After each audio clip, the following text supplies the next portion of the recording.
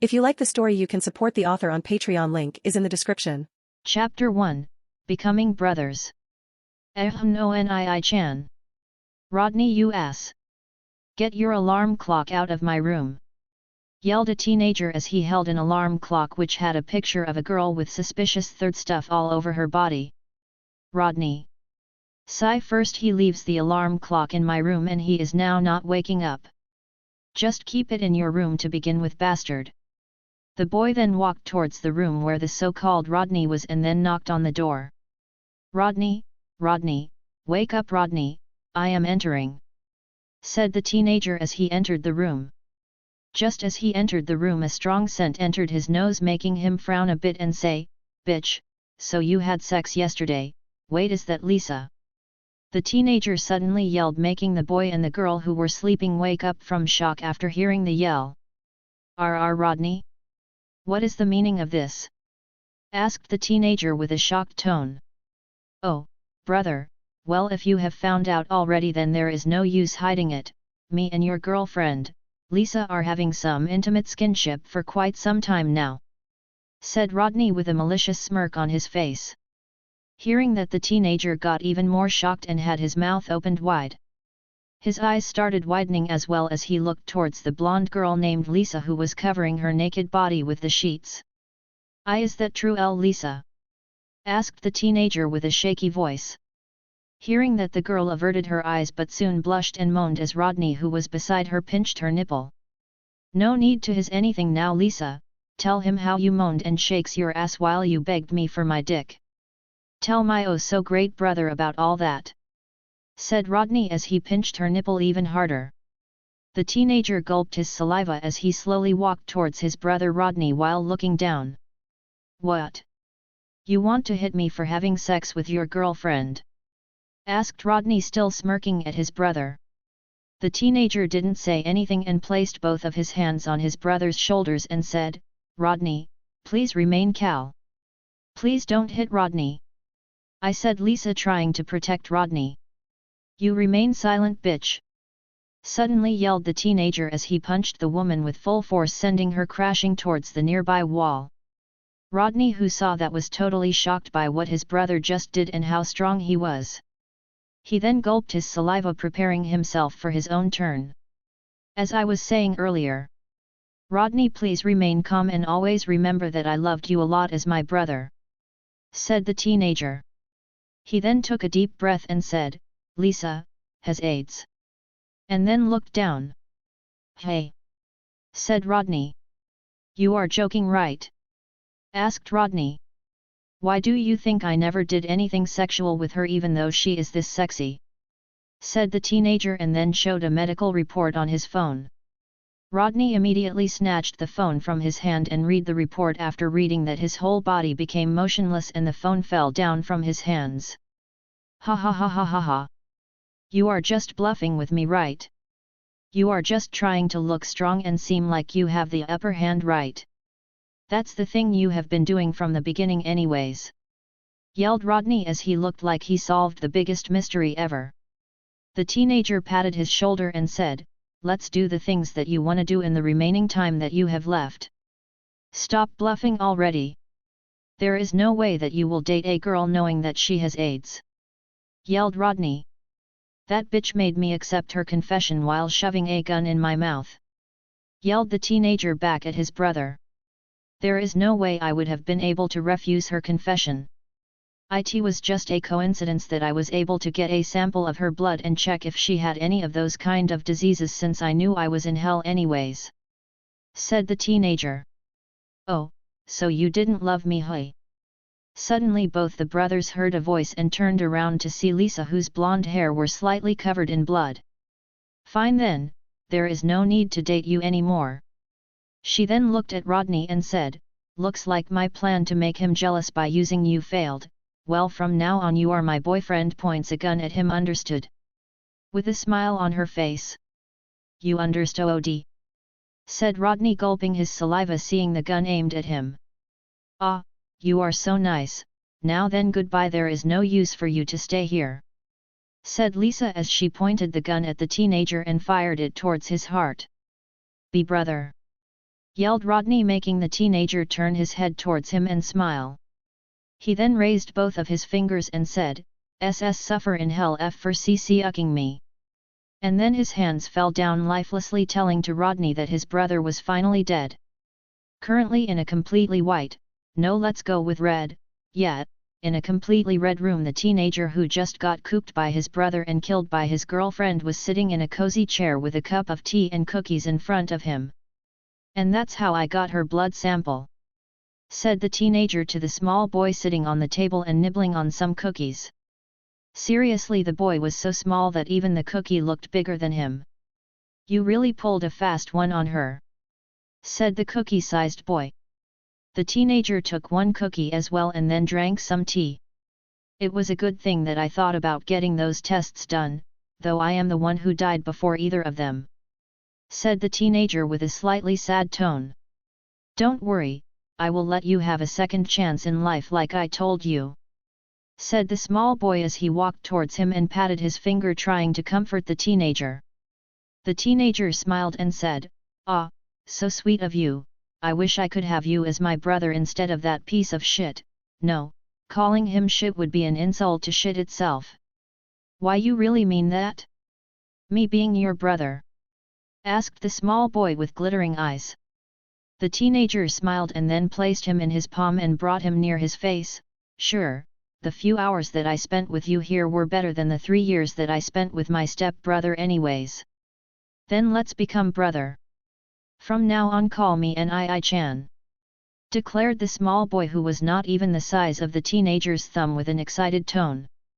The teenager chuckled at the boy's antics and just decided to go along with him and nodded his head. "Ah, but before that let me give you a second chance at life.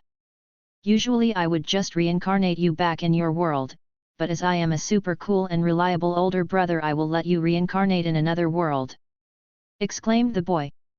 "Do you like that?" asked the boy with a hopeful look on his face. The teenager widened his eyes in surprise and asked, "Another world as in those manga and anime type worlds?" "Yes," said the boy. "Can that be any world I like?" asked the teenager. The boy became sad after hearing that and said, "No, sorry. The options are limited. First is a zombie apocalypse world, second is a sci-fi space world, and your third option is any fiction material whatever you last consumed." Tears started to appear at the corner of the boy's eye, seeing which the teenager panicked and said, "Ah, don't cry, those options are more than better for me." "Sniff, does that mean I am reliable big brother?"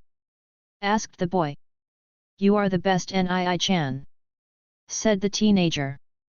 He, thank you. So what do you want to choose? Can you at least check what was the last fiction material I consumed and tell me about it?"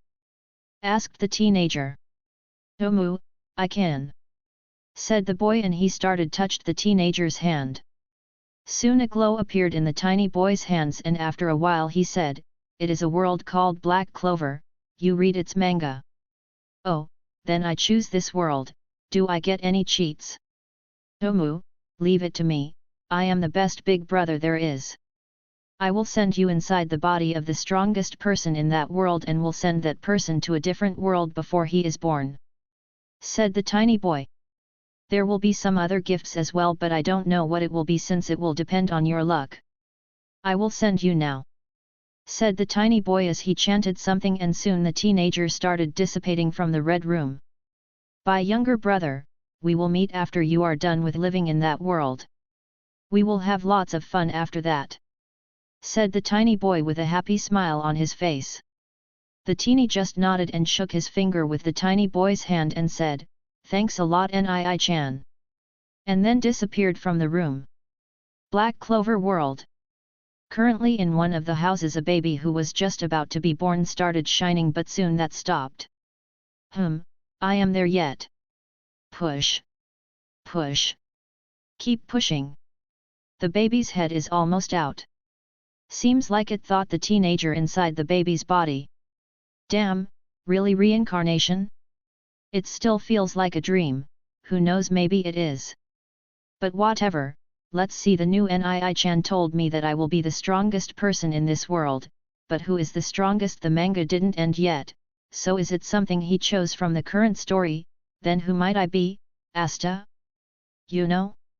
Oh wait, I might even be Yami, or a dark triad. While he was thinking, the baby was already out and was in the doctor's hands. Now it's time to spank that baby booty, thought the doctor as he spanked the child.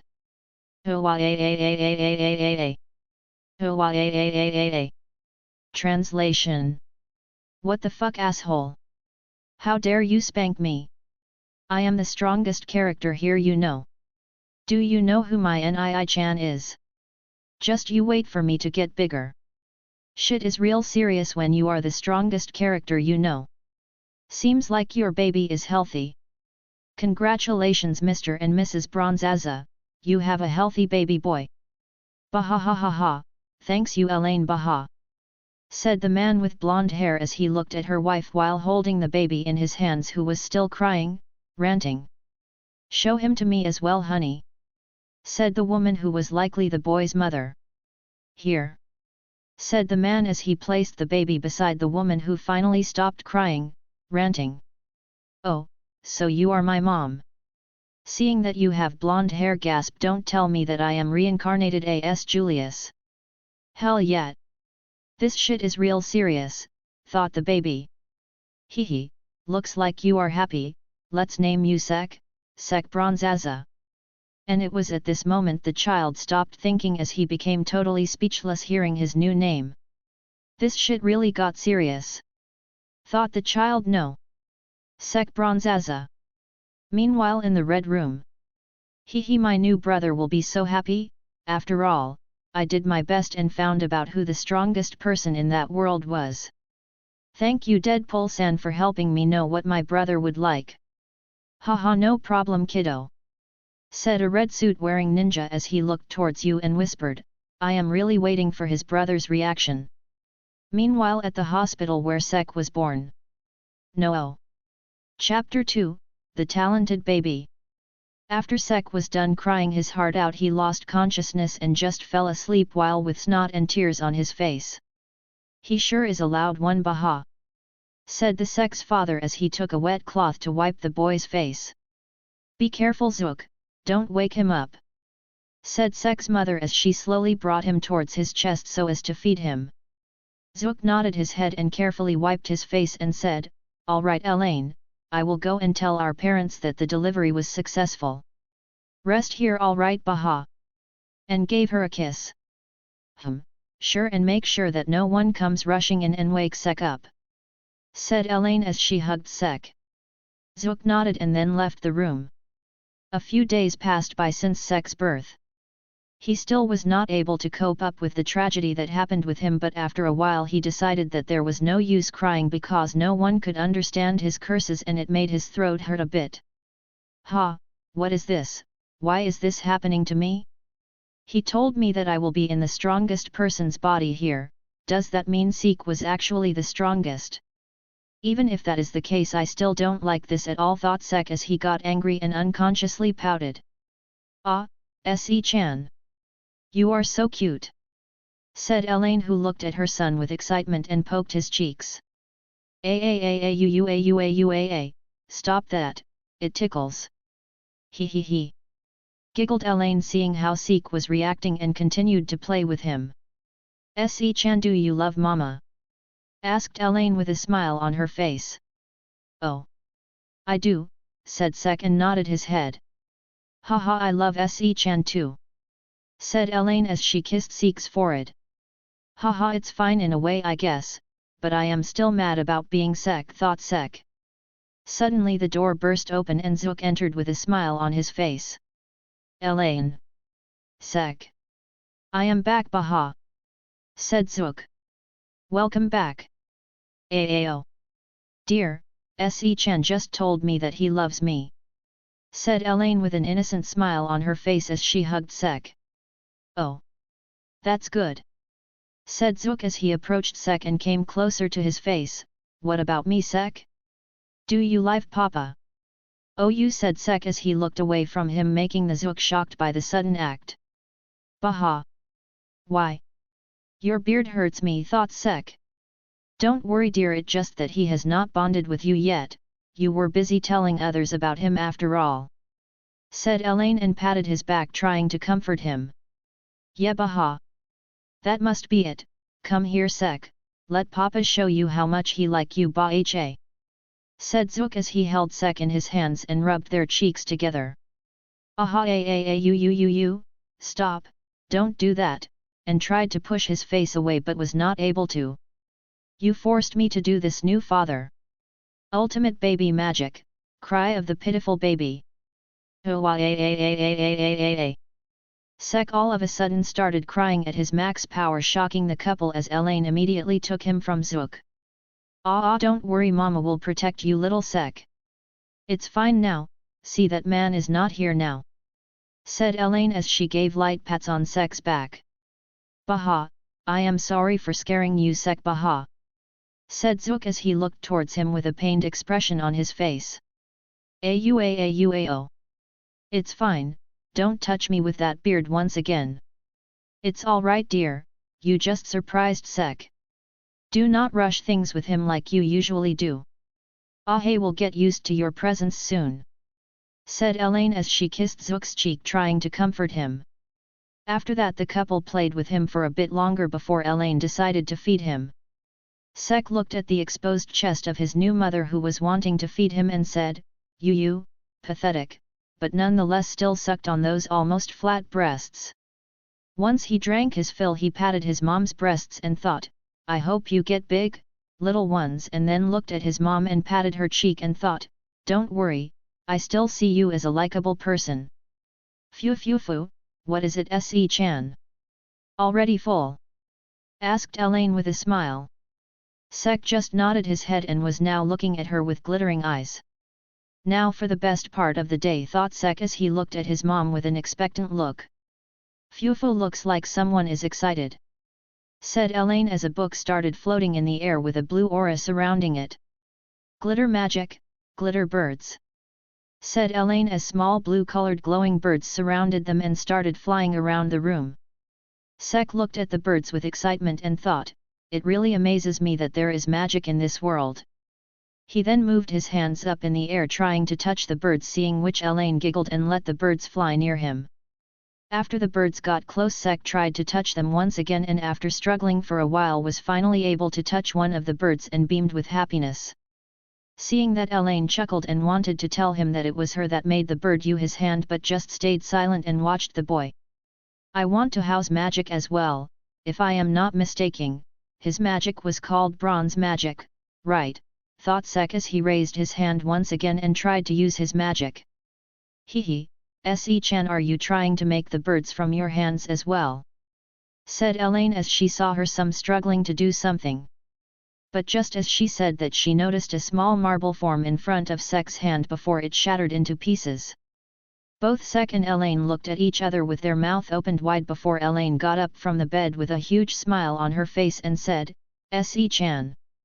You are able to use magic at this age? Oh. I can. Dear. Se-chan just used magic in front of me. Said Elaine with an excited tone as she left the room to tell her husband about this happy news. Is Sek really the strongest character? Ha. All the people in the future be sure to respect and fear the Dark Lord Sek, thought Sek as he raised his hand once again to use his magic, and once again a marble formed in front of his hand and shattered into pieces. Ha, what can I say?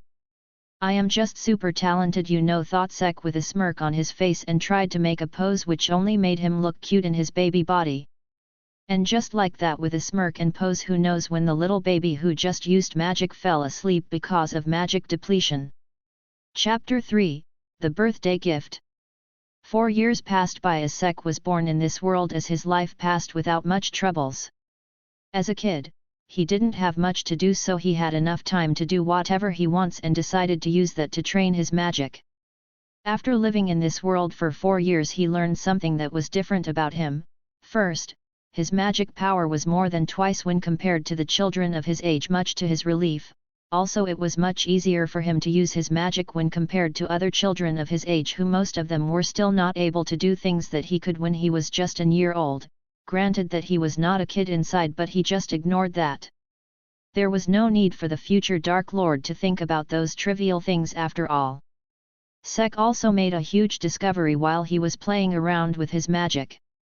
Apparently he have two affinities instead of just one, well, totally acceptable for the future Dark Lord. Anyways, leaving that aside, one of the affinities out of the two was, well, the bronze magic that he had in the original story, and as for the other, well, he was not sure. He had just used that magic a handful of times, as it doesn't work every time. Apparently it was electricity magic, as he was able to shock his father when he was being too touchy with his beard, and in the moment of crisis Sek pushed him with full force and shocked him, though it was nothing dangerous, as it only seemed that his father was not able to move freely for a while, which was enough for him to run away from him. He tried to practice this magic but was not able to see any effects of this magic, so he don't know how to use it, and thought that there must be some conditions to use that magic, and decided to find that about it later, as in his own words he said, well, nothing that big for the future Dark Lord to handle anyway. I have trust in my new brother, and I believe that he must have actually put me in the strongest body. Sigh, if only he knew. Keeping that aside, Sek was now able to use spells which could be said to make some effects in fight, like firing a tennis ball-sized bronze orb at his opponents, making bronze plates to use as shields and well, that's it. Anyway, he also learned how to use magic bullets. Well, it's a common skill anyways that even the children of his age were able to use easily, though the interesting part about this was the fact that the bullets he made were far stronger and faster than the ones that the other children were able to make, but still it was not that strong when compared to the ones children who were 3 to 4 years older than him were able to make. And that was how his 4 years of life passed on in this world, with him finally being able to accept the fact that he was now Sek, and that Sek was the strongest character after all and must really be the Dark Lord. Ha, jokes on you all. Those who made fun of Sek in my old world were the very words Sek used, totally believing in himself to become strong in future. Sigh, ignorance is such a bliss. Anyway, leaving our little reincarnatee's ignorance to the side, currently in the Bronze Az's house, both Elaine and Zook were walking around the house with an excited smile on their faces. Suddenly the door of their house opened, and just as they saw a small blonde boy, their smiles widened and both of them yelled at the same time, "Happy Birthday Seek/Se-chan." Sek, who just entered the house, widened his eyes in surprise, but soon a smile appeared on his face as he said, "Thanks a lot, Mom, Dad." Walked towards them. Seeing him approach, Elaine hugged him tightly and kissed his cheek. Sek smiled at that, then felt a pat on his head and saw his father ruffling his hair. "Baha, happy 4th birthday," said Zook, to which Sek nodded with a smile on his face. "Se-chan, Mom made your favorite dishes today, so eat well, alright." And then pushed him towards the table. "Mom, don't push," said Sek, but Elaine just giggled and pinched his cheeks. Sek sat on his chair and saw the food on the table, and indeed most of the things that were made were something that he liked. He smiled and was about to put some food on his plate, but all of a sudden Zook stopped him and said, "Wait, before this let me give you your birthday gift." And then went inside his room and came back with a box.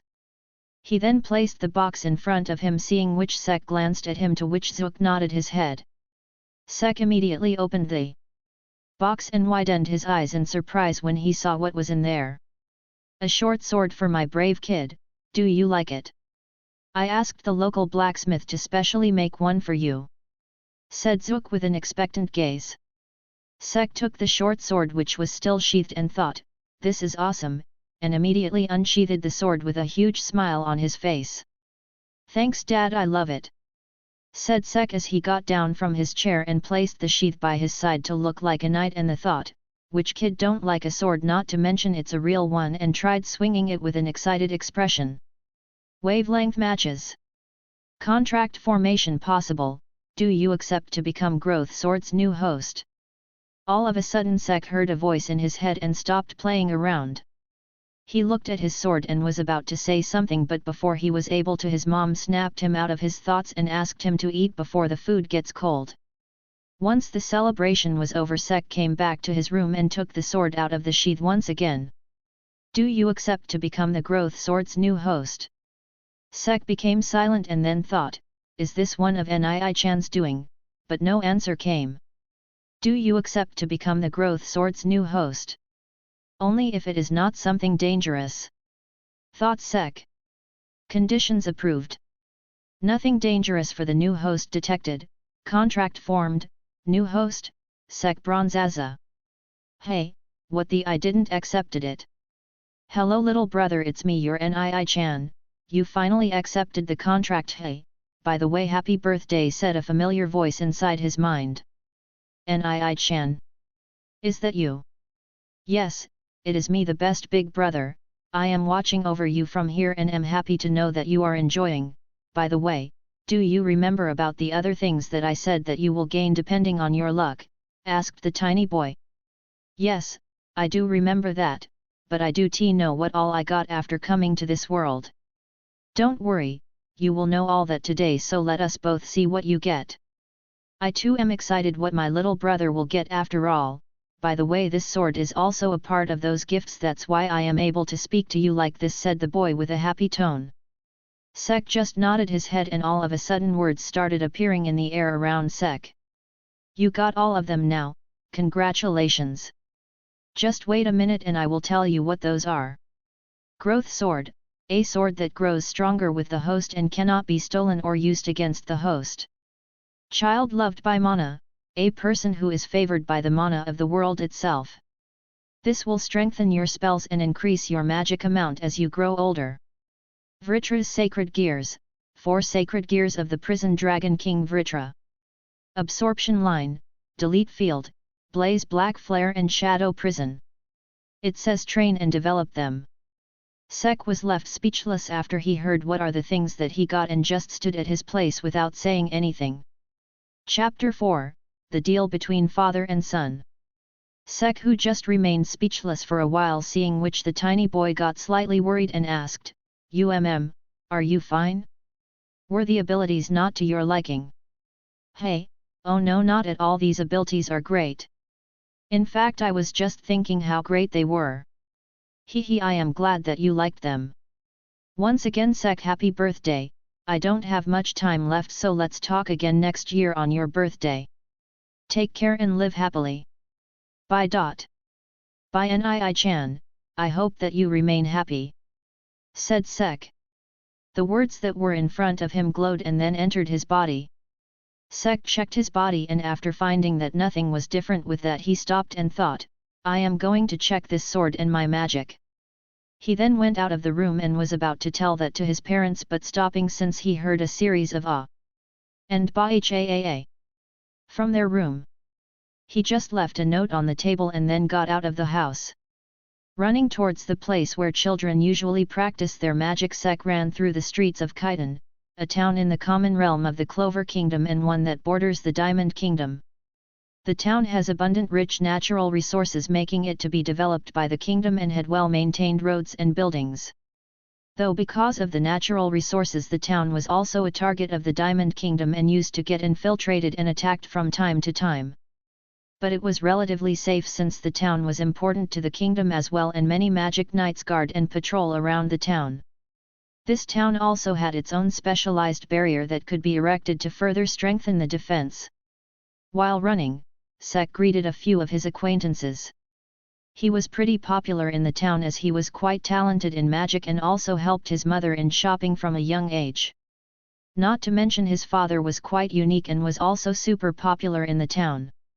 He works at mine, as a supervisor, and though he didn't earn much, it was enough for him and his family to live happily with above average living conditions. Sek soon reached a clearing where children usually practiced their magic. He then went a bit farther and soon found a makeshift target that the children of the town used to practice their aim. Sek aimed his hand forward and then started making a bronze ball.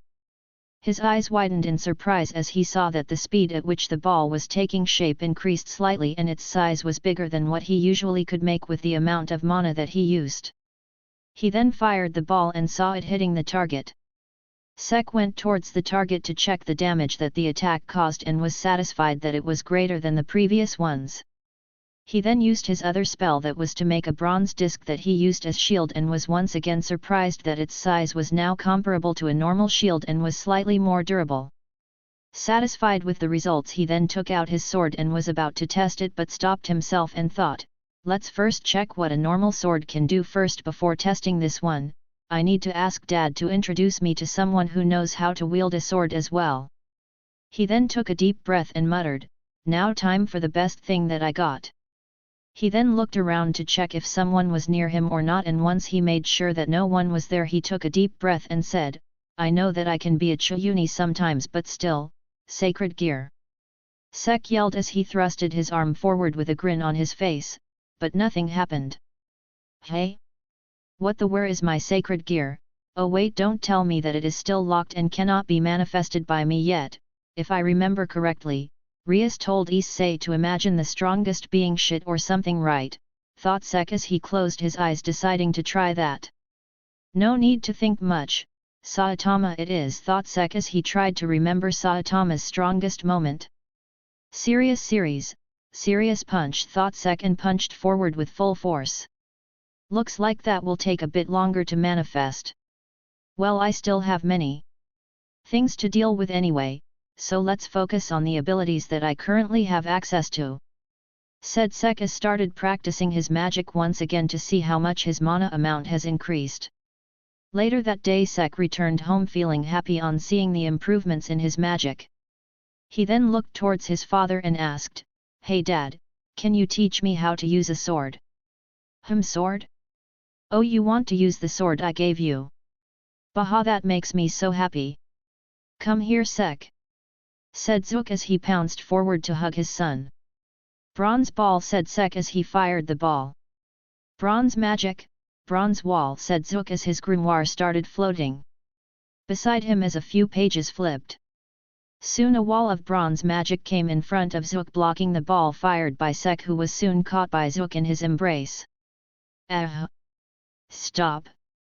Stop crushing me! Said Sek as he was held too tightly by Zook. Baha, don't be like that.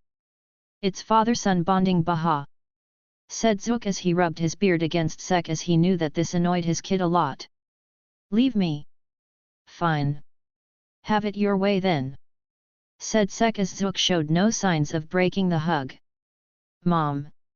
Dad once again went to peep at those blue rose magi, said Sek, but was soon stopped by Zook, who buried his son's face in his chest so as to make him stop. He soon put him down and said, I will ask around to help you learn how to use a sword. And I will keep this a secret form, Mom, and no bear hugs from now on, said Sek with a smirk, as he knew that he had the upper hand now. The father-son duo nodded their heads and shook their hands, agreeing to the deal, and just moved on to their delay ways. Chapter 5, First Fight. A few days passed by since Sek's birthday and the day when he got most of his promised abilities. He continued to train the abilities which were available. This also included with him using the sword, as he borrowed a normal one from a blacksmith and then compared his sword with a regular one, and just like he expected, it was better than the normal one and was able to slash a thick piece of wood in one strike. And currently on his way to deliver the lunch to his father, Sek was walking through the streets of Khitan holding a box wrapped in a cloth. Soon he reached the mine where his father worked and was greeted by a lot of miners who were already familiar with him. Dad. Your lunch, said Sek as he called Zook to have his lunch, much to the relief of others who too would be able to take a break now. All right, much break. Don't get late for the second shift, said Zook as he walked towards Sek. He was about to take his lunch, but Sek smacked his hands, telling him to wash his hands. Once that was done, he nodded and then decided to leave. Ah, Sek. I asked amongst my friends about a swordsman, Baha. Check this address, some of them told me about him. He is hunter by profession and is proficient in sword, or so they say, said Zook as he gave a small piece of paper to him. Sek took the paper and read the address and nodded his head. Thanks, Dad, said Sek with a smile on his face as he walked away, thinking not going to meet this hunter. Sek soon reached the address that was given to him by his father. He informed his mother at home that he will go and ask this hunter, and soon arrived at his place. He knocked on the door of the house and soon heard someone coming towards the door. Yes? Asked a man with brown hair as he looked towards Sek. are you the hunter by the name of Will? Yes, that would be me. My father gave me your address and told me that you were proficient in swordsmanship. I also wanted to learn how to use a sword. Will you teach me, if it is not a bother to you, that is? Come in first, said the man as he invited Sek inside. Can we talk here? Asked Sek, being slightly wary of the man in front of him, and thought, there is no way that I will enter someone's house whom I not even know. I don't even know what type of person you are. You were wary of me, okay, pass. Now try to lift this up, said the man with a nod as he handed a few small sacks to Sek. Before he could say anything, Sek was holding the sacks given to him by the man and was surprised by how much they weighed. You can carry it too. Okay, I don't mind giving you a few tips while I am hunting. In return you will carry the small things that I catch and will act as a carrier. Is that fine? Asked Will. Sek turned silent as he heard that. This man wants to make me work as a luggage carrier. Well, it's not like I have many options. Let's try it. If he don't teach me anything for a week, I will stop going with him. Fine, but do teach me, said Sek. Okay, fine. I already talked about teaching you with your father, and since you agreed to it, let's get along from now on, said Will with a smile. Both of them shook each other's hands and agreed to their ends of the deal. A few months later, in a forest near Khitan. Sek, get me the big one, said Will. Aren't you getting too greedy lately? Asked Sek. And that guy will be very tough to fight against, you know, said Sek as he pointed towards a boar which was of the same size as him. It's fine, don't worry. I will be here to finish it if you were to get seriously injured. You need to gain experience, you know, said Will with a serious look on his face. You just want to eat that pork, said Sek with a deadpan look, as he knew what this man whom he has been practicing under wanted. A few months earlier, when Sek started learning under him, he was quite a bit skeptical of the way Will taught him. He, just as he told him, gave a few pointers from time to time, and showed some basic movements to him. After that he told him he just need to improve that in his battle instincts, and would usually toss him towards the prey he wanted to catch and let him fight for his life. Any way you look at it, this was not something Sek was going to go along with, but the fact that there were no other sword users in the town made him stop and follow this link man. Seriously, if you don't have a good magic affinity, can't you just learn how to use sword and teach me, thought Sek as he ranted at the people of the town. Sek slowly unsheathed his sword and careful came out of the bushes. He took his stance as he made a ball of bronze which was now slightly bigger than what he was able to make after getting the abilities on his birthday. He fired the ball towards the boar, who realized that someone was behind him a bit later but was too late to dodge the attack and was thrown slightly away because of the hit from the bronze ball. Sek rushed towards the boar, who was still stumbling a bit because of the hit from the ball. Sek soon appeared in front of the boar and slashed towards it. Seeing that the boar raised his head to let the sword hit its tusks, blocking the attack. Sek frowned as he heard the metallic clank. Bronze shield, said Sek as he made a proper shield instead of a disc in his other hand as he saw the boar trying to push him away. The boar struck the shield and pushed Sek away, flipped a few times to balance himself. He soon readies him and started running around, changing his direction at every instant, making the boar confused, making him unable to choose where to charge. Seemed smirked at that and fired another ball of bronze towards it, making the boar jump to the side to dodge it, but to his surprise there was another ball coming towards him from the other direction, taking it by surprise and hit its head. Sek, who saw that the boar made a loud noise because of the lane, didn't waste the chance and rushed towards him from behind and jumped on top of the boar before he pierced the boar's neck with full force. The boar started running around once it felt someone on top of it. Wah! Sek yelled once the boar started running at full speed while also trying to make him fall off his back, but Sek held onto his back, or more like to his sword, which was already pierced inside the boar. Bronze wall, said Sek, making a small wall in front of the boar, making it crash into it.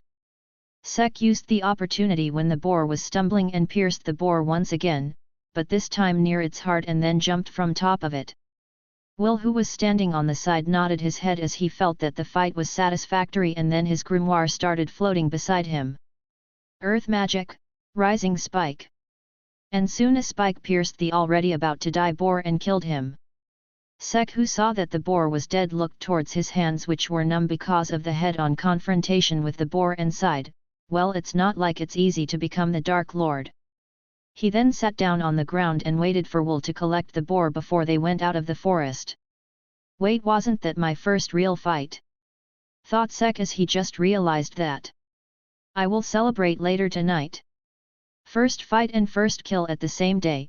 Now that's what you call improvement, and I didn't even feel that whole fuck. I am feeling nauseous and want to puke because I just kill someone thingy. Maybe I really am a Dark Lord, or it's just that I have seen Will do this thing in front of me a lot of times, thought Sek as he shrugged his shoulders. Chapter 6, Ecstasy. 5 years passed by since Sek started learning how to wield a sword under Will, and it's been quite harsh for him to deal with the hunter's way of doing things. He was constantly thrown in front of strong and dangerous beasts that the hunter wanted to hunt. He had to carry a large and heavy beasts, either of them killed. Act as a bait whenever he wanted to lure a strong monster. If we think about it, he was just taking advantage of Sek's innocence. But leaving that aside, because of all this, not only Sek's swordsmanship and awareness improved, but his strength and speed increased exponentially as well. He wanted to learn Ki as well, but not knowing how to do so was the thing holding him back. His instinct with fighting the beasts of the forest alone had honed his instincts enough that the speed of the spells, if the people in the town that he knew, were not a problem for him and was not able to unlock Ki. His mana amount has increased a lot as well, comparable to that of a normal magic knight, and his arsenal of spells increased as well, and now included swords that he could make out of his magic and fire it towards the opponents, a round shell around him to protect himself from all sides, his latest and favorite spell, a bike made of his bronze magic which looked fine and not ridiculous like the one in anime. He also learned how to fly on a broom, and it is only Sek who knew how many injuries he received by falling down from the broom. He hated the broom a lot, and by a lot he means a lot. His sword has improved along with him as well, just as it was told to him by his brother, but just for comparison, previously it was able to cut a thick block of wood in a slash, and now cutting through a whole tree whose wood is special for its durability and hardness was just a normal swing for his sword. The area where Sek didn't progress much was his other magic affinity, because the more he tried to use it, the more confused he got. At first he thought that it must be lightning magic, since some sparks used to come out of his opponents whenever he struck them with that spell, but later a black glow came out of his hand. He didn't even know what that spell even does. He just decided to leave that magic alone and wait for his grimoire to know what type of magic it is so he can progress in that. Now on to the most important part. The only power that Sek was unable to use seems to be manifesting soon. Sek for the past few days is having dreams about a black dragon, and without thinking much, he understood that his sacred gear was close to being manifested. He has been trying to do so for past few weeks, but all of his efforts were in vain. And just like that, currently Sek was standing in the magic training ground where he would usually practice, looking totally beaten up and covered with sweat. Let's call it for today," muttered Sek as he fired one last sword towards the target. He then bent down and started taking deep breaths. After a while he stood up, drank some water, and then looked around. Once he made sure that no one was there, he stood straight and took a stance. "Let's do this." Immediately he turned serious and clenched his fist tightly and then closed his eyes. Serious punch though Sek as he punched forward with full force. And yet again nothing happened, making the blonde-haired boy sigh. "What am I doing wrong? Even that loser Issei could manifest his sacred gear, but why can't this Dark Lord do that? Are you saying that the Oppai dragon is better than the Dark Lord?" said Sek as he scratched his head in frustration. He sighed and sat down in the ground and then stared at his hand for a while and then thought, maybe if I think of something draconic then it might help. Issei 2 in the original used Dragon Ball Z ripoff help, right? Nah. Sek then took out his sword as he stared at it and said, whatever, who needs that shitty sacred gear that isn't even willing to manifest? I have my sword which is better than anything else. Now that I think about it, I haven't names you yet, right? What should I name you then?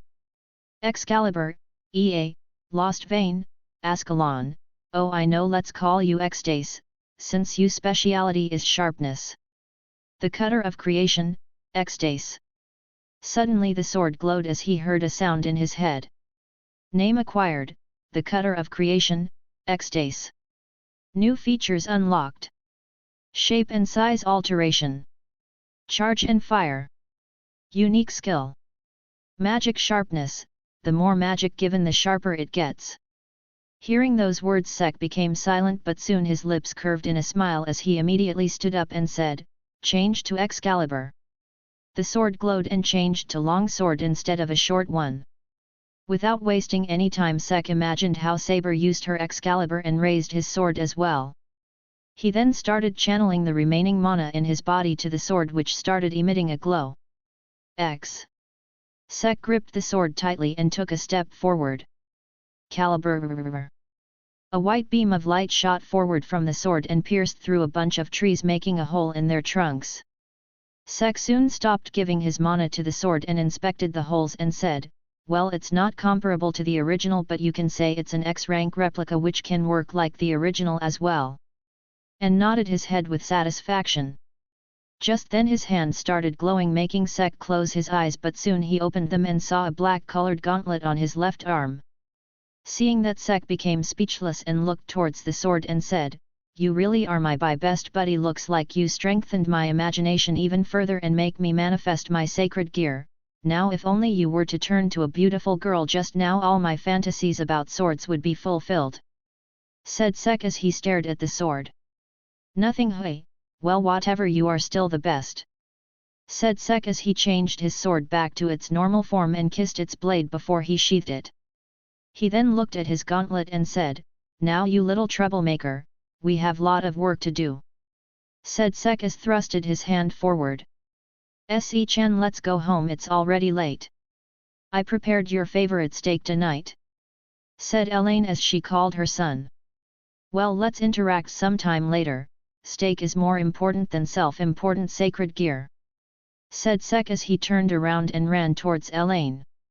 Chapter 7, Sacred Gear. The next day Sek told Will that he won't go with him for the hunt as he wanted to test his sacred gear. Will have him a glare and wanted to tell him to go, but he knew that the kid in front of him had surpassed him long ago and it would only tarnish his name if he lost against a kid, so he just let him go.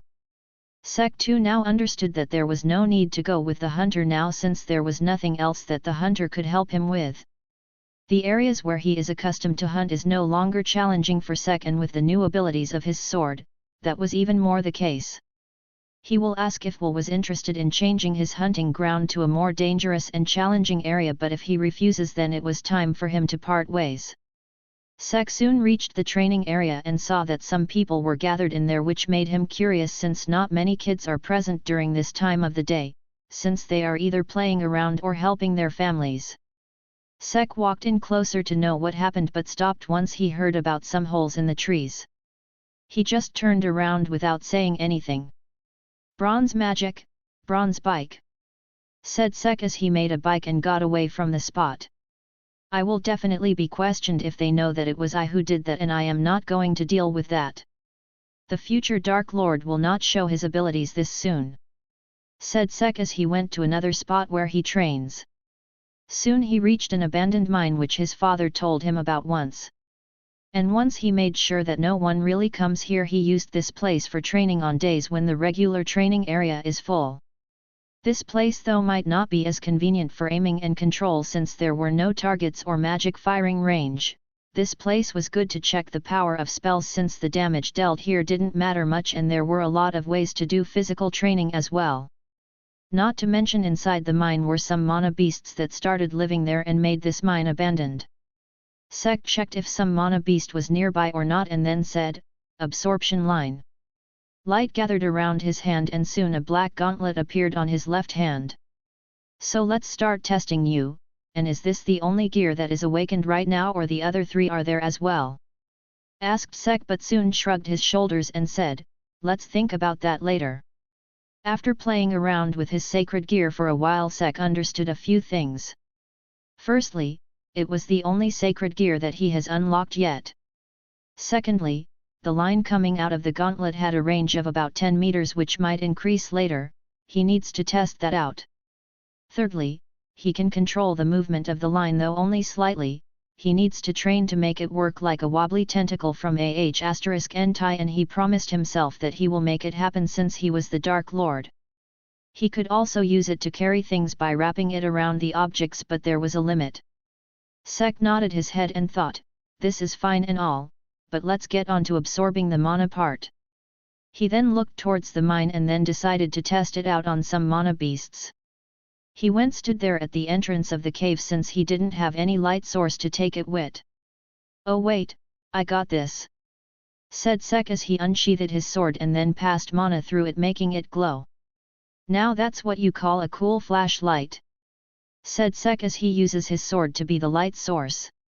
After waking inside for a while, he noticed a group of spider-like mana beasts traveling on the walls. Looking around, he found a weak-looking one, alone near the wall, and slowly let his absorption line get near the beast. Yes, just like that, slowly, not slowly, now tie it around, perfecto, thought Sek as he wrapped the line around the slider's body very lightly so as to not make it uncomfortable and let it alert the others. He then tried to pull the mana out of its body, and soon Sek started feeling some mana coming inside his body. He played around with that ability for a while to check what all it can do and how long it would take to absorb an efficiency of the sacred gear. Once that was done, he left an orb made of his bronze magic near the beast to let him eat it. He soon got out of mine and checked if some mana beast was following him or not. After that was done, he felt that it was about lunchtime and decided to return back. Once he reached home, he opened the door and was surprised to see that his father was there as well, which was quite unusual. "Oh, Se-chan, welcome back. I am home. What happened, Dad? You are home at this time?" "Well, I will be going out for a while because of some work, Baha. It seems like there are some issues with the ore distribution from our mine, so I need to check that," said Zook with an exhausted tone. "Where you will be going?" asked Sek as he washed his hands and sat on the table as well. "Forsaken Realm," said Zook with a dramatic dark tone. Sek stopped and then looked at his father with an excited look and asked, "Dad, can I go with you too? I haven't seen the Forsaken Realm yet. I wanna go." "Baha," said Zook as he was surprised seeing his son excited about going to the Forsaken Realm. He thought that he would be scared or would be not that interested in the Forsaken Realm since the people from the Noble and Common Realm don't really like them. "Aren't you scared, Sek? Haven't you heard what type of people live there?" asked Zook. "Human type," said Sek, making Elaine chuckle and Zook look at him with a deadpan look on his face. "Isn't it fine? Why not take him with you if he wants to? I will also go and visit my parents in the meantime," said Elaine as she placed Sek's food in front of him and smiled at his son, who returned the smile back to her. "Promise me that you will follow what I say, Baha," said Zook. "I will try," said Sek, totally meaning that he won't. Now Se-chan, even if you are strong and brave, you still need to follow your father's orders there. Otherwise I won't allow that," said Elaine as she pinched Sek's cheeks. "Okay, I promise that I won't get in trouble," said Sek as he pulled his mother's hands away. Elaine smiled as she kissed Sek's cheek, failing to notice that he still didn't agree to follow his father's orders. Chapter 8, Journey to the Forsaken Realm. The next day, with their things packed, Sek and Zook were ready to go on their trip. "Alright Se-chan, take care of your father. And make sure to not get into some trouble, alright? Make sure your father don't play around, alright?" said Elaine as she bent down to match Sek's height. "Don't worry, I will take care of Dad," said Sek, earning a chuckle from Elaine. "Alright Sek, let's go, Baha," said Zook as he checked his stuff once again. He wanted to take the magic broom, but it was not possible with him having luggage and Sek at the same time. He sighed and put the bag on his back. Sek nodded and then rushed inside and fetched a broom. "Let's go then," said Sek as he sat on the broom and gestured his father to come along. "Sek, we just have 2 brooms at home and your mom is taking one, Baha. And we cannot move on just one broom, you know," said Zook as he shook his head. Sek tilted his head in confusion and said, we can't. Hearing that, Zook and Elaine nodded their heads. Sek felt confused because as he can remember he had carried something twice as big as his father on the broom without any difficulty. He took the broom, placed it below his father and then got on top of it as well and said, "Don't worry, I am the Dark Lord for nothing you know," said Sek with grin and soon started levitating up in the sky with his father behind him. Zook and Elaine were surprised seeing how easily Sek was able to lift all of that on the broom along with him and were speechless. "Okay Mom, bye. Say hi to Grandpa and Grandma," said Sek as he took off with his father. Zook, who snapped out of his trance and looked at his son in amazement. "Sek, are you fine? You are not forcing yourself, right?" asked Zook. No need to worry Dad, it's not that difficult.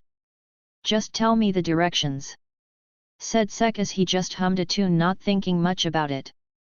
Zook told him the direction and just stared at him for a while. He knew that his son was a bit unique because of his actions he showed from time to time, like calling himself Dark Lord or not using Baha while speaking. Not to mention his mana pool was quite large compared to even adults. If not for the fact that there was resemblance between him and his son, he would have thought that he was not even his son. Even their affinity were same, and he saw Elaine give birth to him. He sighed thinking that his son would become a great person in future and felt proud of him.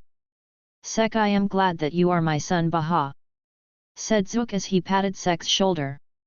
"Now just start using Baha and I can say that there was nothing wrong in your upbringing Baha," said Zook. "No," said Sek and continued flying. After flying for a while, Sek looked around with slight excitement as it was the first time he was leaving the town. "Sek, change directions from here. There will be some mana beasts residing in this region." "Okay." Sek changed the directions and continued their journey, but soon both of them heard a screech. They turned around with a surprised look on their faces and saw a big bird following them. "Is that the mana beast that you talked about, Dad?" "Yes, but why is it coming here? We didn't infiltrate their territory. It's searching for a food with large amount of mana A.K.me," said Sek without any worry. Is that so? How do you know that?" "Well, I have faced off against these types of birds before. They always try to eat me up and are able to sense me. Let's deal with this soon," said Sek as he turned around and headed towards the bird. "Dad, take control of the broom for a while," said Sek as he took out his sword. "Bronze magic, swords strike," said Sek as multiple swords appeared around him and fired towards the beast. The beast, who saw that, tried to dodge, but two of them still struck the beast. Sek increased the speed of the broom and got directly above the bird and said, "Take care Dad, I will meet you on the ground," and jumped off from the broom. "Well then Extase, it's your first prey after you got your name, let's use your unique ability," said Sek as he channeled his mana to the sword, making it glow. Soon he landed on the bird's back and sliced its neck with his sword, which passed through its skin, muscles, and bones without much resistance and chopped off its head cleanly. As soon as the bird lost its head, Sek started falling down along with the bird. Now this is troublesome," muttered Sek as he kept on falling towards the ground. "I didn't think of a way to deal with after it is dead. Well, anyway, bronze magic, hamster ball." A round transparent shell appeared around Sek as he changed. He gripped his sword tightly. "A blunt broadsword," said Sek as the sword changed to the desired form. He then pointed his sword towards the ground and said, "Extend," and the sword's blade started growing and rushed towards the ground. After falling for a while, Sek felt the sword hit the ground and his fall started slowing down, and after a while it totally stopped. Seeing that he was still quite up in the air, he slowly started pulling the blade back and started descending and soon reached the ground safely. Getting out of the shield, Sek looked around and soon found the body of the beast that he killed. "Sek!" yelled Zook as he rushed towards his son. "Oh hey Dad!" said Sek as he waved his hand. "Don't hey Dad me, what the hell was that? Are you fine? See you injured somewhere?" asked Zook as he checked Sek's body. Don't worry, these things are small fries for me, no need to care much about it," said Sek with a shrug, making Zook look at him with a deadpan expression on his face.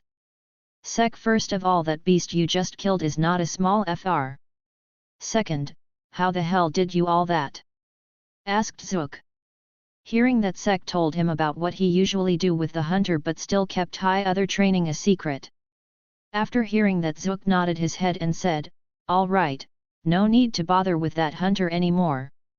I was wondering why he was so willing to get you as his assistant and make you work as a hunter. He even offered us money so as to adopt you. I was wondering where he got that kind of money, but seeing how you can easily deal with this beast, which at least would fetch 10,000 yell, it's not surprising he got that much."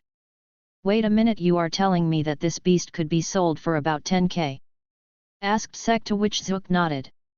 Immediately Sek frowned and said, "That bloody bastard of a hunter, he told me that it only sold for about 2,000 yell and only gave me about 500 yell for this. Forget it, he will feel the wrath of the Dark Lord once I go back," said Sek seriously as a malicious smirk appeared in his face. Chapter 9, Dark Lord's Good Deed. After defeating the Mana Beast instead of continuing their journey, the father-son duo decided to deal with the Mana Beast first, since first, it will sell well.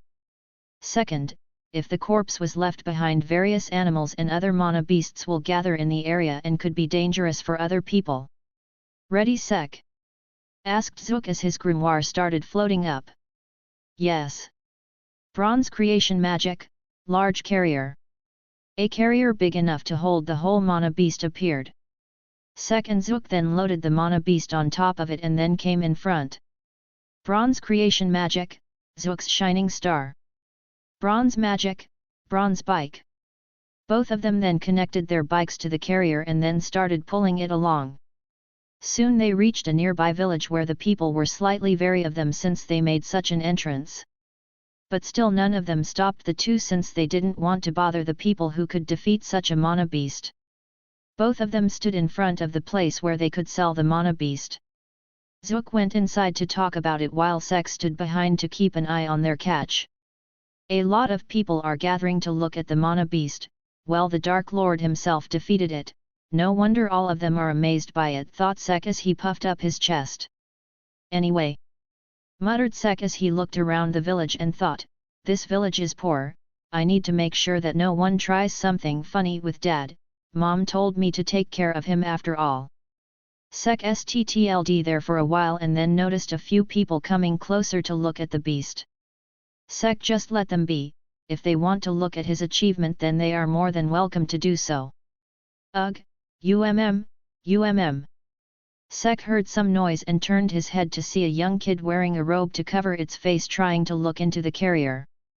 Though because of its height the kid was unable to look. Sighing, Sek used his magic and made a platform for the kid to stand up on. Wah helped the kid as the ground below its feet suddenly raised up. The kid looked at the platform and then at the carrier. Noticing that it was the same type of magic, the kid turned towards Sek and nodded its head. Sek, who saw the kid turn towards him, now recognized the kid as a girl, or a trap. Still Sek nodded his head in response and then waited for his dad. "Sek, bring it to the back," said Zook as he called from inside the building. Sek nodded and then walked towards the back of the carrier. "You should get away from it since I am going to move it now," said Sek to the girl who was looking at the beast. "Ah, yes. Thank you for earlier," said the girl as she politely thanked him and got off the platform. Sek nodded and then connected his bike to the carrier once again and pulled it towards the back of the establishment. There the people from the establishment checked the beast and after making sure that everything was all right they went back to bring in the money. Meanwhile Sek secretly used his sacred gear to absorb the remaining mana of the beast to recharge his own mana and then asked the people in charge of butchering the beast to give them some of the meat from the beast as well. "Isn't that meat too much, Baha? What are you even going to do with all that?" asked Zook as he saw a big parcel in Sek's hands. It seems like the people who bought the beast were too excited to get their hands on a Mana beast after a long time and gave slightly larger portion to Sek when he asked them about it.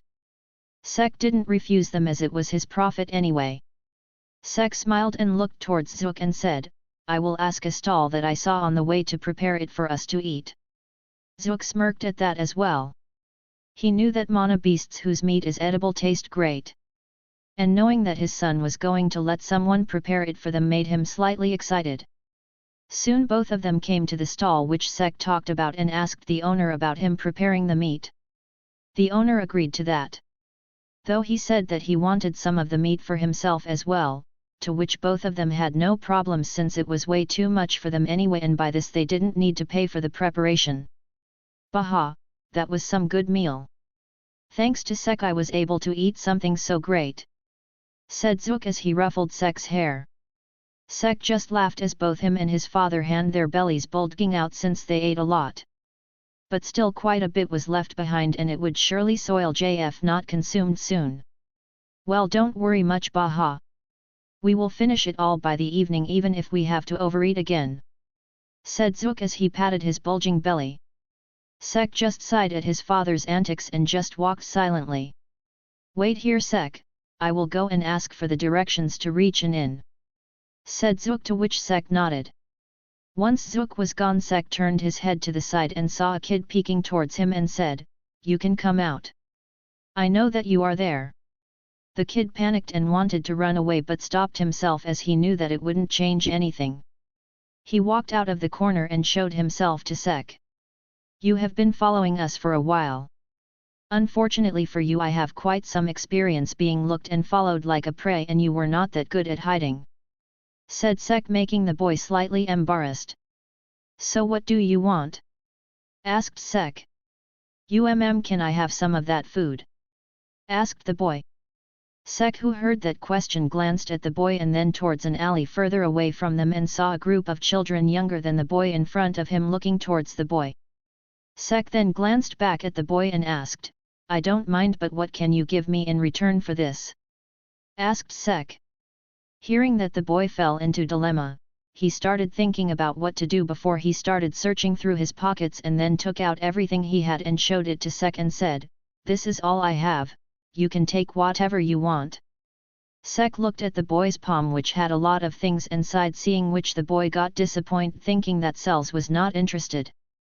But suddenly he felt someone touching his arm and saw Sek taking something from him and said, Here, take this, it should be enough to let you and the other kids that are waiting for you, be full for today. Also a word of advice from me. Start practicing magic so that when you receive your grimoire you could at least earn enough to fill your stomach through your hard work. It's not necessary for you to get a good affinity, but hey, there is always work for every affinity. Heck, I know someone who will become great without even having magic. Sek then gave him the quarter of what he had left and let the boy go. The boy though teared up and thanked Sek for help while also promising him that he will do as he said. Sek smiled as he saw the boy and the other kids jump in joy and thought, well, even the great Dark Lord has a heart. It feels good doing good things for others. Now then, on to the main topic. Sek took a deep breath and took out something from his pocket and thought, why the hell does that kid have a Fu * King magic stone? Yelling mentally, Sek looked at the golden decagon stone in his hand with a 4-sided star made on top of it. Chapter 10, Going to the Inn.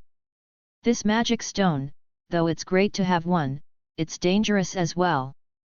As soon as Patoli gets the wind that I have a magic stone, he will come after me, though on the other hand he must still be busy with gathering his other elves since that salamander contractor must still be in Diamond Kingdom and it's not like he will surely know that I have a magic stone. Also it is unlikely of him to attack the town in which I live in since there are a lot of magic knights, yet since he still needs to recruit his army, should I keep this or not? Sek started thinking about what to do with the stone. Surely there was danger with him keeping the stone, but he also knew that it was advantageous for him to keep it, since he had a theory that sacred gears could absorb things if their wielders wills it, like how Issei absorbed Ascalon. He just need to wait for all his sacred gears to manifest and have Vritra gain consciousness and then he would be able to do it. Theoretically, that is. Let's just keep it for now. It's not like no, let's not raise any flags, said Sek as he controlled his mouth. He took out his sword and changed its shape so as to make a space in the hill to keep the stone hidden and put it inside that. Seriously, you keep helping me with everything, are you sure that you are not my waifu? X-Dace-chan said Sek as he kissed the sword's hilt and then sheathed it once again. Soon Zook returned back and told him that he found a fine inn and both of them went there to check if it was fine. On the way Zook asked what happened to the food as he could clearly notice that some of it was missing. Knowing that his father didn't have a liking towards peasants and poor, he told him that he sold some of it to someone who asked him and showed him some of the money that he brought with him from his home. Well, technically it was his earnings from the what he hunted with Will. Zook nodded his head and praised Sek for finding a way for them to not waste the meat. Soon they reached the inn, which looked slightly better compared to the normal buildings of the village, and entered inside, ringing a bell which was connected to the door. Sek looked around and saw a woman standing at the reception, and seeing her ass and assets he could tell why she was there. Knowing that his father would get swayed by her as he could already see him drool a bit, he stepped forward to deal with it.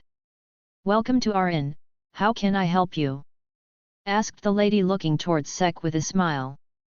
Sek looked at her and thought, I can guess how much load is on her shoulders. Forget anime, those were in the realm of H*Ntai, as he looked at the button which was suffering to hold the clothes together. Sek took a deep breath and asked with a smile on his face, "Big sister, can me and my father get a room here for tonight?" "Yeah, older sister, do I really look that young?" asked the lady, holding her cheeks which were blushing. Sek didn't reply to, he just looked at the pitiful button and thought, I pity you, but please break in front of me. I promise that I will catch you. Ah, you wanted to book a room, right? Let me see, yeah, there are rooms available. Would you like to stay for tonight? Asked the lady. We would love to, Baha, said Zook as he appeared out of nowhere and leaned against the counter. The lady, who saw the man who came with the boy who was talking to her earlier, smiled as she immediately went to her business mode. Oh my, a handsome man like you would be staying at our lodging, looks like we are very fortunate, said the lady with a sultry tone. Zook and all the other males who were nearby shivered a bit as they heard the sexy and alluring voice. Even Sek lost his cool for a bit but soon recovered as he thought, calm down Sek, you need to make sure dad don't mess up. Mom entrusted you with that. He then used his other magic which he tested once and touched Zook, whose body immediately stopped moving, but still he glanced at Sek knowing that it was his doing. Big sister, how much is the cost for spending one night here? We would like to have a double room, asked Sek, totally ignoring his dad. Oh, a double room, sure, 500 yells for the stay, although if you add 200 more we will add tomorrow's breakfast in it too, said the woman with a normal smile towards Sek. She felt that it was better to talk normally with a kid like Sek who spoke well with her than to engage with men who were attracted to her sex appeal. Really, thanks big sister. We will like to book a room here for the night, said Sek as he took out 1000 yel from his father's purse and gave 750 yels to the lady, 50 yel extra because he still pitied the unfortunate button. It's alright little guy, just rest for a while. No one will be angry at you, well except for the lady, but all of us including me will praise you, thought Sek as he kept the remaining 250 yel in his pocket as a fee for keeping his father in line. The lady then wrote Zook's name in her register and gave a key to Sek while also giving him a wink for the extra tip. She will make sure to add a bit more in the boys' portion in tomorrow's breakfast. Sek smiled as he took the key from her and pushed his father towards the room that the lady told him about. Chapter 11, A Walk Around the Village. Sek entered the room along with Zook, who snapped out of the spell's effect some time ago. Once they got in the room, Sek stared at his father and said, if you don't want me to tell mom about how you act. 1000 yels, said Zook as he took out the money. 2000, or this will reach mom's ears, said Sek as he moved his hands forward. Zook immediately took out the money and gave it to Sek and said, keep what you saw up to yourself, Baha. Sek nodded and said, all right, but no flirting during the trip. Mom told me to take care of you. It was the other way around, Baha, said Zook, but he knew that it was Sek, who had more power right now. Sek narrowed his eyes and asked, do you really think that you can keep the Dark Lord under your control? If I told Elaine about what this Dark Lord has been doing in the forest Baha, your freely going out would be banned," said Zook. Both father and son stared intensely at each other and Sek said, "Let's pretend this conversation never happened," said Sek as he walked towards the door. "Where are you going Baha?" asked Zook. "Well, it's my first time out of the town so I want to look around. I will come back before it turns dark," said Sek. "Wait, then I will go with you too Baha," said Zook as he kept the luggage in the room and then went out with Sek and said, "It's our first father-son trip so let's enjoy it together Baha," and smiled at Sek. Sek smiled back at him and nodded his head, no matter what type of person he was or how much he tried to make him learn the Baha. Sek liked this man as his father since he really reached out to and helped him.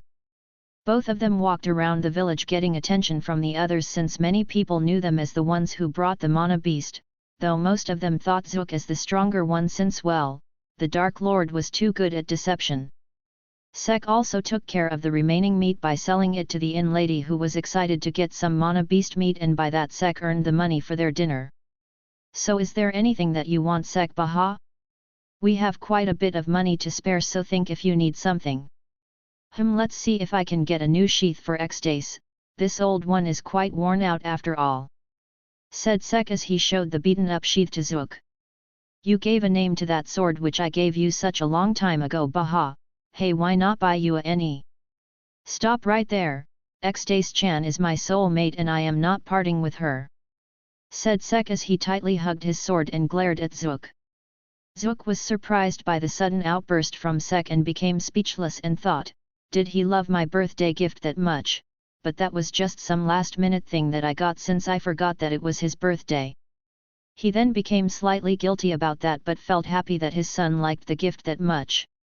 "Alright then Baha. Let's look for a new sheath for your sword," said Zook as he laughed out loud.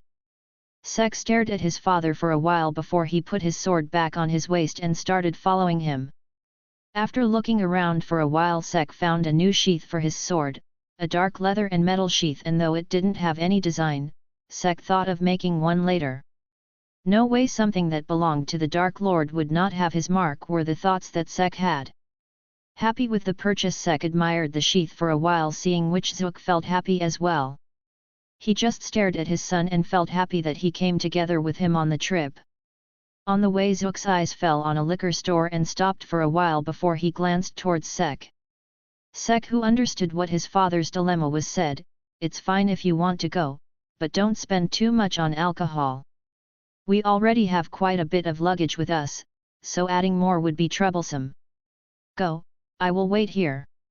Zook smirked as he gave his son a thumbs up and said, "Here I come Baha," and rushed towards the store. "Now then, let's deal with the main task for which I wanted to go out," thought Sek as he looked around with a normal expression on his face. Doing that he noticed at least two people keeping an eye on him. It really was a bad idea to sell something like the mana beast in a village like this. Should have taken the longer route to go to the bigger town though Sek as he could guess what these people wanted with him and his father. But he just let them be as long as they don't mess directly with him or his father. He didn't want to get his father falling into trouble because he needlessly stepped forward. He just stared directly at the two men and released his magic power, clearly indicating that he knows where they were and that his magic power was not something appropriate for his age. Shit, if he has that much of mana, how much would his father have? It's not safe to deal with them, thought one of the men who were looking towards Shun. He tapped his partner's shoulder and told him to leave them be. The partner didn't want to, but knowing that it will be dangerous since that man was strong and his son seemed competent enough as well. So their plan of taking his a hostage would not go well. Reluctantly walking away, the two people sighed, seeing which Sek sighed as well, knowing that the situation would not let's stop there, no need for flags. Waiting around for a while, Sek soon noticed a familiar looking cloaked kid he met in the morning coming towards him. Mister, can you please tell me if there is an inn nearby? Me and my brother are looking for one," asked the kid. "I am new here too, so sorry I cannot help much, although I can tell you about the inn me and my father at staying at," said Sek. Hearing that, the girl thought about it for a while and said, "Let me tell about this to my brother," said the girl as she ran away. Soon she returned back with another cloaked figure, clearly a boy older than her. Sek also noticed a few people following the two of them in shadows and thought, these guys are not simple, either some big shots, or someone trying to lower our guard to rob us. Sama, this is the person I told you about, basis. The girl. Ah, what have my beautiful eyes laid their sight upon, though you are not that ugly compared to the others, said the boy in a dramatic tone. Sek, who heard that, thought, forget that they are just a pain in the ass. Chapter 12, First Meeting with the Royalty. Sek, who heard that, could guess who might this person be and said, so is that your brother? What do you want to do then? He then looked towards the girl since he thought it would be troublesome to talk to the boy. Humph, I cannot let the not so beautiful you taint my sister, said the boy as he came forward and stood in front of the girl.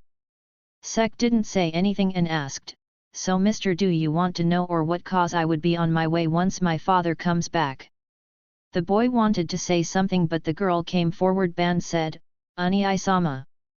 Humph, I will let you tell what we want to know in your not so beautiful voice, said the boy. Sek ignored him and looked towards the girl and asked, is he always like that? Anyway, let's leave it, I don't wanna know. The inn, you see, go straight from here and once you encounter a barber shop, go left and after that take the first right, keep going straight and you will reach the inn called Sleep With Me. You will recognize it from the outside since its construction is slightly better compared to the normal in this village, said Sek as he told the directions to the little girl. Barber shop, left, right, sleep with me, okay, said the girl as she called out the key points.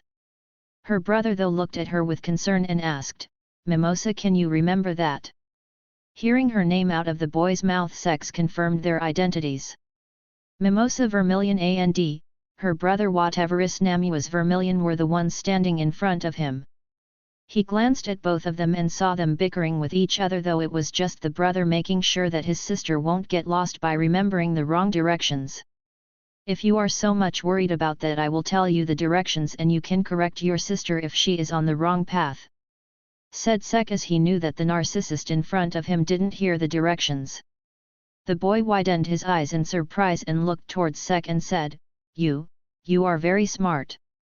Well, common sense is not so common after all, thought Sek as he just shrugged his shoulders and told the directions once again to the brother.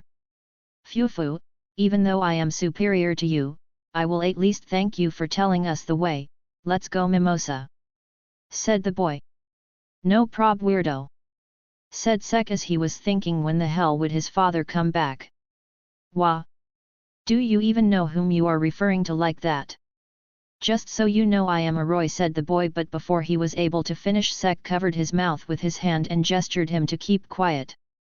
Listen here, don't tell out that you are a royal. In a place like this, you will just look like big bags of money to the kidnappers in this village, said Sek. Both the sibling got tensed as Sek said that, but the brother soon snapped about and removed Sek's hand from his mouth and told him, How dare you taint my beautiful face, and how do you know that we are royalty, even before I mentioned that? The boy then moved Mimosa behind her to protect her, seeing that Sek pointed at both of them and said, Even though you are wearing cloaks, your jewelry is still visible when you are this close, not to mention the girl is wearing vermilion crest accessory. Both the sibling immediately looked towards Mimosa and saw what Sek told them about. I am sorry, Sama, said Mimosa as she lowered her head. It's fine, Mimosa, just keep that in mind from the next time, said the boy as he patted his sister's head and then looked towards Sek. Sek looked back at him without baby change in his expression, but soon turned around and said, You sure took your sweet time, Dad, and it seems like you went a bit overboard in there. Sek sighed, seeing that his father had both his hands full with booze, which was clearly too much for him to finish today. Anyway, let's go. We can talk about this later, basis. Sek as he started at Zook for a while before he turned around and said, Well then, we will be going now. Let's talk if you guys come to the same inn. Sek then walked away with Zook, who was having become problems handling all the bottles, but Sek didn't help him. It was his own fault and will have to deal with it on his own. Once they reached the inn, Zook's legs moved towards the receptionist, but Sek moved him towards the room and greeted the lady, who greeted him back.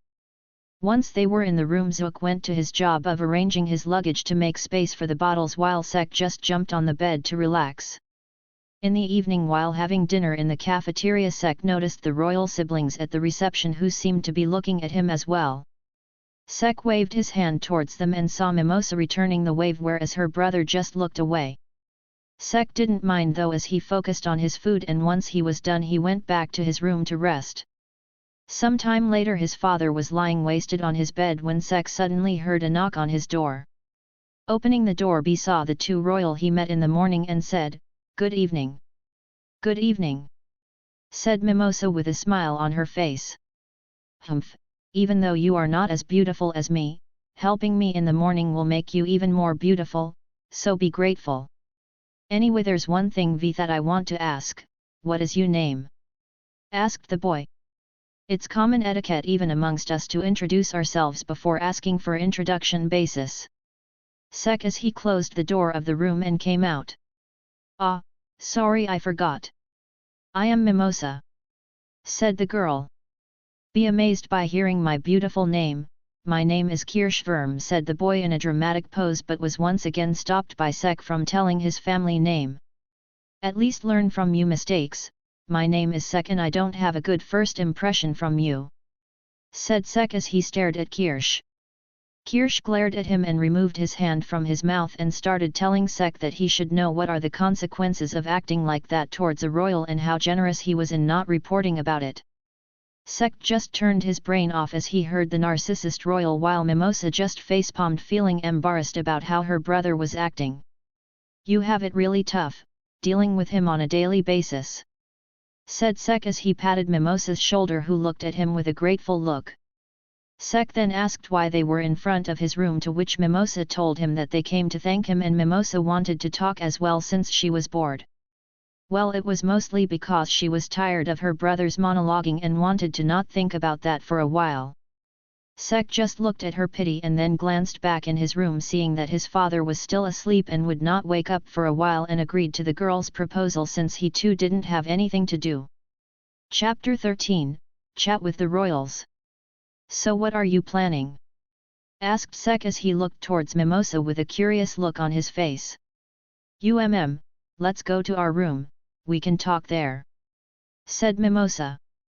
"Absolutely not, I cannot let someone like him taint my beautiful room where the beautiful me will have a beautiful sleep," said Krish. But neither of the two listened to him as Mimosa led Sek to their room while she asked him some questiones. "That commoner already tainted my sister in such a small time.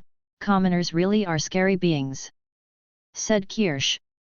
"I need to purify my sister, wait for the beautiful me, you two," said Kirsch as he followed the other two. Once they got inside the room, Sek looked around and said, "They really prepared a better room for the nobles. Of course, they know how to treat the people above them," said Kirsch. Sek didn't say anything in return and just found a wooden chair to sit upon. He was not willing to hear the endless rambling from the narcissist royal for sitting on his bed. And by seeing how the royal gave him the stink eye when he sat on the chair, his doubt was confirmed. "So Sek-san, what type of magic do you use?" "Well, I used bronze magic. What about you, Mimosa-san?" "Me, I use plant magic." "Phew, my magic is just as beautiful as me," said Kirsch as he stood in a dramatic pose and sprouted cherry blossoms around him. "Oh, cherry blossoms really are beautiful, I agree with you on that," said Sek, but in his mind there was only one thing that was going on.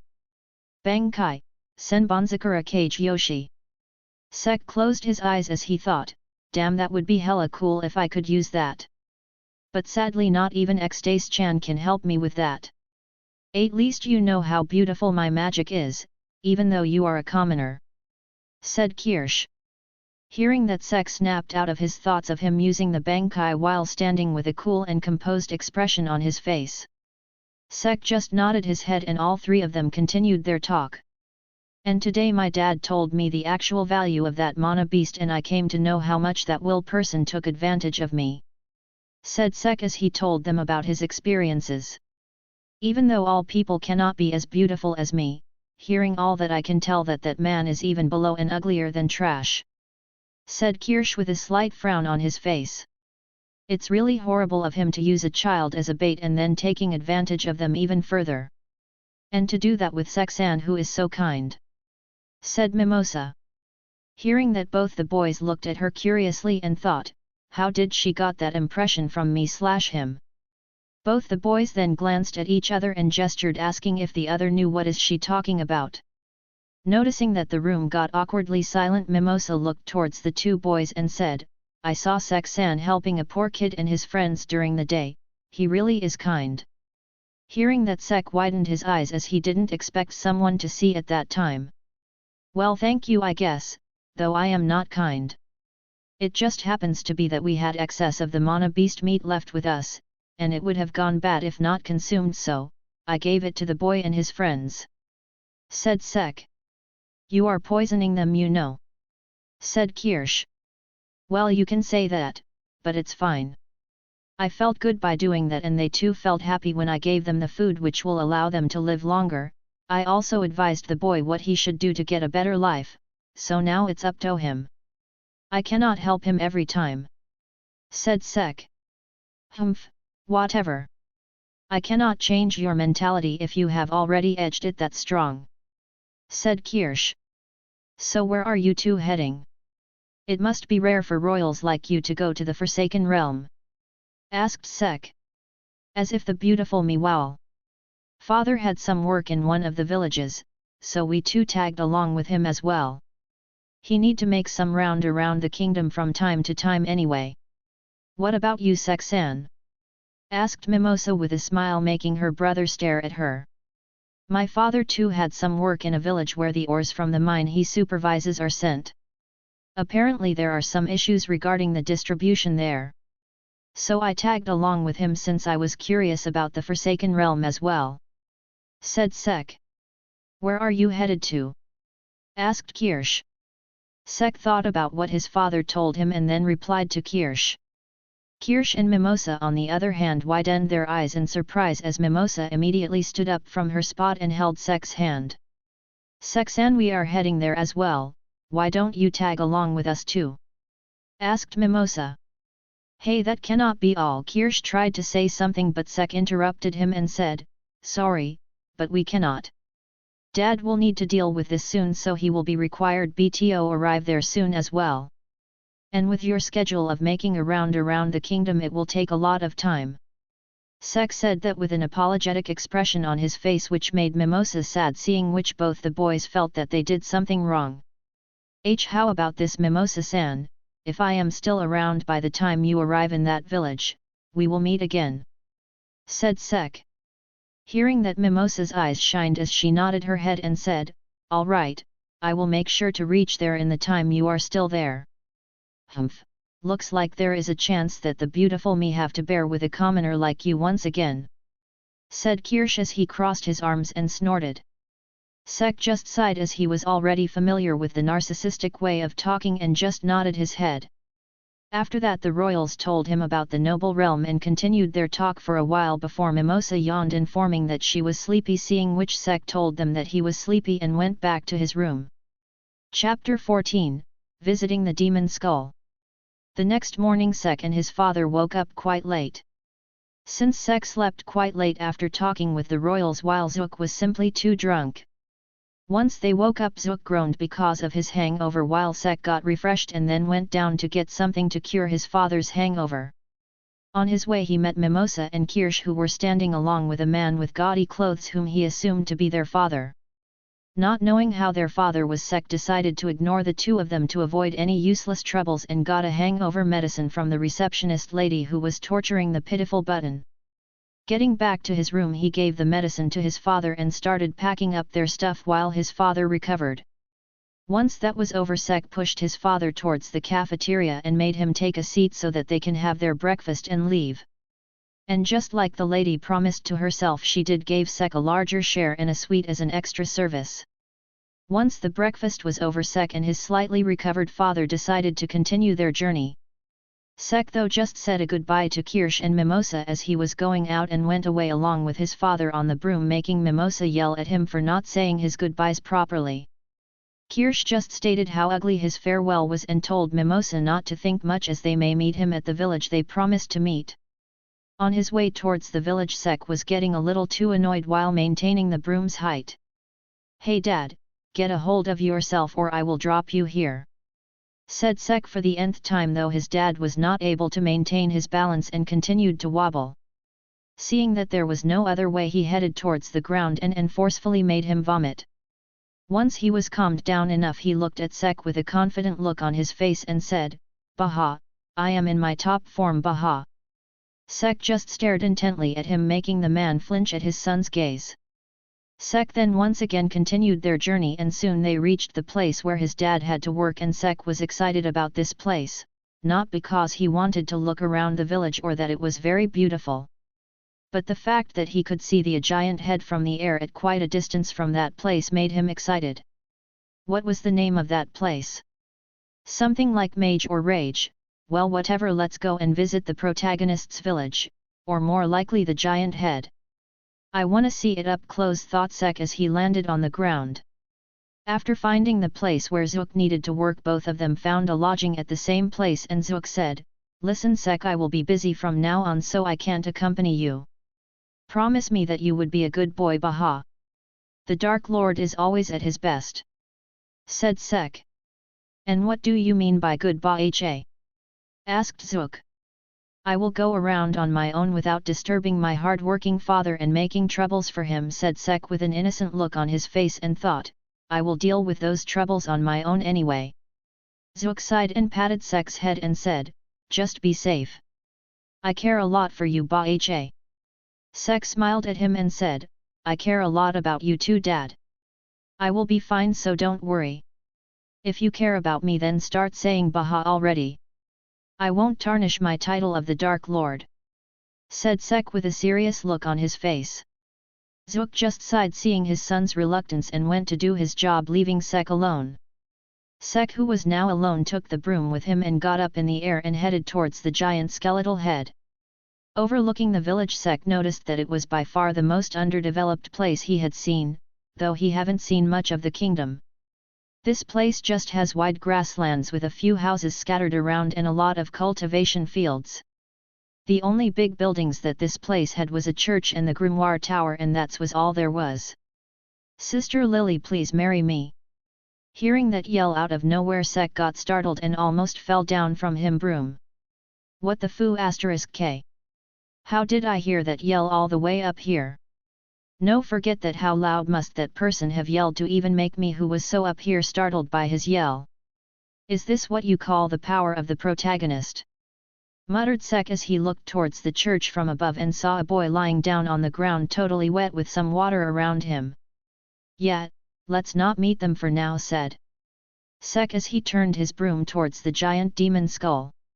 "This really looks cool, and spooky, but more of cool," said Sek as he stared at the giant skull.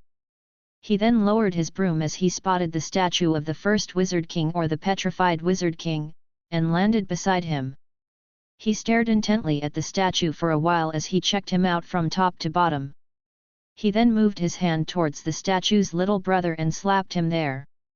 "So he really is just a statue right now. Pity to you, dude. You sword is not stuck in stone and is rock hard at that," said Sek. He must have died as a virgin too, and that too after having such an handsome face and money, thought Sek as he shed a tear for the sealed Wizard King. "Now then, let's see which one of your holes belong to mine," said Sek as he moved his hands towards his pants, and unsheathed his sword, Xdace. He then held the sword, which had the magic stone embedded in it, and took it out of the hilt before matched it with the hole it goes into. "So directly above the crotch, hey? Well, I will lend it to you when you need it, but I will keep it for the time being," said Sek as he placed the stone back in his sword's hilt and sheathed it. He then sat down beside the statue and said, "Man, I am really tired. I really want to rest up and live a lively and comfortable life." He then laid back on the skeleton head and thought, but knowing what all is going to happen in the future and the fact that I may not be able to survive like the real Sek in those kind of events, makes me quite restless that I cannot help but push myself all the way I can, in some sort of way, knowing future is bad for the person. He then looked towards the statue beside him and said, "You were at the top at your time, right, and made yourself such a figure that people started giving the title you had as an award to the current top dogs of this kingdom. So be proud of yourself." He then smirked and said, "And know about this as well, that I will become the new #1 and will make sure that the title, Dark Lord, gets to be as important and influential as the title of Wizard King and is passed down too." I feel stupid talking to a statue, but I know that he is still alive, thought Sek as he sighed. He then looked up at the sky and said, "Wizard King, how in the world did he possess that kind of mana when all the other humans at that time feared the elves because of their high mana capacity, and most of those who have high mana in these times are the reincarnations of elves. Though royalty have their own high mana capacity, it is still incomparable to that of elves. Was he just like me, someone loved by mana, or just a protagonist of his time? Too many questions. I really wanna know if there was a way to gain that much mana without the help of my blessing." He then glanced towards the statue and said, "Give me some kind of answer, my fellow brother who died being a virgin." Suddenly out of nowhere he felt something rushing towards him and immediately bolted up to attack. Sek then turned around and saw a bird with a flower in its mouth coming towards him. Is that Nero?" thought Sek as he dodged the incoming bird. The bird, who was suddenly dodged by Sek, was surprised by that and went past him, but Sek caught its neck with relative ease and said, "Whoa there, you surprised me for a while. Now that I look carefully at you, your eyes look fierce and you are too fluffy as well. Wonder how will you taste?" Sek then licked his lips, making the bird flinch and struggle to get out of Sek's grasp. Sek chuckled, seeing the woman-turned bird frightened and struggle in his hands, said, "What should I do with you, little birdie? Roast you or fry? What do you think will make you taste more delicious?" Hearing that, the bird paled. In all her life she not have once been caught like that, and to hear that someone would want to make her their lunch was something she had not ever imagined in her life.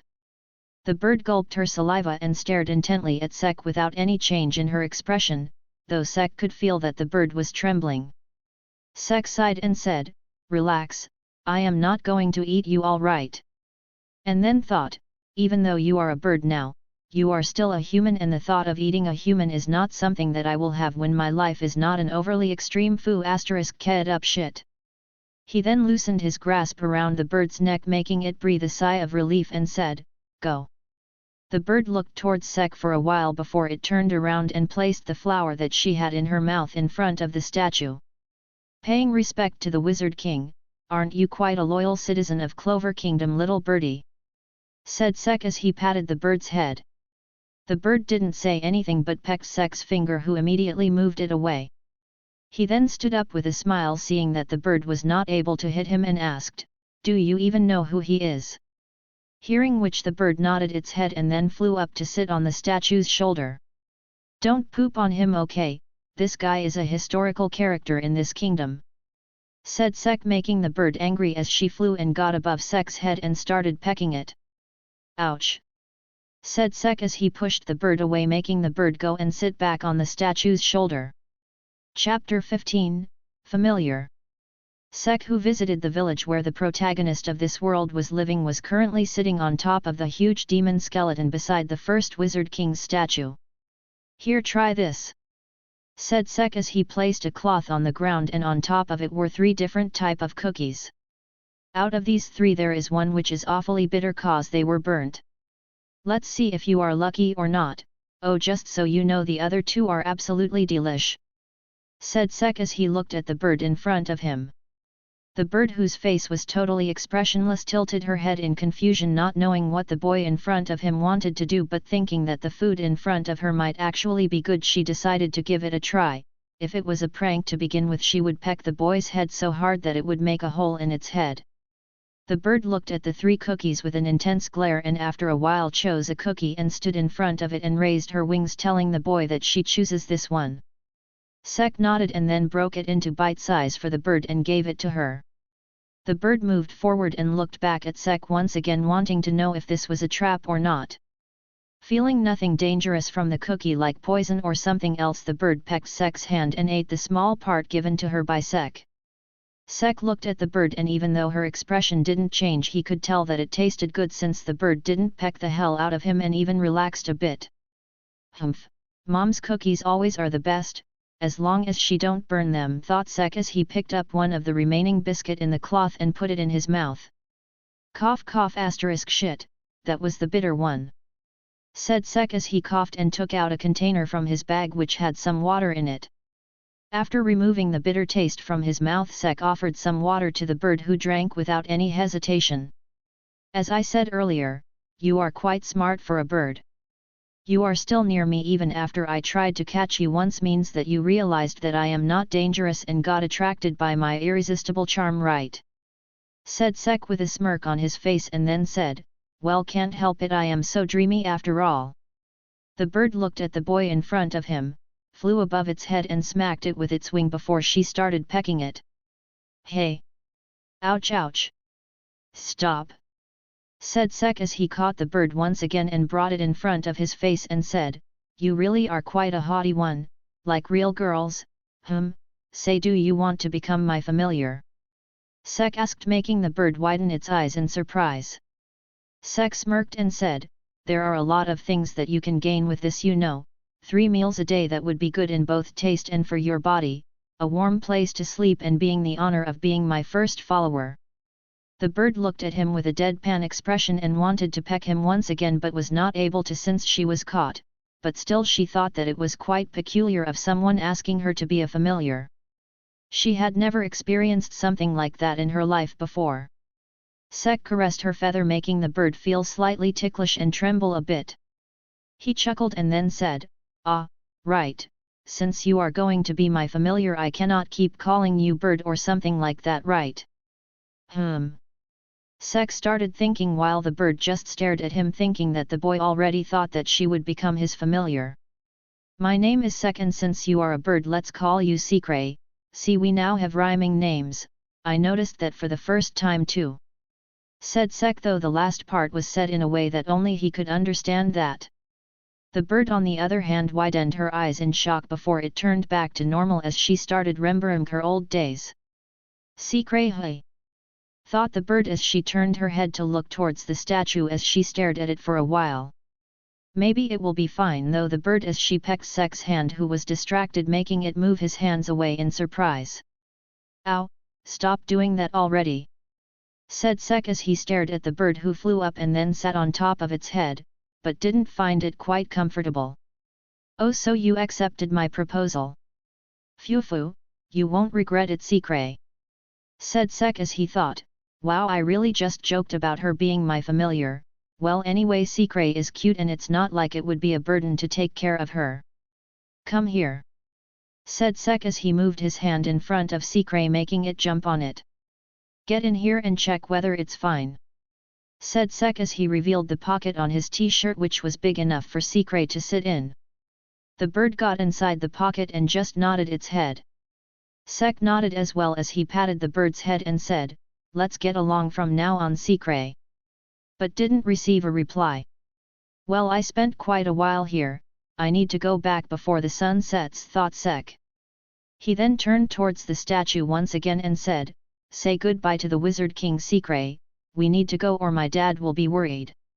The bird stared intently at statue for a while before she bowed her head, seeing which Sek nodded his head and said, thanks a lot for what you did 5 centuries ago. He then turned around and asked Secret, are you ready, Secret? We will be going now. But just received a yell of a cock in response. Sek took his stuff and jumped on the wooden broom and then took off towards the village his father was in, along with a new companion. Secret, let's be good friends to each other and show the world how great and strong the Dark Lord is. To which once again Secret didn't respond and just let it be. Though there was no change in her expression, she still felt quite happy that someone asked him to be his friend and just nodded its head. Sek grinned as he made his way to the other village. With Secret in tow. Chapter 16, A Day with My Familiar. A few days passed by since Sek got Secret as his familiar, though Zook still doesn't know about it and thinks that Sek was just playing around with the bird. Currently they were still in the village. Zook came to work, and not having much to do anyway, Sek decided to use the terrain around the village to go on an adventure and train. Being untouched by humans, the forests were very good place for Sek to play around, as both the nature and the mana in the area was good, so using magic in the area will be slightly tougher than usual, making it a good training spots, though he heard from the villagers that it was only a bit difficult and nowhere near close compared to the strong magic regions. It was still better than nothing. "Secret, ready for today's run in the forest?" asked Sek as he looked at the bird in his pocket. Secret came out of his pocket and started flying beside Sek.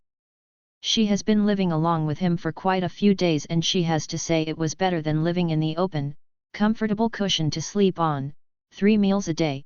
Though they were just shares from Sek's meal, it was still good since the boy shared it along with her and eat together with her, which was also a new feeling for her, as she usually is all alone, and here was Sek, who being alone and his father being busy with work was left with Secret alone and did all sorts of things to her. No, we are not talking about those kind of things. Though with all good came bad as well, since Sek tried to make her learn some tricks, like catching the breadcrumbs that he would throw in different directions, making her wear cool clothes of her size, which she of course didn't do at all, making Sek sad, though he just decided to continue persuading her.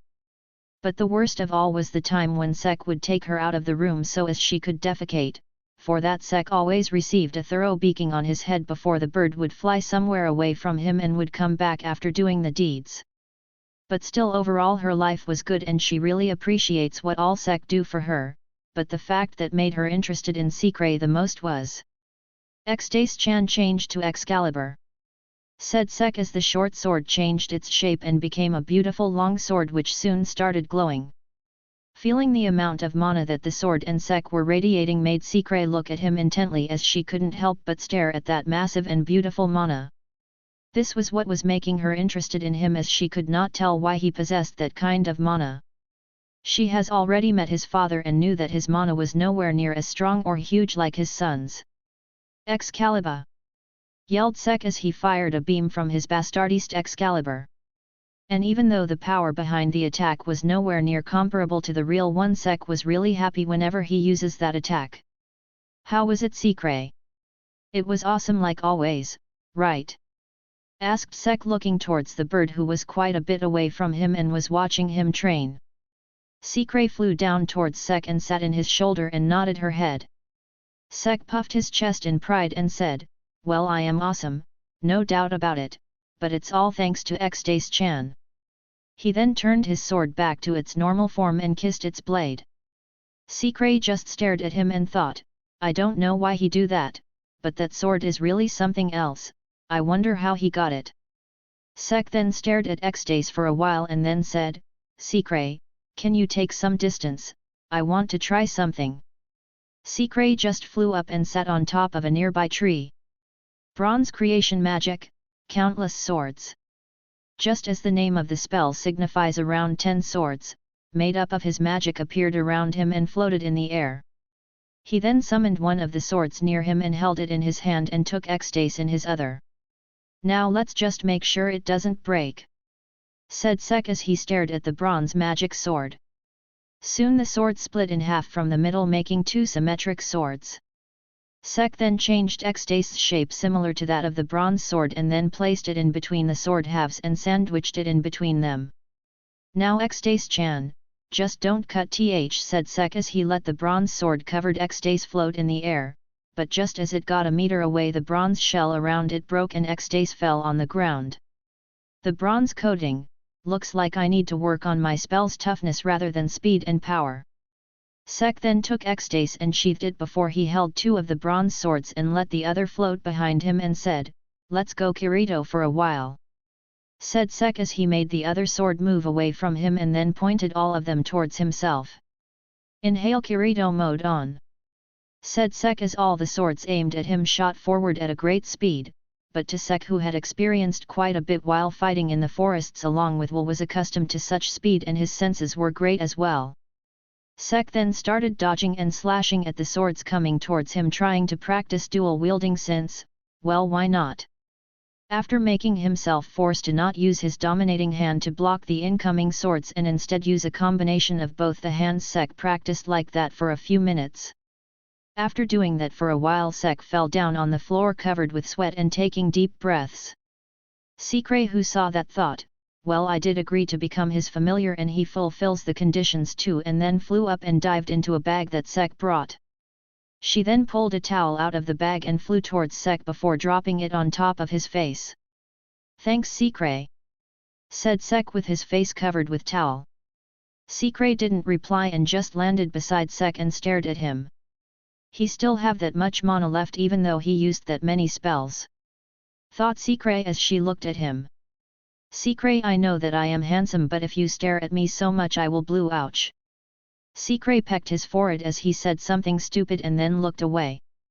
Ah, you pecked me so hard that blood came out, said Sek as he wiped the blood of his forehead without much thought since it was just a small wound that would hardly cause him any pain. Sikre on the other hand looked towards Sek with her expressionless eyes slightly widened but met Sek's back. She hopped towards the side where Sek was looking and saw him wiping the blood. What happened, Sikre? Asked Sek holding the cloth against his forehead. Sikre just stared at his forehead covered by the cloth and thought, sorry, I didn't mean to hit that hard. Let me see it. Sek noticed her looking intently at him and thought, is she really captivated by my face, but I just joked about it, thought Sek, but then he noticed the bird flying towards him and landing on his shoulder before she pulled the cloth. Oh, my wound. Don't worry, Sikre, you are not strong enough to hurt me, it's just a bit of blood, said Sek as he removed the cloth and showed the small scratch on his forehead, seeing which Sikre mentally sighed and felt slightly embarrassed for jumping into conclusions, but none of that was expressed on her face. Sek caressed her head with his finger and said, anyway, thank you for worrying about me, and learn from this and don't attack me without thinking, all right? Sikre stared at him and thought, don't say stupid things if you don't want to get hit, but still nodded her head. Sek smiled and then stood up from the ground and said, now let's continue for a bit more and then let's have lunch. Sikre, help me find where that big rock is which we used yesterday. Sikre flew up in the air and started looking around the area from the sky to look for the spot where the huge rock was. Sek on the other hand just applied some ointment that he always carried with him on the scratch and then followed Sikre, who soon came back to inform him. Chapter 17, Getting the Grimoire. It's been quite a while since Sek made Sikre his familiar. He met the royals once again back at the village they were staying at but returned back home soon, since his father had done his job. And though Mimosa was slightly upset at that, she still said goodbye to him with a smile, promising to meet again. Though 6 years have passed since that day and no such meeting occurred. Anyways, Sek, who was easily able to convince his mother to let Sikre live with them even though Zook said that the bird looked weird earning quite a bit of pecks on his head, had major developments in his magic. Firstly, his mana amount grew by leaps and bounds, shocking even Sikre, who could feel that his mana was almost as large as the first Wizard King, even though he was still growing. The bronze spells got stronger and tougher as well, making him easily manipulate ecstasy enclosed in a bronze coating. He even started using the bronze-covered ecstasy as a hoverboard, something which he was very proud about. I mean, who doesn't love hoverboards? He also unlocked the 2 more of his sacred gears, and now only the delete field was left to be unlocked, and let the dragon residing inside him gain consciousness. The 2 new sacred gears, namely, Blaze Black Flare and Shadow Prison, became a great deal in his arsenal. He now just trapped the mana beasts in his Shadow Prison, which is like an aura that comes out of his body and restrains the other, while using a combination of Absorption Line and Blaze Black Flare to scorch their enemies from kill them easily using a flaming whip. He also compared his sacred gear restraints with the restraining magic from other magic knights and knew for a fact that it was very superior to theirs. Heck, the Blaze Black Flare could even burn the other flames from different magicians. I have Fu * King Amaterasu, were the words that Sek used the moment he discovered this, making Sikre look at his screw-loose partner with a deadpan look on her mental face. She just remained expressionless on the outside. Now going to his bronze magic, Sek didn't try making new spells as he was busy with improving the durability of his bronze while increasing the speed at which he could cast spells as well, but he still had a few new spells in his arsenal, like coating his limbs with bronze to increase attack and defense, which was already pretty high because of his regular hunting sessions. He also made a spell to fire bullets made of bronze instead of pure mana man by them more durable and penetrable, depending on their shape. Though despite all this improvements he once again failed to improve his second magic affinity, which for Fu*K's sake was getting more complex the more he tried. But all that ends today because currently on his bride bike Sek, with Secret sitting on in his pocket, were going to a nearby town to get his grimoire. Yes, Sek turned 15 years old quite recently and was now eligible to get his grimoire, though not having a grimoire tower in his town he need to go to a nearby town which had one. So after making some preparations and getting a good look from his parents where his father was crying so much that even the neighbors got disgusted looking at his tear and snot covered face. Anyway, leaving all that, let's get back to Sek. Hey Secret, those shades are fine, right? Asked Sek. Secret, who had a small pair of shades covering her eyes which were matching the ones that Cells was wearing, raised her wing and made a thumbs up, feather up. Whatever. You understood it right? Sek smirked seeing the response. He had a hard time training the bird certain tricks and making her look cool, but finally he was able to make her accustomed to wearing those shades. His life with Secret's arrival got a bit more easy. She works like an alarm clock, informs if there was some dangers, scouts the forest from up above making his hunt easy, covering him with a sheet whenever he would pass out working on some magic. In short, she was very reliable and caring partner, though he still need to lock her out of the room whenever he needs to relieve something, but that was just for the greater good. The scene when he found the bird looking at him doing the deed from the window so intently with those piercing and emotionless eyes still sends a shiver down his spine. He learned front that and now makes sure that every window and door is closed before he gets into business. Secret, I am looking good, right? Don't want to mess up on the day I receive my grimoire. Secret looked at Sek, whose face now looked quite good, and nodded her head, though it was not better than the prince she served before, it was still good in her opinion. Sek smiled at that and caressed the bird with his finger and said, "Alright then, let's increase our speed," said Sek as he started going even faster on his bike, making Secret get a bit deeper in his pocket. After a while Sek soon reached the grimoire tower and saw a huge crowd of children all around him. Damn, there are so many of them. How the Fu*K does this tower have any grimoires left after dealing with this many people every year?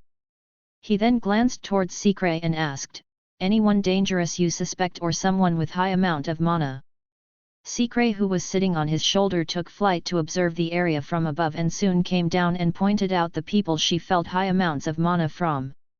Sek, who now knew whom to check out in this whole crowd, compared his mana to theirs and was happy knowing that his mana was way above there and puffed his chest in pride. Knowing what the boy was thinking, Secret shook her head and thought, "You still compare that vast amount of mana to others, at this point you just want to boast about yourself, you know," and pecked his head once.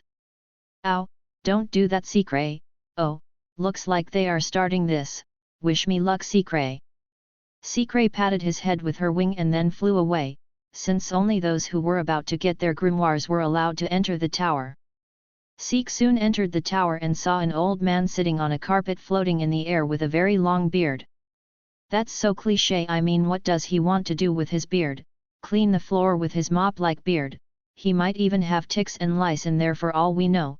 I will make sure to keep my distance from him. Hello everyone, I am called Fantina, the witch of this grimoire tower. She is Fu*King reverse trap. With a beard, yelled Sek in his mind and stopped listening to whatever she was saying, and now decided to not even get close to that man, woman, even by accident. Xdace-chan, my eyes saw something horrible, I want to unsee it, thought Sek as he held the hilt of his sword that was resting on his waist. Now, raise your hands and let the grimoires choose you, said the bearded witch. Nii-chan, give me luck, thought Sek as he raised his hands as well. Soon the books present in the tower started shining and started flying towards various people.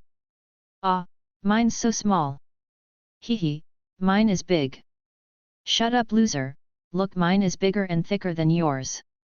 But aren't you a girl? Hisawa, die you pervert. Sek started laughing listening to the nearby people who got their grimoire and then looked forward to see what his grimoire gonna be. Soon his grimoire came in front of him as well, making him surprised as he thought, why the hell are there two grimoires floating in front of me? All the people who were near Sek had the same thought as they saw the two glowing books in front of him, one with light blue cover emitting a similar colored aura and the other a red cover with a similar red aura around it. Soon the people started making noises about this and soon the area around him cleared up, making Sek that center of attention. Okay, this is awkward, and fitting for the Dark Lord, thought Sek with a smirk as he took the two grimoires in front of him and said, two grimoires and both of them being 3 clovers at that, I hope that you don't mind me taking them. Sek made eye contact with the bearded woman who was looking at him in amusement and said, those grimoires chose you, there is no way I can interfere in that, right? Alright then, you two will be the Dark Lord's possessions from now on, said Sek as he looked at the woman once again and nodded his head and turned around to get out. But before he exited he stopped and turned around. By the way, not being rude, but what is your magic affinity? Asked Sek looking towards the old man, woman. Hair magic, why? Are you jealous of my glossy hair? Said the old woman stroking her beard. Yeah, nope. Said Sek as he got out of the tower, deciding to get away from there as soon as possible. Chapter 18, Pole. Well, after thinking for a while, these are the squads I can go with. 1. Black Bulls. 2. Golden Dawn. 3. Crimson Lions. Well, vote for the squad that we should go with, and sorry to those who were hoping for Blue Rose, it's just that except for their man-hating tendency at the beginning I don't think there is something special about that squad, well except for Charlotte, anyway just vote. Chapter 19, The Second Magic's Reveal. Sek rushed away from the tower at full speed, followed by Secret, who came and sat on his shoulder and saw two grimoires in his hands. Did he steal someone's grimoire? He is running as away from the tower as well, thought Secret. Oh hey Secret, you won't believe it, I got two grimoires in there, you know, 2 grimoires, it's a huge deal, right? Well, considering me it could be said, as expected, said Sek with bit of pride in his tone, making Secret surprised as well since she have never seen someone getting 2 grimoires. Anyway, let's go and get a grimoire holster first. We will need one big enough to carry both of them. Xdace-chan will be on one side of my waist, so we can't have both of them on different sides. Secret got inside his pocket and Sek made a bronze bike and got on top of it to go to the marketplace. After buying a holster big enough for both his grimoires, Sek decided to go to the open field to check out grimoires. After letting Secret search for a good spot to try out his abilities, Sek soon arrived there and found himself close to a lake. Once he made sure that no one was nearby, he willed his bronze magic grimoire to come out. The blue grimoire started glowing and came out. It started floating in front of Sek and the pages started flipping and finally stopped at a page which had something written in it. Let's first check how many spells are in there. Bronze Transformation Magic, Midas Touch. Bronze Magic, Bronze Body. Bronze Creation Magic, Bronze Rider. Bronze Creation Magic, Weapon Make. Bronze Creation Magic, Magnum Cannonball. Bronze Creation Magic, Golem. Okay, am I overpowered? Wait a minute, I am overpowered, said Sek, making Secret surprised by his sudden yell. He soon looked back at his grimoire and said, okay, Bronze Rider must be evolved form of my bike, Weapon Make should be for my swords and bullets, Bronze Body for my armor type, I guess, rest of them are new spells, and by name I can guess Midas Touch would be awesome. Not sure about the Golem though. Well, I am strong and that's what the fact is, let's test them out. After I check my second grimoire, I have waited for 15 *king years to know what the hell is that magic. Sek kept back his bronze grimoire and then willed for the red one to come out. The grimoire started floating and came in front of Sek and started flipping its pages. Too many pages are blank, well, can't help it, I didn't train this magic after all. So what type of magic it is? Lightning debuff magic, paralysis touch. Dark debuff magic, dark touch. Poison debuff magic, poison touch. Not what I was expecting, but it should be fine, I guess. I mean, I will have a full series of different debuff spells, but it would be difficult to practice these spells since it will not show any effect without having a target," said Sek, and then took a glance towards Sikray. Sikray immediately reacted and jumped back, seeing which Sek's lips twitched, and B said, "I am not going to try them on you, I want you to scout some mana beasts to check these spells on." Sikray sighed at that and then took flight and started looking around for mana beasts. After a while she came back and landed on Sek's shoulder. "You found some?" Sikray nodded her head in response. "Great, point where an average one would be." Decree nodded her head and then pointed her wing towards the direction. Sek nodded and was about to make his bronze bike, but stopped himself and thought, "Let's use the grimoire." His bronze magic grimoire started flipping pages and soon stopped. Bronze creation magic, bronze rider. As Sek called out the spell's name, his bronze magic started taking shape of a bike vastly different from the one he used to make with his magic. Once the bike appeared, Sek was left speechless with his eyes widened a bit. "Sikray, I just fell in love," said Sek as he looked at the bike in front of him. He touched the bike carefully as if it was a baby, feeling its entire body up, and took a deep breath. He then smirked and said, "A ride fitting for the Dark Lord." He then took his seat on the bike and noticed that it was similar to the bikes in his own world. He supplied mana to the bike and was shocked once it noticed the output it gave from the amount of mana he inserted. He rotated the accelerator and immediately the bike moved forward at a fast speed, which made Sek tone down the mana he was supplying. "Sikray, wanna join me? It's fun!" yelled Sek as he called for Sikray, who was up above in the sky. "It looks dangerous," thought Sikray, who saw what the new bike that Sek made could do, but soon she started descending towards Sek and thought, "But it sure looks thrilling and fun." Yet, she got a bit corrupted living with Sek for all this time. Sikray took her usual spot, inside Sek's pocket, and looked up at him. "Oh, right here," said Sek as he took out a pair of shades and put them on, while also placing the small shades on Sikray, who looked in front. "Re-a-a-a-di-I, go," said Sek as he passed the mana through the bike, which launched forward at high speed. "Ha ha ha ha! This is Fu * King Griaat!" yelled Sek as his bike rushed through the road, making the scenery appear like a blur to both him and Sikray.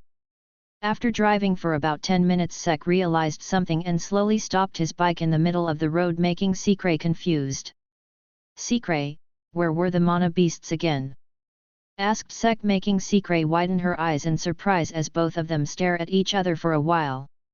But after some time both of them shook their shoulders and Sek said, "Whatever, we will see what my magic can do sometime later. Now back to biking, yeah," said Sek as he passed mana through his bike once again and rushed towards Kaidan. Chapter 20, Sikray's Inner Demon. A few months passed by since Sek went to the grimoire acceptance ceremony and got his new grimoires. At first everyone was shocked at the reveal of him having 2 grimoires, some even suspected him to have stolen one from someone else. But seeing him able to use both of them, the people started to believe him and even called him unique talent, which was well received by Sek. He trained the spells that he got from the grimoire and even unlocked some more spells, and was happy to see that his spells were very powerful. The training also helped him notice something that made him even more confident. Unlike other people who have just one grimoire, he can fire 2 spells simultaneously by using both of his grimoires at the same time, and although it took a lot of concentration to fire 2 spells of totally different attributes simultaneously, nothing was impossible for the Dark Lord and his hard work. And now currently in front of his house, Sek, who had his stuff all packed up, looked towards his parents, who were looking at him with a confident look in their eyes. "You didn't forget anything behind, right?" asked Elaine, asking the same question for the nth time. "Yup, no need to worry, Mom. I have everything, and if there was something that I want I will just buy it there," said Sek. "Look here, young man, it's not nice to waste money, Baha, you know," said Zook. "Really, Mom, make sure to not let him buy alcohol from now on, it's not like he will die because of that," said Sek. Okay, as Se-chan said, no alcohol from now on dear. Said Elaine with a smile as well. Baha. Hey, that's unfair. Said Zook. Nope, it's not unfair. We are just making sure to not waste money. Said Sek with a smile on his face. Sek chuckled seeing his father panic and then looked at his mother and said, I will send back some money from time to time, Mom, so please use it. Elaine smiled hearing that and said, I will wait for your letter. Baha, you are saying that before the exam has even started. Pass the exam first and then talk, it's not easy, you know. Even the great me was not able to pass the exam, Baha. Said Zook. Sek smiled and asked, do you think that there is a way that I would not be selected? Hearing his question, both Zook and Elaine widened his eyes in surprise, but soon their eyes softened and they smiled at him. Elaine came forward to hug him and said, best of luck, Se-chan. I will miss you. Do come home from time to time, or whenever you are in some trouble. And if someone tries to bully you, just tell them how mighty and strong your father is. Said Zook. Sek ignored Zook and hugged Elaine back and nodded his head. Elaine soon broke the hug and looked at Secret, who was sitting on top of Sek's head. Take care of him, Secret, Se-chan will most likely get in some kind of trouble. Said Elaine. Secret nodded her head and then got inside Sek's pocket. All right then, I will be going now, take care you too. And tell me if there is any trouble, I will rush back here and deal with it. Said Sek as his grimoire started flipping. Bronze creation magic, bronze rider. Sek's bike appeared in front of him and he got on top of it. Bye Mom, bye Dad. Said Sek as he started his bike and got on the road to attend the Magic Night entrance exams. Secret, there is something important that I want to ask. Said Sek while he was still riding. Secret looked up at his partner and knew that it wasn't one of his trivial talks since he was serious. Will you follow someone else if you found someone interesting there at the exams, like there will be the captains of different squads who would be way powerful and stronger than the current me, or there might be some people who might interest you more than me, so would you like go separate ways if that were to happen? Asked Sek. Secret tilted her head in confusion, not knowing what Sek wanted to ask, but without giving it much thought she shook her head and leaned it against Sek's chest. Sek smiled at that and said, I am really happy that you became my familiar, you know? If you were a human girl I would have kissed you right at this moment. Secret became motionless after hearing that before she jumped out of his pocket and started pecking his head. Ow ow ow, stop that Secret, I am riding right now. Said Sek as he tried to dodge the bird. Secret soon got back into his pocket and didn't listen to whatever he said. Seeing that Secret was not responding, Sek sighed and thought, I shouldn't have made a joke like that. Well, I will buy something for her at Kika to make her happy. A/N, Kika is the town in the common realm of the Clover Kingdom where the Magic Knights Ent race exam takes place. Soon he saw a large amount of people heading towards the same direction as him and knew that they were either peddlers or examinees. After covering most of the distance, Sek stopped his bike and thought, let's just save my mana just in case I need it, and deactivated his spell. He then stretched his body and looked at Secret and asked, if you want to stretch your limbs then you should do it. Secret simply got out of his pocket and flew above him, seeing which Sek started moving towards Kika once again. After an hour or so, Sek saw the town of Kika from afar and could tell that it was heavily crowded.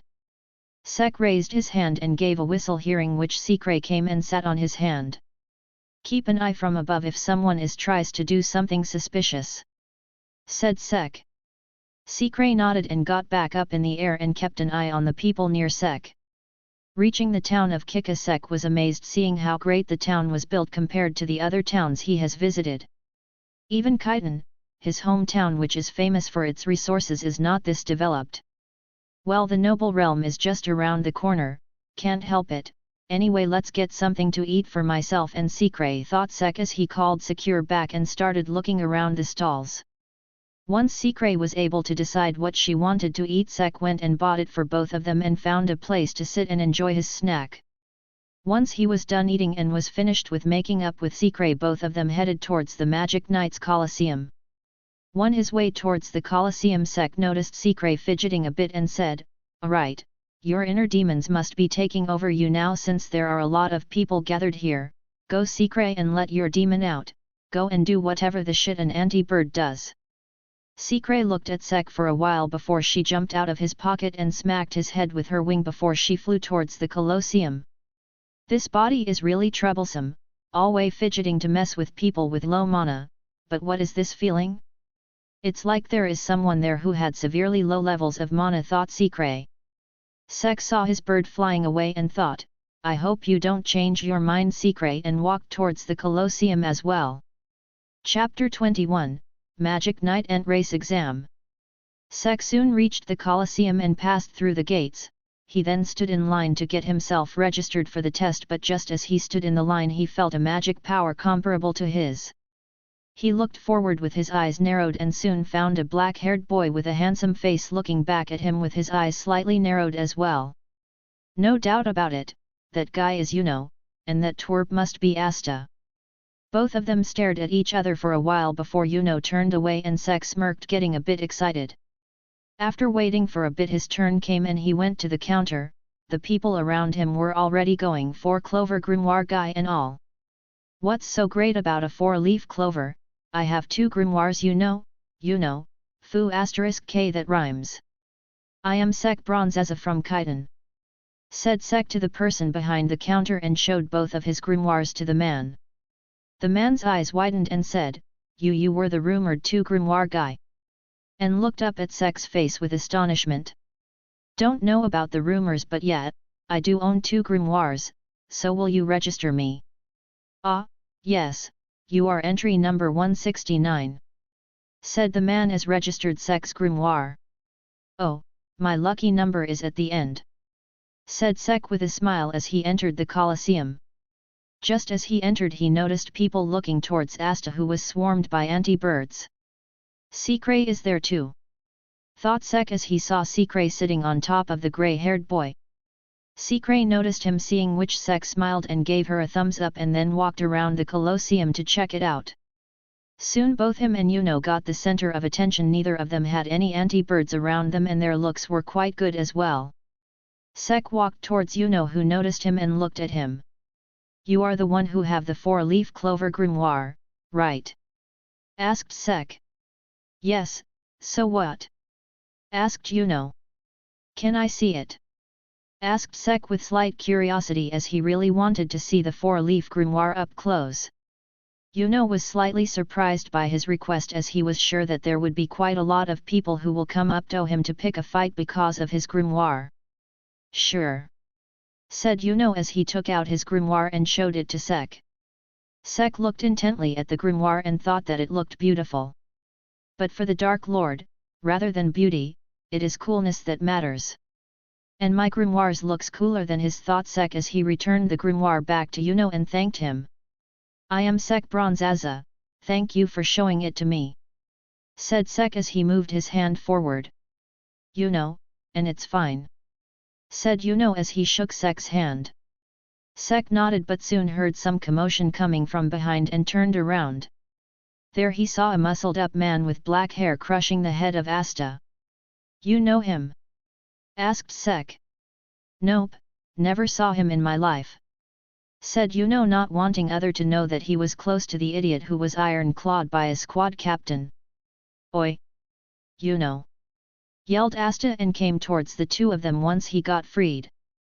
Sek looked towards Yuno, who just stared at Asta without any change in his expression and refused to look towards him. Sek shrugged his shoulders and thought, well, the birds have flown away anyway, let's go and meet Secret. He then looked at Yuno and said, best of luck to you. And then walked away.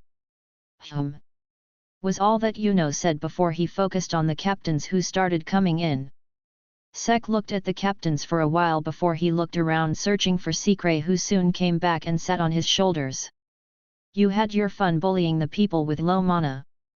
Asked Sek, hearing which Secret just stared directly at him. Sek sighed and asked, anyway, which captain have the most amount of mana? William Van Jans and then Fuego Leon Vermilion, well as expected of nobles.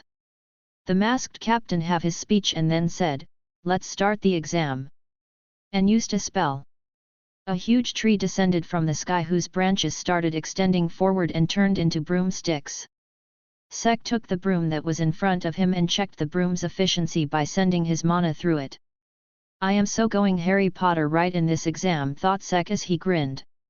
He is so going to go overboard in this exam, thought Secret as she looked at his grin and flew away from him.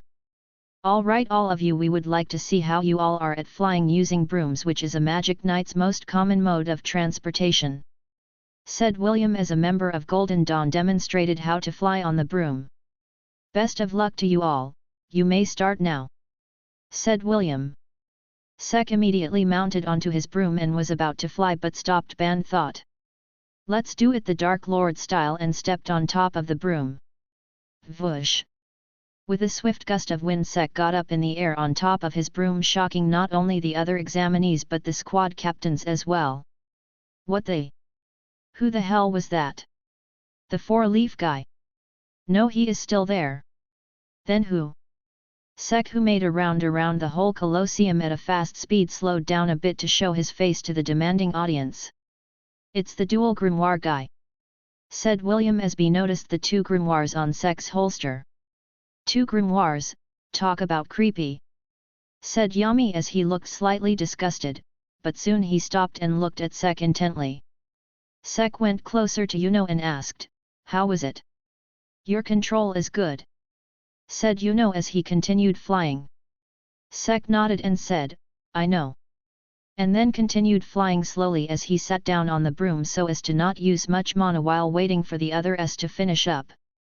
He looked down towards Asta, who had veins popping out all around his body, and thought, don't know about him, but blood will fly out of his body if he don't stop soon.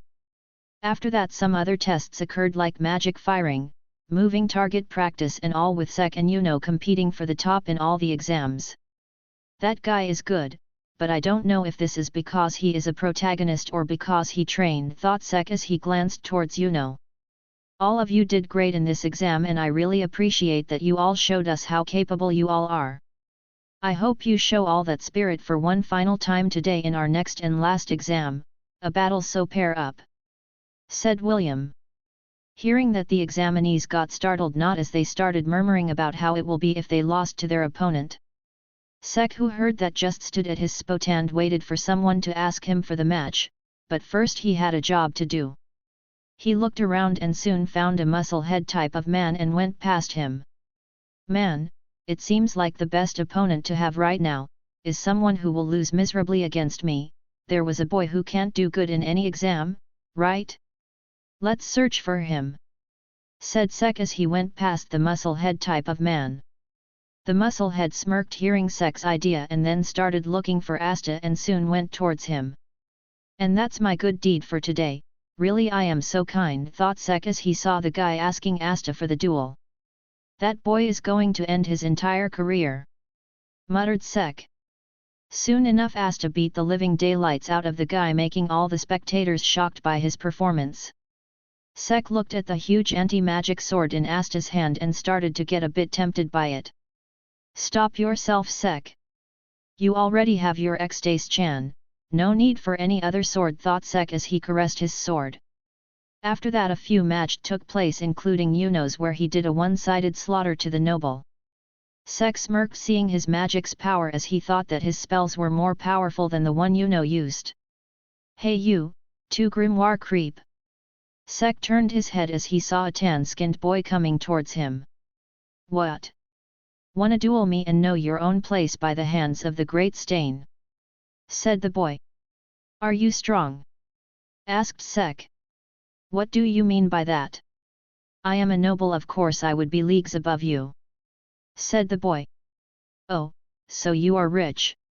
I am so glad. Said Sek. Sure, let's do it. Said Sek. What does it have to do it with my wealth? Are you asking me to bribe you to let me win easily against you? Sek got in the middle of the Colosseum and said, no, it's just that, I won't have to worry about your treatment fees after younger you ass handed by me. The boy came in the middle of the Colosseum as well and got infuriated at what Sek said, you will pay for your arrogance. His grimoire started flipping and soon the boy yelled. Wood magic, forest emergence. And soon a large amount of roots appeared in front of the boy and shot towards Sek. Sek widened his eyes in surprise and said, "Wait a minute, you are a Hashirama ripoff. All right, now this will be fun. You don't get to beat Hashirama every day, you Kamo," said Sek as he just walked away from the trajectory of the incoming roots. "Now let me show you how powerful the Dark Lord is. Wood magic, strangling forest." The boy used another spell as the roots shot towards Sek once again, but this time instead of a cluster they spread apart a bit to increase the area. "It's a beautiful day outside, oh well, sun's about to set anyway," said Sek as he looked at the sky while his grimoire started flipping pages. Bronze creation magic, weapon make. A large amount of mana started gathering in front of Sek as a huge animal skull-like structure appeared in front of him. Gaster Blaster. Just as he said that, a large amount of mana gathered inside the skull's mouth, which opened up a few seconds later and fired strong beam towards the roots, disintegrating them to nothingness in an instant. "Fu *ku Hashirama," mentally yelled Sek as the beam engulfed the Hashirama ripoff, who could just widen his eyes in shock as the beam got in front of him. Maybe it was too much to use Gaster on a ripoff, anyways, that was awesome, thought Sek with a grin as he deactivated his spell and looked towards the referee. Yeah, referee nodded and said, "The winner is Sek Bronzaza." Sek nodded and then walked back, leaving the authorities to deal with the ripoff. Chapter 22, Squad Selection. Once the matches were over, William Van Jans stood up from his seat and came forward. "Thank you all for participating in this year's Magic Knights selection exam. I am really glad to know that there are so many people out there who want to protect our kingdom," said the captain of Golden Dawn with a small smile on his face. But all of a sudden his time changed and he said, "But this is where the things get serious. You all will now know whether you will be selected to join a Magic Knight squad or not. We will call you all according to the numbers that have been given to you, and if a captain wants you in his squad, then the said captain will raise their hand. In case there is a participant whom multiple captains wants to recruit, the participant will have the right to choose whichever squad he would like to join amongst the ones willing to recruit him/her. So now will participant number 1 step forward. Participant No 164. Hearing the number stepped forward and not even thinking twice about it, all the captains raised their hands, making the other participants gasp at the sight. In the end, just like the cannon, he chose to join Golden Dawn, making other participants envious of him. Participant No 165. Asta stepped forward with a nervous look on his face. Soon he looked up and was shocked seeing that no one had raised their hands for him, making the other participants whisper and laugh at him. Yami then explained him why he wasn't selected despite being strong and all, and showed his display of power, making even Sek take a step back from him. "Shit, this is hella amazing, and dangerous. That amount of pressure that he is generating from releasing his mana is absurd and totally badass," thought Sek as he looked at the man terrorizing Asta. Asta being the shounen protagonist, he is used talk no ju, no talking magic, believe is myself, making Yami give out a hearty laugh and making him accept the magic less muscle twerp. A few rejections later, Sek looked at the participant with number 168 getting rejected and thought, "Better luck next time, dude. Now it's time for this Dark Lord to bask in the light of glory." Participant No 169. Sek walked forward looking straight and then stood in front of the captains. "I can already hear the gasps from the people behind me. It must be an all-captain hand raise," thought Sek, and looked only to become motionless the moment his gaze fell on the captains. "Why the hell only 2 hands are raised? You captains assholes! You are embarrassing the Dark Lord," mentally yelled Sek as he looked at the captains with a surprised look on his face. The captains who noticed his gaze closed their eyes, and Fuego Leon stood up and said, "I will have to say, that not only you have huge amount of mana for your age and that your magic is strong as well, we cannot help but be suspicious of you having an ability or a magic to be able to steal someone else's grimoire, and that is something I would not like to have in a member of my squad."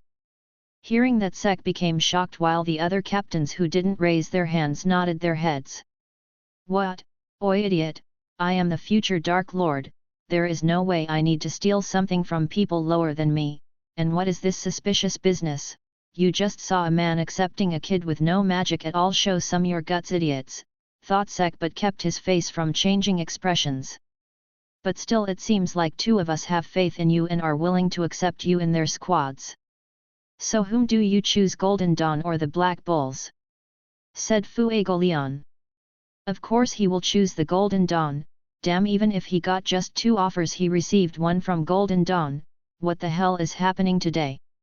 Said a person from behind, making other participants put their opinions as well. Sek sighed, knowing that the other captains would not be raising their hands anymore, and said, I would like to join the Black Bulls. Okay, looks like that, Moss. Wait, what did you just said? Said Yami as he looked at Sek as if he had a donkey's head. I want to join your squad. You raised your hand, right? Said Sek as he looked at Yami. Ha ha ha, in your face, William. No, in your mask, William. Said Yami as he looked at the masked captain, who was slightly surprised as well. Yami then looked at Sek with a smirk and said, but seriously, why do you want to join my squad? You should have heard our glorious tales, right? Well, only you and the captain of Golden Dawn raised their hands, and I have some personal problems with that squad, so. Said Sek. First time I heard about someone having an issue with that squad? Okay, dumbass, tell me about it. Said Yami. Like I said, it's personal. Said Sek, not really willing to say that.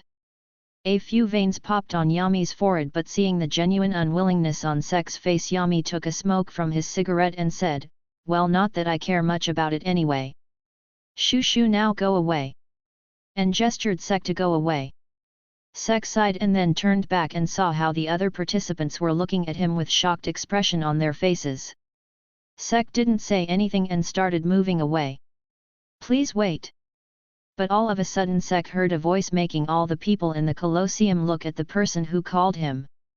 Oi oi, William, don't try to tempt my new member. Said Yami as he looked at the Golden Dawn captain who called Sek. Trust me, Yami, I have no such intentions. I just want to know what is it that my squad has done to cause some problems for him so that I can look into it. Said William. Yami sighed and said, hey you, do you want to answer his question? Sek sighed and turned around, I don't really want to. There you have it. Said Yami as he looked at William. William looked at Yami before he turned his gaze towards Sek and said, I don't know what problem do you have with my squad, but still I apologize to you if my squad have caused you any inconvenience. I know that you don't want to bring that subject up, but if you tell us what was the problem, then I can look into it and prevent it from happening in the future. Sek stared at the captain and thought, well, there are 2 reasons why I don't want to join Golden Dawn. One being Patoli knowing about the magic stone and coming after him, and the second. Sek sighed and said, very well.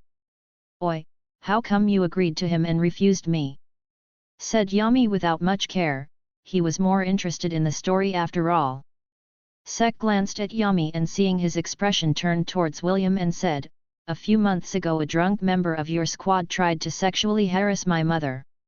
Hearing that, all the captains widened their eyes in shock, and so did the participants as they looked at Sek, but soon turned their gaze towards the captain of Golden Dawn. Do you know that name of that magic knight? Asked William with a slightly angry tone. Sek shook his head and said, he was too drunk to answer anything. All I know that he is a noble with light blue hair, slightly chubby body, and have a green-colored grimoire. I did take care of him though, so I apologize for beating the hell out of your squad member. William leaned back on his seat and told the Golden Dawn member that came with him something. No need to apologize, that is a totally justifiable action, and I sincerely apologize once again for that kind of behavior from my squad member. Said William as he lowered his head, making the participants shocked seeing the almighty captain of Golden Dawn bowing in front of a kid. You need to train your boys a bit better, William. This is not the kind of behavior that we expect from a magic knight. Said the captain of Blue Rose as she side glanced at the Golden Dawn captain. I am really disappointed with that kind of behavior from a magic knight, much less a noble. Said Fuegoleon as some flames came out of him. Absolutely disgusting. Said the captain of Silver Eagles. By the how much did you beat him? Asked Yami. Enough to make his eggs scrambled. Said Sek. Ooh, must be very painful, for that noble. I really want to see how his face would look when he asks for the doctor to treat. Hi ha ha ha ha. Laughed Yami. Sek sighed and soon walked back to stand amongst the crowd as Secret landed on his shoulder. The final score of the poll about the squad that he should join is Black Bull 77 votes. Golden Dawn 18 votes. Crimson Lion 69 votes. Damn, even though Crimson Lion lost they do scored a great number. Chapter 23, The Black Bulls. After the selection ceremony was over, Sek went towards Yami, who was along with his 2 squad members. Oh, the dual Grimoire brat. Said Yami. Sek. Sek Bronzaza. Said Sek. Dual Grimoire brat. Said Yami without any change in his expression. Sek stared at his captain for a while before he looked at the guy beside him and asked, "Where is the other one?" "Taking a dump," said Yami as he blew some smoke. Anyway, I am Finral Rulacase and the guy with the cap is Gordon Agrippa." "Hello, let's be friends from now on," said Gordon with an extremely low volume. Sek didn't hear what the guy said but just nodded his head. "Where the hell is the other brat?" said Yami. "I am here," said Almig ** Asta as he came running towards the group. "What took you so long, twerp? The thing took too long to come out. You should have seen its size. It was this by. Who asked you to explain about your stuff?" said Yami as he clutched Asta's head.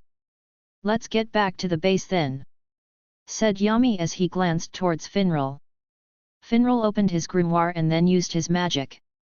Spatial magic, Fallen Angel Gate. A portal soon appeared in front of them and Yami threw Asta into the portal. "There he goes," said Yami and then glanced at Sek. "I am good," said Sek as he was about to walk through the portal but stopped as said, "Secret." Hearing him suddenly yell like that, the Black Bulls were confused, but soon they saw a bird coming towards them and landing onto Sek's shoulder. Sek then walked through the portal and said, "The selection went totally out of my expectations, and her I was bragging to my dad." Secret, who was sitting on his shoulder, parted his head with her wing trying to comfort her partner. "What is that?" asked Yami as he came out of the portal. "She my familiar, Secret." Secret looked at Yami, who was looking back at her. "All right, then let's introduce you two to the squad," said Yami as he looked at Asta, who was on the ground.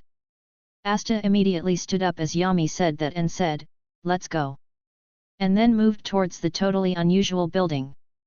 "So how do you like our base?" asked Yami. "Who the hell designed this thing?" said Sek. "Hey? What was that?" said Yami as he glared at Sek. "It's unique," said Sek. Yami nodded and then motioned Sek to move forward. "So this is where my journey starts," said Asta as he opened the door. But as soon as he touched the door it exploded into flames. Sek widened his eyes in surprise and turned towards the others. Yami was smoking without any worry, Finral was face-palming and Gordon was muttering something as he looked towards Asta. "Welcome to the worst magic squad," said Yami with a smirk as he patted Sek's back. All of them went towards Asta, who was rolling around to put out the flames. "Shouldn't we put off that fire?" asked Sek. "He will break his limits and put it off on his own," said Yami without much care as he looked at the other members of the squad. "Hot hot hot hot hot," said Asta as he flailed. "Yep, that's hot," said Sek as he looked at the pink-haired woman only wearing her bra and panties. Secret, who noticed that, pecked his head, making him yelp in pain. After the chaos that was happening inside the base was stopped by Yami and made every one of them sit in front of him like obedient pets, he looked at the newcomers and said, "Introduce yourself." "I am Asta from Hage. And I want to become the Wizard King in future," said Asta in his usual loud tone. "Wow, he came from Hage, that's way too deep in the boonies," commented one of the members. "I am Sek Bronzaza," and I am from Khitan. Let's get along. All right then, introduce yourselves to the newcomers and work them up, but make sure to not kill them. I am going to take a dump," said Yami, and then walked away. "Is he always like this?" asked Sek to Finral, who seemed to be the only normal person here. "Most of the time, but you will get used to it. Anyways, let me introduce the other squad members," said Finral and started introducing the others. Once the introduction was done, Magna stood up and said, "Well, you heard that, 2 weak-looking people wants to join our squad. I barely sense any mana from you two." Hearing that, Asta got nervous, but Sek just smiled, pissing Magna even more. He brought his face closer to Sek's and asked, "What the hell is so funny?" "Ah, it's been a while since someone called me weak, so I was just amused a bit," said Sek as he released his mana, making all the people in the building widen their eyes from shock, except for Asta, who was looking cluelessly at the others. "So Mr. Delinquent with Shades, do you sense any mana now?" said Sek as he took a step closer towards Magna, making him move back a bit. He suddenly Luck started to giggle as his eyes turned dangerous while looking towards Sek. "So what if you have mana? You still look weak to me, and there is no way Magna Swing will accept you two that easily in the squad." Sek stopped releasing his mana and said, "But Yumi-san accepted the two of us, so are you questioning the decision of your captain?" Magna's eyes widened from surprise as he heard Sek's question. "There is no way I will question Yumi-san's decision," said Magna with his fists clenched. "All right then, give me my robe," said Sek with a smile on his face, making Magna's face scrunched up. He was really not liking this. "If you want to wear these robes, then you need to earn them by proving yourself," said Magna. Soon he smirked and said, "And that calls for your initiations." "I want it as well," said Asta, raising his hand, making the others look at him. Magna was about to say something, but out of nowhere Luck came in front of him and said, "I will take his initiation," and looked at Sek with a smile. "Oi Luck! Don't interrupt me!" yelled Magna. But Luck totally ignored him and said, "Let's fight, all right." "Is that necessary?" asked Sek. "Of course, it is your initiation ceremony, bastard," said Magna. "All right then," said Sek, making Luck excited. Chapter 24, Initiation Ceremony. All the Black Bulls got outside their base to look at the initiation ceremony. Firstly, it was Asta's turn, since he wanted to get his robe as soon as possible and asked Sek to let him go first. Sek, being the generous Dark Lord he was, let him go first as his own were. The final boss shows up at the end. Asta and Magna played fire baseball and Asta got his robe, well, rather easily. After the others were done congratulating him, it was Sek's turn, who along with the overly excited Luck stood forward. "Oi, you all take some more distance from the two of them," said Yami, who came out of his base smoking this cigarette. All of them were surprised seeing Yami come out, but nonetheless were happy about it and followed his order. Hey, let's begin already," said Luck as he was literally jumping from excitement. "All right then, you want to start?" asked Sek. "Since Magna didn't let his opponent start, I will let you make the first move," said Luck. Sek took a deep breath and turned serious and said, "Don't make excuses after losing to the Dark Lord, okay? Bronze creation magic, weapon make." "Ha ha ha ha, he was just all talk, where the hell is your spell?" laughed Magna out loud. But Sek just smirked at that, making Yami narrow his eyes. Up thought Yami as he glanced towards the sky. Gaster Blaster. A large amount of mana which was gathered inside the mouth of the animal head shot forward towards the ground, producing a bright light. Luck looked up with a smile as he saw the beam coming towards him. "Ha ha ha ha, amazing amazing," said Luck as the beam hit the ground. Sek smiled seeing the attack hit its target, but all of a sudden he heard a crackling noise and turned around. "You really are powerful. It will be fun," said Luck, who was standing in front of his eyes. "Lighting magic, lightning god boots," said Luck as he rushed towards Sek. "Bronze creation magic, magnum cannonball. A spiky shell appeared around Sek, protecting him from all sides. Too slow, said Luck, who was standing behind him inside the shell. Nope, you were just too fast to notice, said Sek as his hand suddenly changed into a club. Bronze magic, bronze body and weapon make. Sek then smashed his club with full force towards Luck, sending him flying out of the shell, which opened for Luck to be sent flying before it closed. All out firing, said Sek as bullets made out of pure mana started firing towards Luck out of the spikes. Hee, I felt that one, said Luck as his grimoire started flipping pages. Lighting magic, lightning god gloves. A pair of gloves made out of lighting appeared on Luck's hands as he started dodging and slicing through the bullets. Damn, he have got a foo asterisk king Chidori for a hand, thought Sek as his hand, which was covered in a bronze coating, started changing. Bronze magic, weapon make, minigun. Luck, who was now close to the sphere, suddenly saw Sek's hand come out of the shell and change into something he haven't seen before.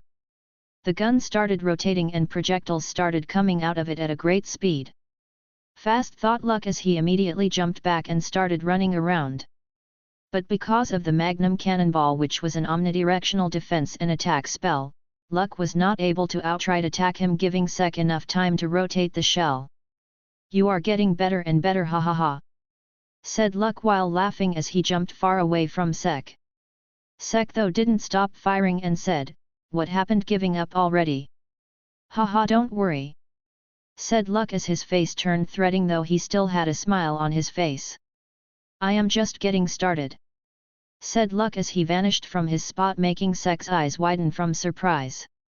Shit, I can see his with magnum fireball active, it is not easy to follow his movements. Bronze creation magic, golem assist. A huge arm made of bronze magic appeared out of nowhere and threw the ball up in the air, much to everyone's surprise. Hey, now who is running away? Said Luck as he looked up at the ball. No one, suddenly said Sek, who appeared in front of Luck with X-Dace in his hand. Ha, said Luck as he looked at the sword coming towards him.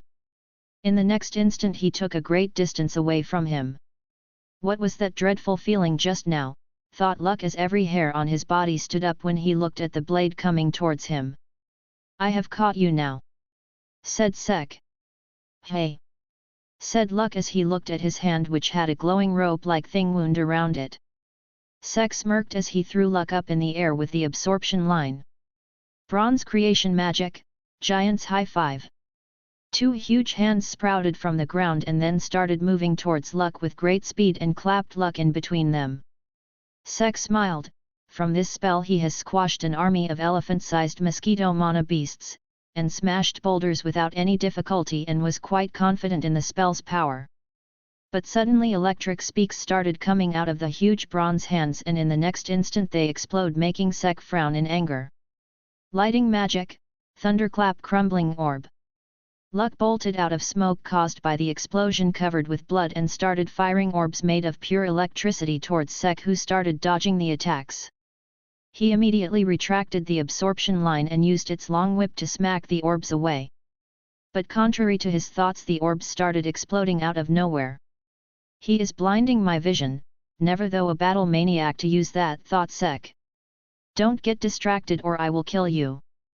Luck suddenly appeared to Sek's left with a wide grin on his face and his lightning glove heading towards Sek's head. Right back at ye, said Sek with a grin. His left hand started glowing all of a sudden, and a long and solid pillar came out of his hand and smashed into Luck's gut, making him spill some saliva. Bronze magic, bronze club. Haha, don't think that the Dark Lord will give you op a wah. Luck, who was smashed by the bronze club, tried to move away and touched the bronze club, and it was at this moment Sek got foo asterisk ked up. Since Sek didn't have the power of plot, electricity passed through the bronze club and electrocuted Sek. Luck got on top of the bronze pillar and saw Sek getting electrocuted. And soon a malicious smirk appeared on his face as his grimoire started flipping pages. Lighting magic, thunderclap crumbling orb. I thought the newcomer was very strong, didn't know that he had such a weakness, said Vanessa. It's a tribute disadvantage for the brat, said Yami as he looked at the fight. Beat the crap out of him, Luck. Show him his place, yelled Magna. Ah! Marie. Sek's magic got cancelled as he lost concentration due to getting electrocuted and fell on his knees. Hee, it was fun. But it looks like you lost, said Luck as he walked towards the fallen Sek. Hat, you must be kidding me. That wasn't even my 2%, you know, said Sek with a pained smile in his face. Really? Doesn't look like it, but show me what you can do. It's exciting after all, said Luck as his gloves started crackling up with electricity. Sek sighed and said, looks like I need to show you what a Dark Lord's 2% is, said Sek as his other grimoire came out of the holster and started flipping pages. What is this? Said Luck as he all of a sudden fell down on the ground and coughed out some blood. What the hell is this pain? Thought Luck as he looked forward to see Sek standing once again totally fine. Body debuff magic, damage transfer. Sek stretched his hands and said, you wanted to see more, right? Let me show you one of the most dangerous moves which haven't killed anyone.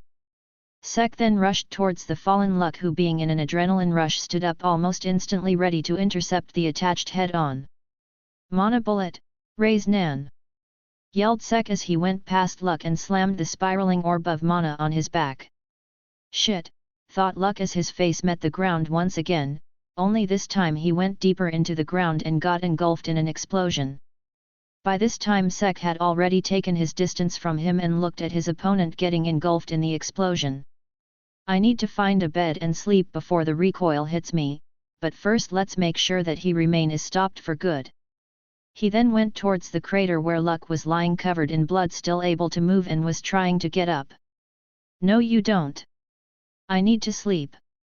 Bronze transformation magic, Midas touch. Sek touched Luck's body and his body started turning into bronze. Wah! Just sleep already, I will fight you someday again, said Sek, making Luck stop, and a few seconds later an identical status of Luck made out of bronze was in front of Sek. Chapter 25, Dangerous Spell. Sek walked back to the rest of the Black Bulls and looked at Magna and moved his hand forward, robe. Seeing that, Magna smirked and said, here you go, that was some amazing fight there, and threw a Black Bull robe towards him. Sek smiled and said, that was nothing, and then wore the robe and said, well, looks like I formally joined the squad now. Let's get along. The others just smirked as Asta said, whoa, you are buffed up too, said Asta as he saw Sek's muscles through his slightly burnt clothes. Humph, of course I will be, I am the Dark Lord after all, said Sek as he flexed his muscles, making Asta even more excited and flex his muscles as well. Anyway, where's Luck? Asked Magna.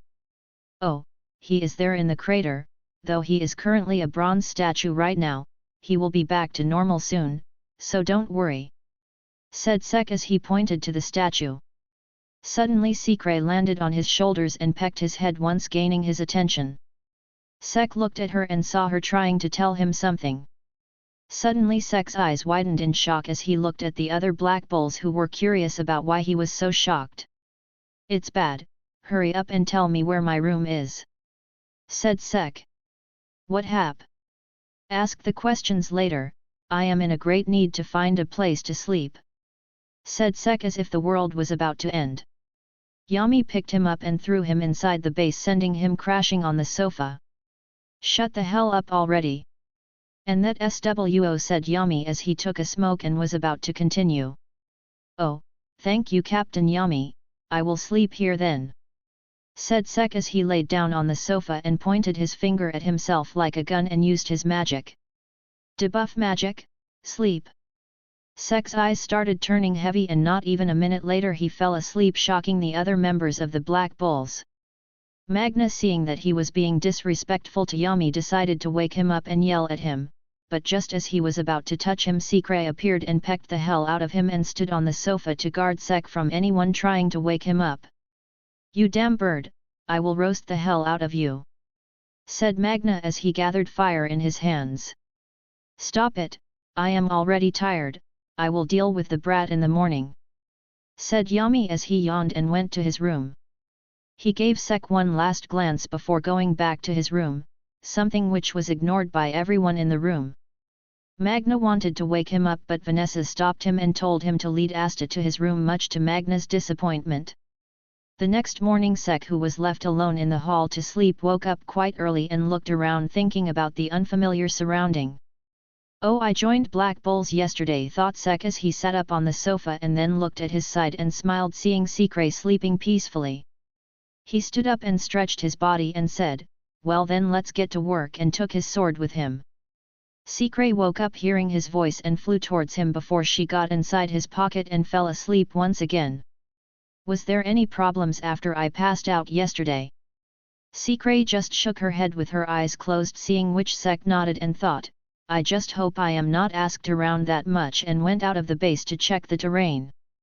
La, eat this, you must be tired from your fight, said the short girl as she shoved a plate full of food in front of Sek. I will take you up on that, thank you, said Sek as he ate something from the whole pile in front of him. It's delicious, said Sek with his mouth full of food, making Charmy happy. I know La, eat more, don't be shy, said Charmy as her sheeps made more food. Who the hell is making ruckus so early in the morning? Said Yami, who came into the hall while scratching his stomach. Good morning, Captain/Yami-san. Greeted Charmy and Sek, the only ones present in the hall. Hey, you woke up, hey, good. Now go and clean the mess you made out there, said Yami as he took a seat and picked something up from Sek's plate. You do know that Luck was the one who caused most of the damage, right? Asked Sek. So? Asked Yami back. Shouldn't it be Magna who should clean this all up? How the hell did Magna came into all this? He was the one who said to do the newcomer initiation, said Sek. Good morning, Yami-san, said Magna, who came down as well. Oi Magna! Go and clean the mess you made, said Yami as he pointed his thumb towards the damaged front yard. Hey? Why? Wasn't it caused by Luck? Asked Magna. And? Asked Yami back as he chewed his food. It will be done, Yami-san, saluted Magna as he rushed outside. Sek smirked seeing Magna rushing outside and then focused back on his food. By the way, kid, what the hell was that sword and that whip thingy yesterday? Asked Yami as he looked at Sek. Sword was a gift from my father and that whip was from my other magic, said Sek without explaining the details about either of the two. Yami stared at Sek for a while before he closed them and asked. And how the hell did you dare to sleep last night when I was asking you something? Hey! Asked Yami as he gripped Sek's head. Ow ow ow! Release me, Yami-san! You are hurting me! Answer me, you dumbass! Said Yami. It hurts, said Sek. 5, 4, 3. Said Yami. What the hell are you counting down? Your time left in this world, said Yami casually. Sek immediately held Yami's hand and used his magic. Bronze magic, bronze body. Sek, using that spell along with his already strong body, was able to push Yami's hand a bit away from his head, making the black-haired man widen his eyes from surprise. It was to not experience the recoil from my magic, said Sek. Hey! Said Yami as he pulled his hand back. Sek sighed in relief when he saw Yami pull his hand back and said, You remember the magic that I used to make Luck fall yesterday after I got electrocuted yesterday? That spell allows me to transfer the damage that I have taken to any other nearby living object, as well as I have the mana to transfer it away. A pretty useful spell you got there, said Vanessa, who appeared a few seconds ago and sat beside him. Yeah, it is, but there is a price to pay, after the spell is used. The moment that I stop using this spell, I have 15 minutes of bliss. Once those 15 minutes of pain, I will be subjected to 10 times the pain I transferred for 10 minutes straight, said Sek. Actually I have a total of 1 hour, but let's not tell that to others, thought Sek. After all, a Dark Lord will never show his weakness. That's it, said Yami with a snort. Sek looked back at Yami and stared at him as well and then said, I will use that spell on you. It can even transfer your urge to poop to someone else and will have you experience 10 times the pressure later. Yami's eyes widened from shock as he said, I take that back, this spell is hella dangerous. But if that is the case, it is pretty complex spell to be used in a fight, said Vanessa as she thought about it. Well, not that much, I will just have to keep the spell active to not trigger the countdown, thought Sek. It is, but I am awesome, you know. So it's not that much of a problem to me, said Sek as he pointed at himself, making Vanessa laugh while Yami was still thinking about how dangerous that spell is. I will ask the brat to use that spell's poops feature in that braided guy from Silver Eel, Owl. Well, whatever, it will be funny to watch, thought Yami as he started laughing out loud, thinking how a certain silver-haired magic knight captain will look with 10 times the pressure. Chapter 26, First Day at the Black Bulls. Sek, who done with the breakfast and answering Yami's questions, asked Luck, who was now back to normal, to show him around the base. Hey, let's fight, said Luck. In the evening, all right? I need to look around the base first and write a letter to inform my parents, said Sek. All right, I won't lose today, said Luck. We will see, said Sek as he continued looking around. After looking around for a while, Sek went to find Yami and asked, Yami-san, can I have the empty on the second floor? Hey? Sure, knock yourself out, said Yami without caring much. Sek nodded and then went back, skipping happily. On his way he found Asta being led around by Magna. Oi, Sek, you won't believe this. Magna-senpai gave me the honorable task of feeding Captain Yami's pet beasts, said Asta with an excited tone. Is that so? Good for you, Asta, said Sek. Anyway, where are you two going? Asked Sek. I am showing the shrimp around the base. Wanna join us? Said Magna. Nah, Luck showed me around already, said Sek. But was totally ignored by Magna, who wrapped his hand around him and took him along as well. While they were on their way, they met the other new recruit along with the two of them. A wild, no, a royal tsundere just appeared, thought Sek. Well, it will be my first time seeing a real-life tsundere, thought Sek. Asta, being Asta, just marched forward towards the silver-haired girl and moved his hand forward. Hello. I am Asta from Hage. Let's get along with each other. The girl narrowed her eyes as she looked at him and then moved her gaze towards his hand and smacked it away. Who gave you the permission to speak? With such low amount of mana, how dare you approach me, you lowly insect? Said the silver-haired girl. Ah, it's the beginning phase that every tsundere goes through. Abuse the idiot in beginning, then fall for him at the next or at the end of the episode, thought Sek as he gave a sagely nod, ignoring what his two fellow rookies were talking about. He then snapped out of his thoughts and saw Asta no towing in front of the girl. He looked at Magna, who had a slight frown on his face, and asked, what happened? Hey Sek, did you that she is from the Clover Kingdom's royal family? Said Asta as he continued to notow. And? Asked Sek. Asta and the other stopped and looked at him, and immediately Asta realized something and stood up. Hey! How the hell did you call me an insect? Humph!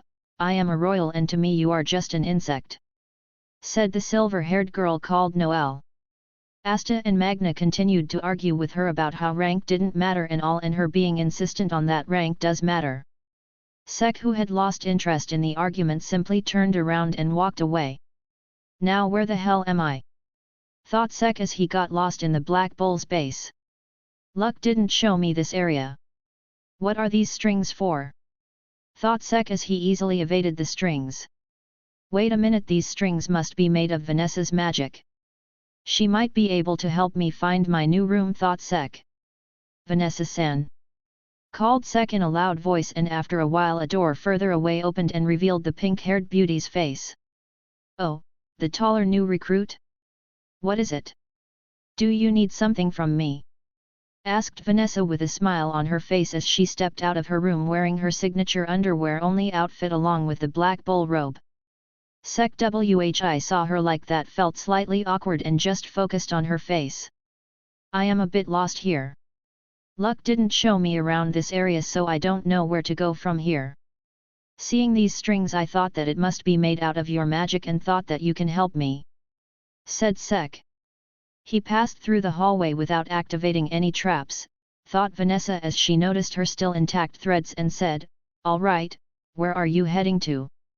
The empty room on second floor, said Sec. Vanessa nodded and then led him to the room. All right, we are here. But why this room? It's just like you said, it's totally empty, asked Vanessa with curiosity. I asked Yummy-san to give me this room and he agreed, said Sec as he took out the cleaning tools from another room. My, getting such a big room for yourself, aren't you a lucky one? Said Vanessa as she looked at Sec. Sec encased the mop with his bronze and said, well yet. I am lucky. And then started cleaning the room. Vanessa just stood there and watched Sec controlling 4 mops at the same time with his magic and was impressed by his control. You said you were a commoner, right? Asked Vanessa. Sec turned around and asked, you were still here? Sorry, I didn't notice. Here, take a seat, said Sec and made a black from his magic for Vanessa to sit upon. Vanessa sat down and was slightly angry when she heard that she was totally ignored by him. I mean, a pretty girl in nothing but just her underwear is here. Be aware of it a bit if you are normal, thought Vanessa. Yeah, I am a commoner as far as I know, said Sec, answering her question. Really? Your control and mana doesn't reflect that, said Vanessa. Well, you can say I am simply blessed. Plus hard-working. Both of them coupled with my handsomeness and coolness. I am a perfect package, said Sec with his chest puffed up. But then he noticed something and looked down. Oh, Secret, you are awake, said Sec as Secret peeked out of his pocket, still feeling a bit sleepy. Wow, what that? Asked Vanessa with slight surprise.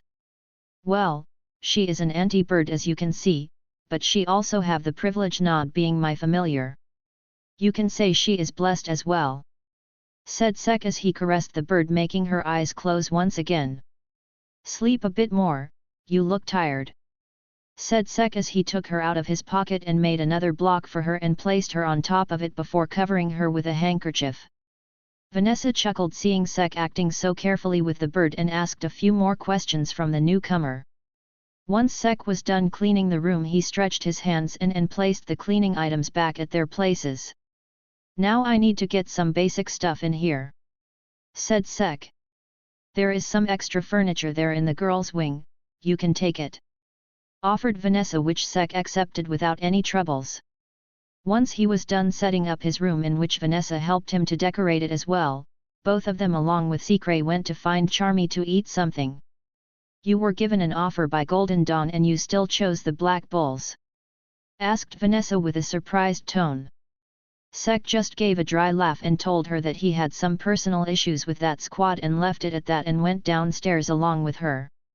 In the evening he had his promised spar with Luck, where once again Luck lost because this time Sec had some knowledge on how he fought, though it was the same for Luck, which made the things even more challenging for both of them, though they had to admit that the spar was fun. Later in the evening, after finishing the spar, Sec and the other males of the Black Bulls were in the bath. Impossible, said Magna. How? Said Asta. A snake, said Yami. Sec, who was now in the bath, was being sued by the other members of the Black Bulls. That size, it's in the same, no even Yumi-san, said Magna as he looked at Sec. How the hell did you wear your pants with that? Asked Yami as he looked at the one Sec's little brother. Normally, said Sec as he covered his crotch with a towel. Damn, I won't lose to you, Sec, yelled Asta. That's the spirit, Asta, don't give up. Size is not the only thing that matters, said Magna. Haha, look, Magna have a peanut in between his legs. said Luck laughing out loud. Luck! Yelled Magna as he started throwing fireballs at Luck, who dodged them with a smile on his face. So you brats, how was your first day at Black Bulls? Regretting joining this squad yet? Asked Yami as he sat comfortably in the bath. Nope, said both Asta and Sek simultaneously as they copied Yami. It's my first step to become Wizard King and I am really loving it, said Asta. It's fun here, and I don't regret choosing this squad, said Sek. Zzz. Don't sleep if you are asking us something, yelled Sek as he saw Yami size off. Don't yell, you assholes, yelled Yami as he suddenly woke up and smashed the nearby wall with his mana-covered fist, blasting bit away, showing the outside scenery. Chapter 27, Talk with the Royal Tsundere. The next morning, Sek, who was sleeping in his new room, suddenly got woken up by Sikre pecking his head. Ow ow ow, I am up. I am up, said Sek as he protected his head from the bird. Sikre, who had done her job, went back to her bed and stared at Sek. Sek just patted the bird and said, "Good job," and then left the room. Gotta do the deed before Yami goes on his dumping quest, thought Sek as he rushed to the toilet. Once Sek was refreshed and finished with his morning routine, he went back to his room, took his sword and Sikre, and went out of the HQ for his morning training. On his way back, Sek felt some noises near him and decided to check. Suddenly, out of nowhere, a huge water ball crashed into him, making both him and Secure wet. What the hell was that? You okay, Sikre? Asked Sek as he took Sikre in his hands and checked her for any injuries. Sikre shook the water of her body and then gave a thumbs up, feathers up, to Sek, indicating that she was fine. Sek sighed and then looked at Sikre and said, "Well, I am glad that you are fine. Go and dry up. And let Sikre go and dry herself up under the sun." Sek, on the other hand, went towards the source of noise as he guessed what probably the source of the noise was. Just as he expected, after walking for a bit he came across a silver-haired Tsundere practicing her magic. Sek, being the fearless Dark Lord he was, didn't hide and just stepped forward. "Good morning," said Sek as he greeted the silver-haired girl. The girl yelped in surprise as she heard Sek's voice and turned around to see who it was. "You, what are you doing here?" asked Noel. "Well, that's now how you greet someone who wished you good morning, but it's not like everyone can have good manners like me. Anyways, I was just on my way back from training, when all of a sudden I got hit by a huge water ball and decided to check," said Sek as he showed off his wet clothes. Noel got nervous seeing that her misfired magic hit the boy in front of him and said, "Humph, it's not all of a sudden. I was aiming for you to begin with. You didn't even know I was here until I called you," said Sek as he stared at the silver-haired noble. Noel blushed as Sek pointed out her mistake and just averted her eyes. "Anyway, what are you doing here?" "Looking at the tree and the target. I think that you are practicing your magic, though seeing how dry the tree is from being hit by water magic," said Sek as he left at that and saw that the girl was trembling a bit.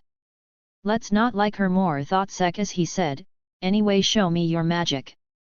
I am interested in seeing how powerful it is." Noel looked up at Sek, who was looking back at her, and said, "Why would I show my magic to an insect like you? Language, lady. If you call yourself a royal, then carry yourself like one too," said Sek with a stern tone, making the girl flinch. How dare you," said Noel, but Sek released his magic power and glared at her, making her stop. The noble turned around and pointed her hands towards the tree and gathered her magic, making a huge water ball appear in front of her hands. That's some magic power she gathered in a single spell, but the control is just shitty, thought Sek as he saw the ball totally missing the target. Seeing that her attack missed once again, she prepared herself to be mocked again and looked down. "If you are having trouble controlling that much magic, then lower the output to the point which you can control," said Sek as he walked towards her. Surprised by what Sek said, Noel looked up and saw him coming towards her and said, "What do you mean by that? I mean, how dare you come closer to me like this? I am a royal, you know. And I am the Dark Lord, the one who is at the very top. said Sek as he snorted and said, now do as I told you. Why should I? Asked Noel. Because I said so, and I am currently your superior here. Said Sek. When did you become my superior? Asked Noel. From the moment you showed me you cannot control your magic, while I can. Said Sek. Noel opened her mouth once again to say something, but Sek gave an annoyed sigh and said, listen here, if I am going out of my way to help you improve a bit, then just keep that mouth shut and accept it. Not everyone has the privilege of getting help from the Dark Lord. Humph, I didn't ask for your help. And what is this Dark Lord thing anyway? Said Noel as she crossed her arms. You don't need to know that right now. I will tell you when you get to my level. Anyway, see this. Said Sek as he raised his hand. Noel was about to say something, but then she noticed some mana gathering in Sek's hand. Ha, what are you even going to accomplish with that meager amount of mana? Said Noel as she pointed at the small amount of mana glowing on Sek's hand. Smack you!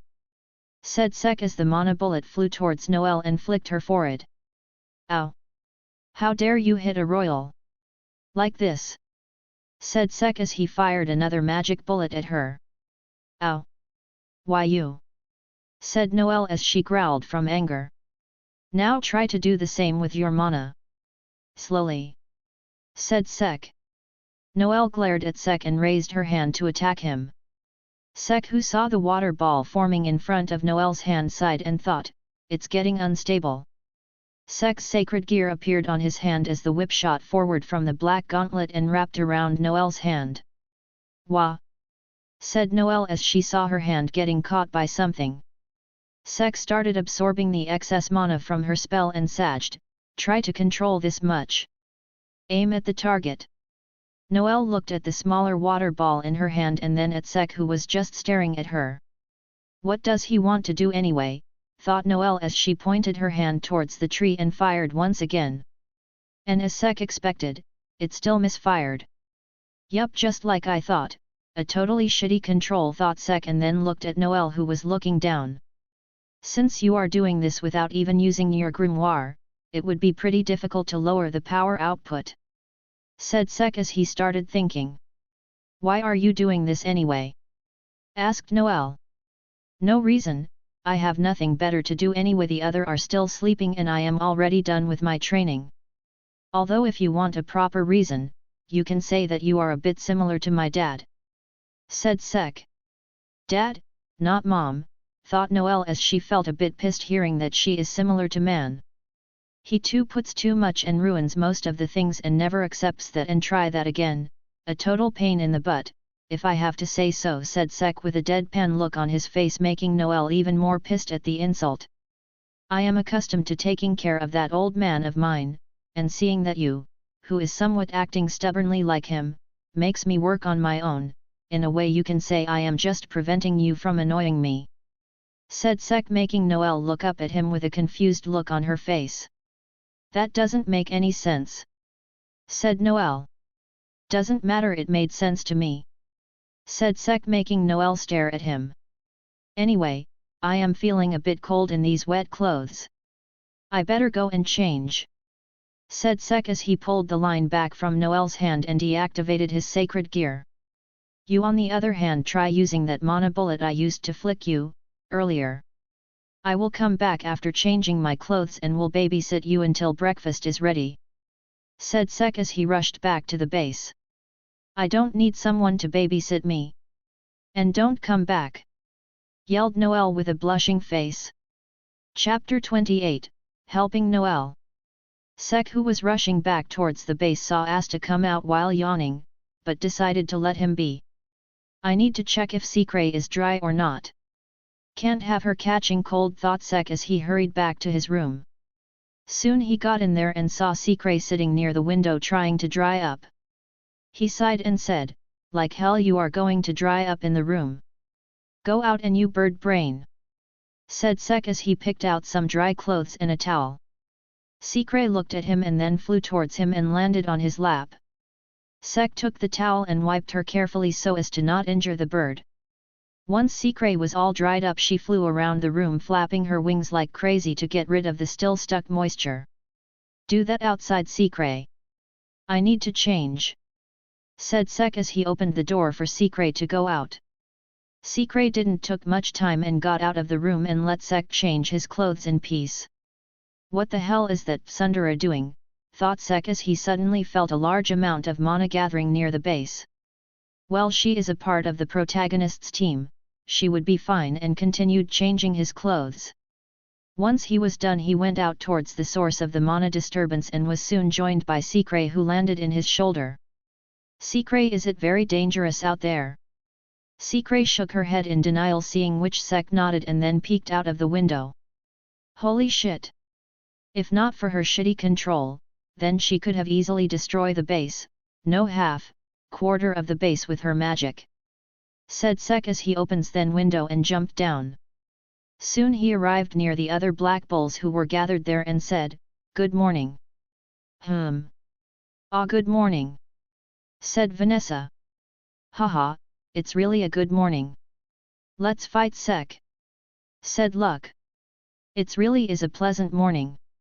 I would really like to spend this day with my friends," mumbled Gordon, which no one was able to hear. "Marie. Looks like she lost her control. What are you going to do, Yummy-san?" asked Sek. "Don't know, if we use attack magic there is a high chance that she will die. If only we had someone who can negate magic," said Yami casually as he took a smoke. "Ah!" Suddenly, as if his wish came true, Asta came flying towards him. Yami just moved his hand forward and caught Asta. "Good timing, brat, I was just thinking about you," said Yami. "Eh? About me?" asked Asta while pointing at himself. "Yeah, you see that?" said Yami as he pointed towards Noel and they. "Something made of water." "Yes. Good, go and deal with it," said Yami. "All right, wait, how will I deal with that? I don't even know how to fly." "Shut your trap, idiot!" yelled Yami as he started releasing his magic. He then gripped Asta tightly and said, "Just do something and break you limits," and threw him towards the royal. "You do know that he will die if he couldn't do anything and get stuck in there as well," said Sek. "No problem, we have a graveyard nearby," said Yami as he took a smoke. He then looked at Sek and asked, "Can you deal with that?" "Well, it's not that difficult," replied Sek. "Then why didn't you say that earlier?" asked Yami. "No one asked me," said Sek. "Sounds fair," said Yami as he closed his eyes. "Should I save them from the fall?" "Nah, Finral," said Yami. Yes, I know," said Finral as he used his magic to make a portal below Asta and Noel. Soon the other end of the portal appeared in front of them and Sek took a step to the side. Asta and Noel soon came out of there as Asta landed at the place where Sek was standing earlier. "You all right, Asta?" asked Sek. "I am fine," said Asta in his unusually loud tone and then went towards Noel. And now he used the protagonist magic on her and make the Tsundere fall for him, and thus his future of getting physically and verbally abused for no logical reason at all is set. The end, thought Sek as he nodded his head. Once everyone from the Black Bulls were done saying their piece of how she is one of them now and how she can believe in them, Sek stepped forward and mana bulleted her once again, telling her to practice how he asked her to do, causing a slight argument amongst them. After all that was over, he asked Charmy to cook him something to eat, which she immediately agreed to with a huge smile on her face. In the evening, Sek along with the other two rookies was there in the hall. "So what are your plans for now? The others are busy doing their thing," asked Sek. Noel and Asta stared at him and then thought for a while. "I have nothing in mind," said Asta. "I know that your head is empty, no need to tell that," said Sek. "Ah, okay, wait, you just insulted me," yelled Asta as he stood up and pointed his finger at him. "I have no idea as well, I still don't have much mana after what happened today," said Noel. "About that, how did it suddenly get that out of control? Asked Sek. Hearing his question, Noel looked down as she remembered the thoughts that she had at that time. Seeing her like that, Sek patted her shoulder and said, "No need to tell if you don't want to, the thing that is important, is that we need to make her learn how to control, otherwise it will create problems during missions." "And how will we do that?" asked Asta.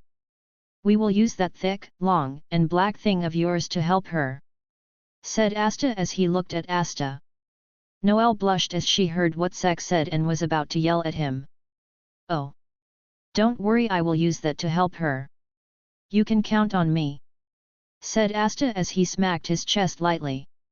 Asta then patted Noel's shoulder and said, "Let's do our best, Noel, me and my sword will take care of you." Noel got red from head to toe as she heard what Asta said. Sek just looked away and covered his mouth to not laugh out loud. "Why you? Bakista!" yelled Noel as she smacked Asta's head. R29, First Mission. A few days passed by since Seek joined the Black Bulls and was living his life without any troubles. Good food prepared by Charmy, a big room all for himself, good sparring partners and no one nagging him for what he does. A life he could call a total bliss for himself. But this cannot go on, thought Sek as he stood up from his bed and said, "To gain recognition the Dark Lord needs to spread his name, and the way to do it, is undertaking missions." He then took his robe from the chair and then rushed outside the room, followed by Sikray. "Yami-san! Don't yell!" said Yami as he looked at Sek. Sek looked around and saw that only him and Yami were there. "Yami-san, do you have a mission I can go on?" "Hey, mission, oi, Ghosh!"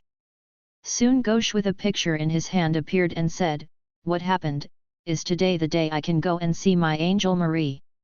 "No, I need you to go on a mission, take the brat along with you," said Yami as he pointed at Sek. "Hey? A mission? What kind of?" "Just the usual, bandit crushing, though you will be joined by some other squad," said Yami. "Troublesome. I would rather adore my Marie's photo," said Ghosh as he looked at the photo. "I wasn't asking," said Yami as he gripped Ghosh's head.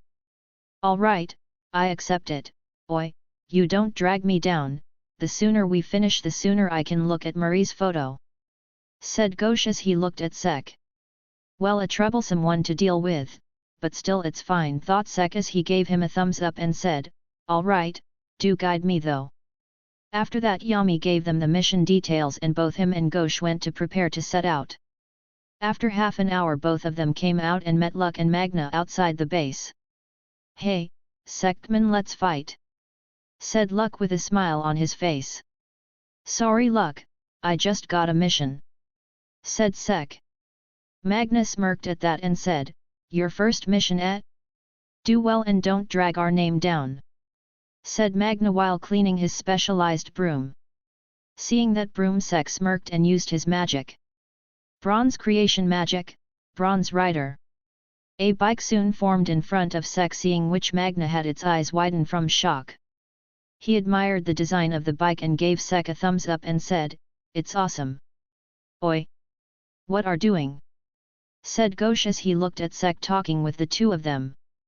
"Ghosh-san, come with me, it will be faster than using a broom," said Sek, which was enough for Ghosh to accept Sek's offer.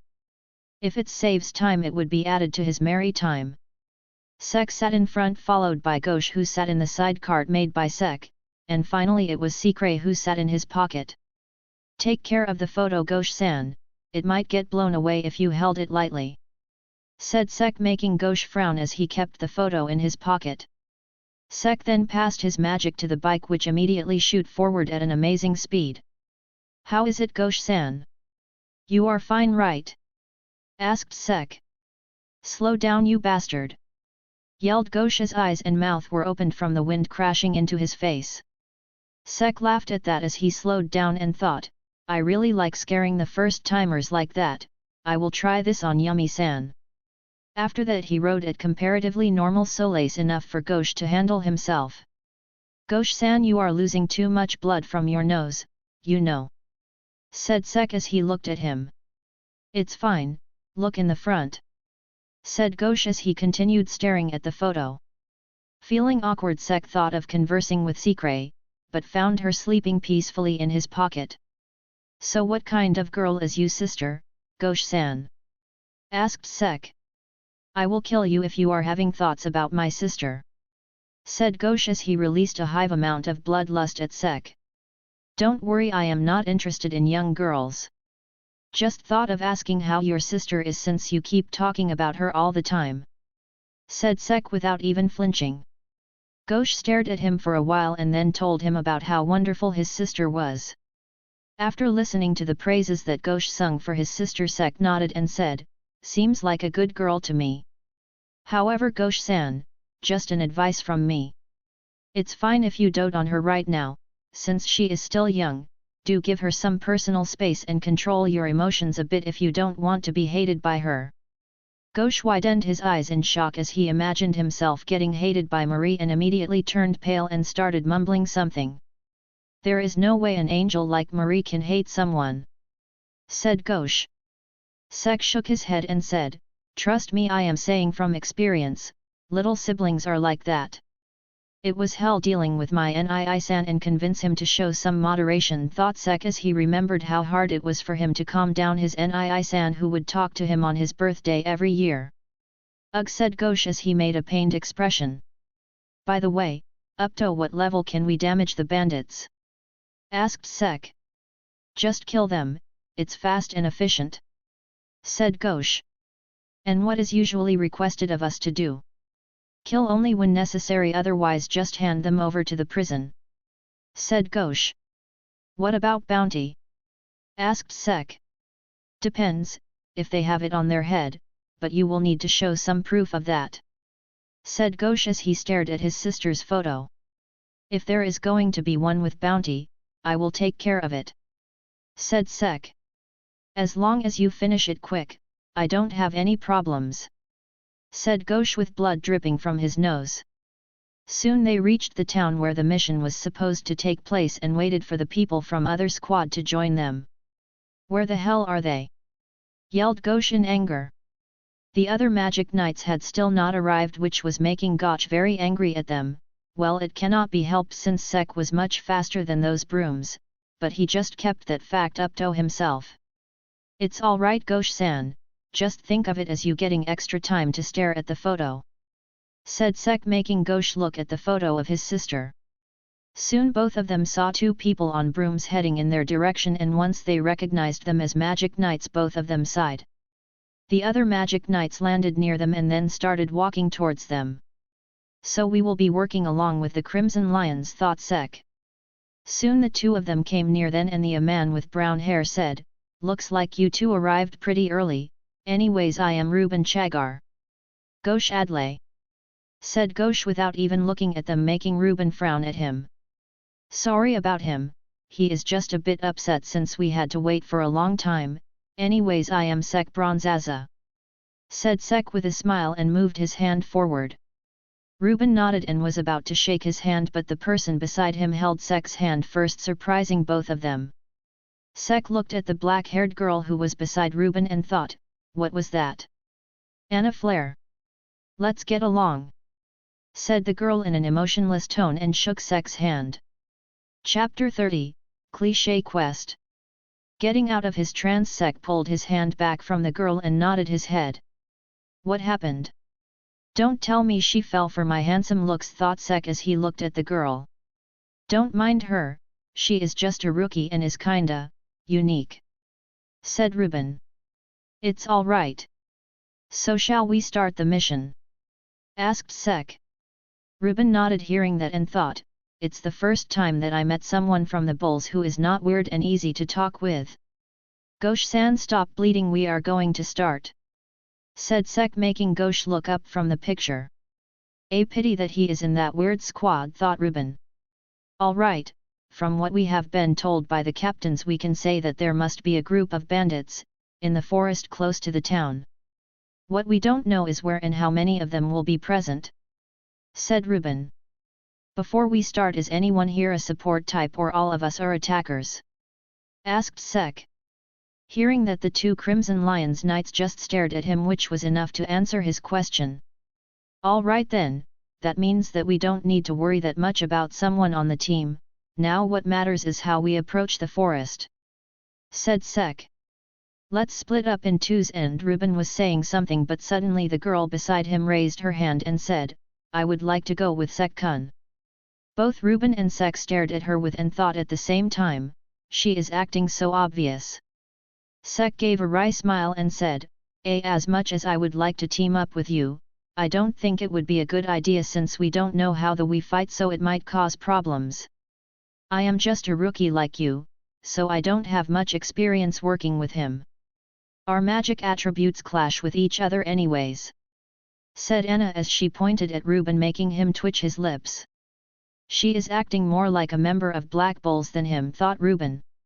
He then looked at Sek and asked, as much as I would like to deny her claim, it is true that my sandstone magic and her fire magic are not the most compatible when fighting together, that too in a forest.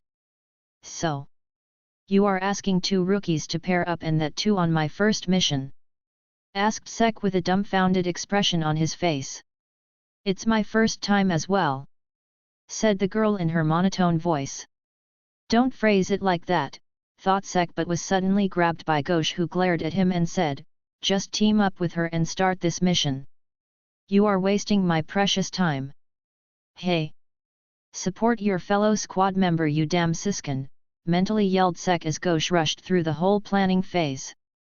In the end, Sek got paired up with the Anna girl, and both of them first decided to check the town for any clues while also asking around about the bandits from the people. They look like they have not eaten or slept for days, thought Sek as looked at the people of the town and said, we need to take care of those bandits soon. The girl who was beside him nodded her head and said, yes, I agree with that, it is looking very bad for them. Sek looked at her and thought, she certainly is strange, first she was acting like that and now all of a sudden she turned serious. Taking a look at her, she is better looking than Noel, who is a royal, and those are big too. The girl noticed Sek look at her and said, don't worry, I will protect you. Did she just say that she will protect me, thought Sek. Listen her Anna, your duty is to protect them, not me, and always keep in mind that the Dark Lord Sek doesn't need protection, unless the situation is totally foo *ked up, said Sek as he pointed his finger at her. Alright, I will protect Sek-kun if the situation becomes too difficult be handled, said the girl in her monotone voice. I will make sure that such a situation doesn't arise, and I will probably save you if that were to happen, said Sek and looked forward. I don't want other to think that someone got injured because they were saving the great me. It will really tarnish my reputation as a Dark Lord, thought Sek. Meanwhile, the girl who heard Sek would save her if she gets in trouble didn't has any expression on her face, but her heart was pounding very fast after she heard that. While walking and asking around, Sek suddenly felt someone pull his clothes and turned around to see two children, a boy and a girl, looking at him. Hello, is there something you need? Asked Sek. Big brother, if we can tell you where the bandits are hiding, will you bring our mom back? Asked the boy. A cliché quest just got triggered, thought Sek as he crouched down and asked, do you really know where they are hiding? The children nodded their heads and started telling him about the way they should go, but considering they were children, the directions that they gave were too high level for Sek to understand. You know what, you two are coming with me, said Sek as his grimoire started flipping.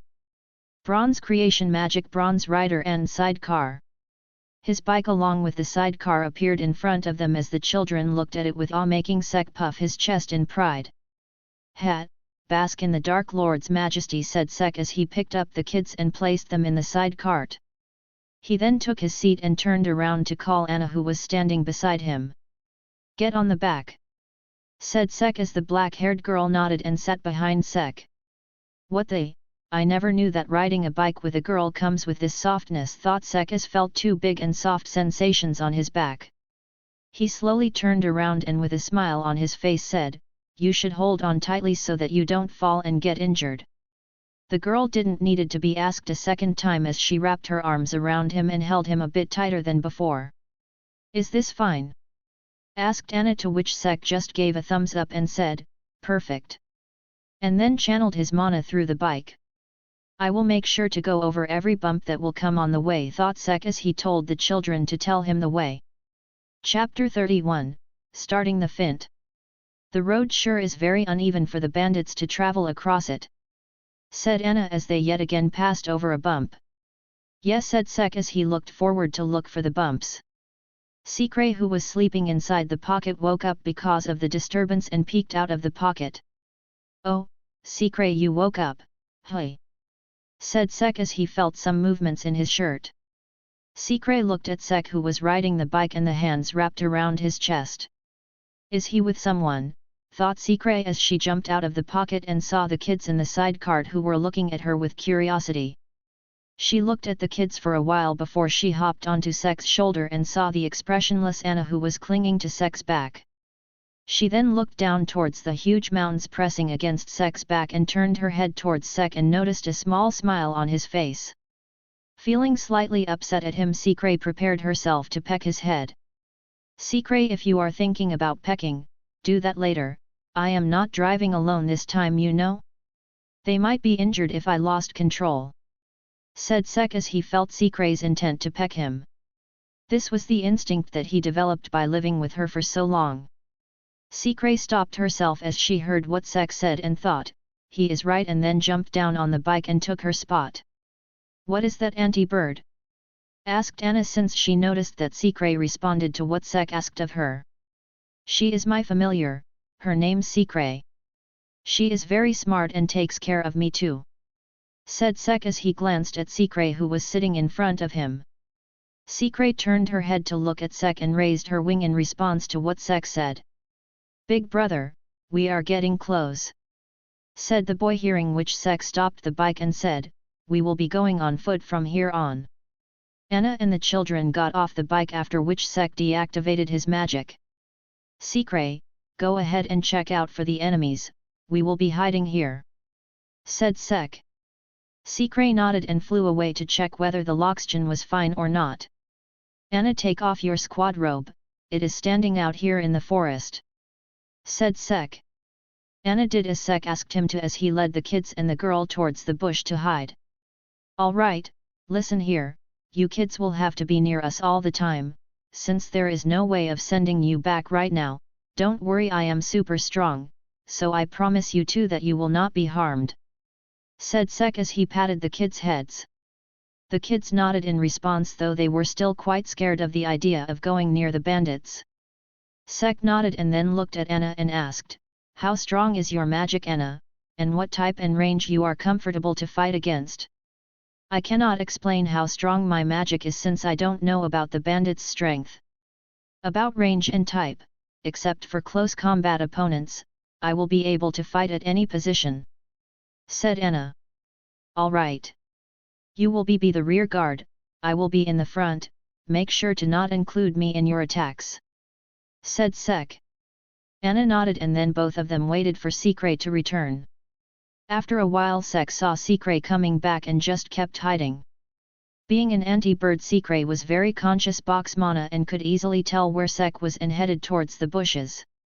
Once she got in, Sek asked what all she could answer in the gestures and said, well, they are indeed here, but there are too many of them, you will be fine, right? Anna, who heard Sek question, nodded her head, seeing which Cells nodded and took out a small piece of paper and wrote something on it. Here, Sikre, find Gosh-san and give it to him, said Sikme as he rolled the paper and tied it to Sikre's leg. Sikre took off in the air and thought, really, whatever would you do without me, and then started looking out for Gosh.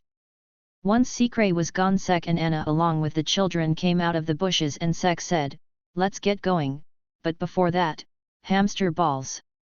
2 round transparent blue shells appeared around the kids, seeing which the kids looked at it with surprise. You will be a bit safer in there, now follow what we ask of you, okay? Okay, big brother, said the kids with determination, seeing which Sek smiled. Anna, who saw that, looked at Sek and thought, he hasn't changed, and her lips curved up a bit. Sek then picked up the big hamster balls in his hands like they were nothing and looked at Anna. Let's go, and started running, seeing which Anna started following him as well. Sek, who was in the front, made sure to not run too fast for the girl to be left behind, and soon he noticed a few structures built further ahead. He raised his hand to stop Anna and then gestured her to look towards the structures, seeing which she turned serious. "All right, seems like we came at their base," said Sek. "How should we approach them? Reveal that we are magic knights and ask them to surrender and then proceed to fight," said Anna. "It has bad idea written all over it," said Sek. "Then what attack from the get-go?" asked Anna, but in return Sek just gave a smirk, seeing which Anna nodded her head as well. Sek put the hamster balls down as both him and Anna stood side by side. Their grimoires started floating and flipping pages, and Sek said, "Looks like the bandits are in for a bad time." Sek looked back at the kids and said, "Follow us, but stop once we stop as well and stray beside Anna." The kids nodded, seeing which both Sek and Anna looked in front and started running, seeing which the kids ran behind them as well. Bronze creation magic, weapon make Gaster Blaster. Sek used his magic even before they jumped out of the bushes, not willing to give the bandits the chance to know what happened all of a sudden. Chapter 32, First mission completed. An animal skull made out of bronze just appeared out of nowhere, shocking the bandits. But before they could do anything, the skull's mouth opened and a beam was fired at them, sending most of them flying away, crashing into rocks and trees. It's a beautiful day outside. Birds are singing, flowers are blooming. On days like these, bandits like you should be. Fire magic, incinerate orb. A huge orb made of fire shot forward towards the bandits and exploded, engulfing the bandits that were unfortunate to get caught in the blast to be burnt to crisp. Burning in hell. Completed Sek, and then thought, she took me quite literally. What just happened? We are under attack. Magic Knights. Run. Wait. There are only 2 of them. Hey, just 2, it's alright guys. We can deal with them. Hey, there's a hit chick amongst them too. And a good looking boy, boss will love that ass. Sek, who heard what the bandits said, took out his other grimoire as well and thought, alright, they are done for. Anna, no mercy, said Sek as both his grimoires started flipping pages. Don't worry, I am not in the mood for that anyway, said Anna in a slightly angry tone. Bronze creation magic, 100 swords. Lighting debuff magic, paralysis touch. Dark debuff magic, dark touch. Ice debuff magic, frost touch. Fire debuff magic, blaze touch. Sek used various magic in succession as hindered swords made of his bronze magic appeared in the air. Once they appeared, all the swords started changing colors as 25 swords turned to different elements that cells used. Now I will show you what messing with the Dark Lord results to, said Sek as he raised his hand, making all the swords that were behind him point towards the bandits. Anna, how many do you think their numbers must be? Around 50 or so, said Anna. 2 swords for each of them then, said Sek. Seeing the swords aimed at them, the bandits gulped their saliva and looked at Sek with fear. Any last words? asked Sek. One of the bandits rose his hand and said, Can I go to the bathroom? I don't know. Can you? Said Sek as 2 swords shot forward towards the man and impaled into his stomach. Ah! Hey! Hey, it doesn't hurt, said the bandit, but while speaking his body suddenly got covered in a thin layer of ice and he stopped moving. Since none of you have any more last words, let's get this over with, said Sek as all the swords shot forward towards the bandits. The bandits, who now realized that they were in danger, started running and dodging the attacks, but despite that most of them were not able to prevent the sword from hitting them, which either paralyzed or frosted them in an instant. Ugh! Attack together, said some of the bandits, and started using their magic as various wind blades, roots, water, and fireballs were fired towards Sek. I won't let you touch him, said Anna. Fire magic, raging flare. A large amount of mana gathered in front of Anna as a wave of fire generated from that spot and moved forward, intercepting the incoming attacks. She is good, but the Dark Lord is better, thought Sek as he unsheathed X-Dace from his waist and jumped back and took Anna in his grasp as well. Use that spell again when I give the signal, said Sek as he dodged an incoming earth spike which was slashed in half by Sek. Anna nodded as she heard what Sek said and stated preparing her spell. Sek dropped her on the ground and then immediately rushed forward with X-Dace in his hand and some of his debuff swords flying behind him. Seeing Sek and the swords coming towards them, the bandits started firing their spells at Sek, who just used his bronze swords to intercept the attacks. X-Dace-chan, be a little less sharp, I don't want to cause a scene in front of the kids, thought Sek as the X-Dace's edge became a bit duller compared to before, though it was still able to slash through the bandits with relative ease. Now who was the one who said that he will foo *Kami, there he is, he don't deserve his dick, thought Sek as he rushed towards the said man and without taking any time slashed him twice, once at his chest and once at his back. Blood gushed out of the said man as he fell down on the floor. Circle sword, said Sek as all his swords returned back and started revolving around him. Surrounded by so many swords, the bandits looked troubled as they could hardly dodge the swords. Anna now, said Sek as he made sure that the remaining ones were in a straight line. Anna nodded as she used her magic once again. Fire magic, raging flare. The waves of flame once again shot forward as Sek's swords dispersed and gathered every bandit in the wave's attack range and just jumped off to the side. He then watched the bandits burn and scream in flames and then said, "Stop it, Anna, if their face gets unrecognizable we won't get the bounty." Anna nodded as the fire instantly disappeared. Her control is good too, who the heck is she, thought Sek as he captured the injured bandits in a huge hamster ball. Well, that was easy, said Sek as he looked at the bandits. They were really weak, said Anna as she came towards Sek. Well, it can't be helped, they were up against Bthe Dark Lord. But it was boring, said Sek as he looked at the kids and said, "Get the kids, I will look out for the money and people that must be taken away by them," said Sek as he walked around the area in search for money and people.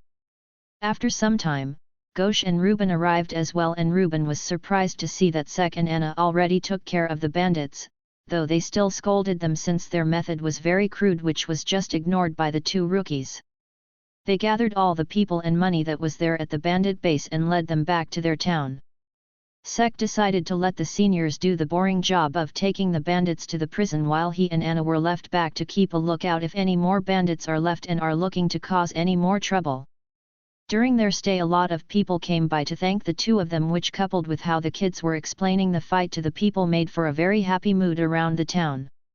Sek along with Sikray were sitting on a block made of bronze while Anna was standing beside them leaning against the wall. Where the hell are they? Thought Sek as he waited for Ghosh to come back. You sure, Anna, you don't want to take a seat? Yes, I am fine like this, said Anna. Where are you from, Sek-kun? Kaitan. You. Rook. Rook, hey. What happened? Well, I have been to that town before, when I was a kid. I slayed a mana beast nearby, so I needed to sell that. A mana beast at that age? Well, a Dark Lord is born strong, you know, said Sek as he laughed. And? Asked Anna. And what? Asked Sek back. What else did you do that in the town? Asked Anna as she stared intently at him. Well, I got a lot of mana beast meat from the people who bought it. Met a couple of royals there, and yeah, that's it, said Sek. Anna stared at Sek for a while before she averted her eyes from him. Sek noticed that Bit just shrugged his shoulders and took out X-Dace to clean it, since there was still no signs of Ghosh. I helped a couple of kids there as well, now that I think about it, said Sek as he glanced at his sword which had the magic stone embedded in it. Hearing that, Anna perked up and looked at him. Really? People don't help others in that town. Don't compare the great me to others, though I just did that on a whim too anyways, said Sek. What kind of help was it? There was a kid who was following me in that town. I called the kid, asked the problem, and found that he was looking for food for other small kids. So I decided to share some of the excess mana beast meat with them. Though it wasn't for free, I took one thing that the kid had in its possession. Said Sek, and then thought, and that is my most profitable exchange yet. Anna, who heard what Sek said, was looking at him with her eyes widened and a small smile on her lips. She was about to say something, but Sek interrupted her. Well, if the kid took my advice, he must have become a fine man by now. Maybe I should go and look for him? Not like he will remember me, said Sek as he chuckled. Anna stopped herself from speaking and thought, he thought I was a boy, back then. Sek, on the other hand, just laughed and cleaned his sword and waited for Ghosh to arrive so that he can go back. Chapter 33, Gathering in the Room. A few days passed by since Sek completed his first mission, which resulted in him getting annoyed by the no magic twerp for 3 whole days since he went on a mission without telling him and got a lead. In response for annoying the Dark Lord, Sek took a few more missions without telling them, and in total had completed 5 whole missions, out of which 3 were solo ones. Well, not technically, but Finarl just acted as his transport. And currently, after a few weeks passed like that, Sek was watching Asta feeding the Yami's pet mana beasts. Is it really safe? Asked Noel, who was standing beside him. Does it look like that to you? Asked Sek. Nope. Shouldn't you help him? Let him break his limits, or bones, said Sek as he looked at Asta getting chewed by the beast. How is your training getting along, Noel? Asked Sek as he looked at the royal. I am doing good, and it was great that no one was there to nag me every time, said Noel sarcastically. Want me to stop helping you altogether? Asked Sek as he looked intently at Noel. Humph, you cannot. I am royalty, so you need to follow my. You really wanna try me, Noel? Asked Sek with a smile. Noel blushed from embarrassment as she tried to say something, but suddenly Sek pulled him towards himself. Wah! Asta! Take something longer to feed them, you idiot! Yelled Sek as he saw Asta, who was thrown away by the beast. You alright, Noel? Humph! Whisper thanks, said Noel as she looked from Sek and looked at Asta. You are welcome, said Sek, whose senses were better because of his hunting practices in the past. Noel snorted and then went to look after Asta. Sikray, who was in his pocket, came out and sat on his shoulder. I am so glad that you are not a Tsundere, Sikray, said Sek as he scratched the bird's belly. Sikray just tilted her head as she didn't understand what the word that Sek used meant and just shrugged it off. Sek was about to go out of the room but stopped as his eyes widened in surprise. He moved his hand in front of Sikray's eyes and said, Don't look, Sikray, and forget whatever you saw. Kaie! Screamed Noel as she turned around with a blush on her cheeks. Captain Yami! Magna Senpai! Why are you two like that? Yelled Asta as he saw Magna and Yami standing in front of him without any clothes. I am going to give you your first Magic Night mission, you brats, said Yami without caring about what Asta said. Hell yeah! I finally get to do some Magic Night stuff, yelled Asta. So, in short, you two lost badly. No, that word don't do justice to your app arse. Anyway, you two lost in gambling against a mayor of a village and promised him to do a task for him to pay off your debt, said Sek. Ha ha ha, aren't you a smart one? Absolutely right, said Yami as he stood proudly without any clothes. Noel, whatever happens, don't open your eyes, whispered Sek as he covered her eyes as well. I don't need you tell me that, said Noel. Oh, Asta is stripping down too. Yelled Noel as her eyes shot open, only to see Asta still in his clothes. I don't need you to tell me that, hey, said Sek as he imitated the silver-haired Tsundere, who just blushed in response and looked away. Anyway, Magna, explain the mission to them. I need to break some limits, said Yami. The number of times you go, I think that the thing breaking first would be the toilet, said Sek as he looked at Yami, who just yawned in response. Haha, we got our first mission as well. Just you wait, I will catch up to you in no time, said Asta. Dream on, Asta, unlike me the mission you are doing is a non-paying one. Said Sek as he smirked at the twerp. Can you tell me again why all of us are here? Asked Noel. Well, you guys are going to have your first mission tomorrow, so I thought that you both could get some stress off before that, and so here we are, playing snakes and ladders. Said Sek as he threw the die. Humph, I am royalty. I won't get stress from something like this. Said Noel. It's fine, just think of me wanting to help my friends, also pass some time. Ah, Asta got bit by a snake. Said Sek. Arg. I won't give up. I will climb all the ladders that come in my path and become the winner. Also thanks Sek. Said Asta. No need Asta, no need.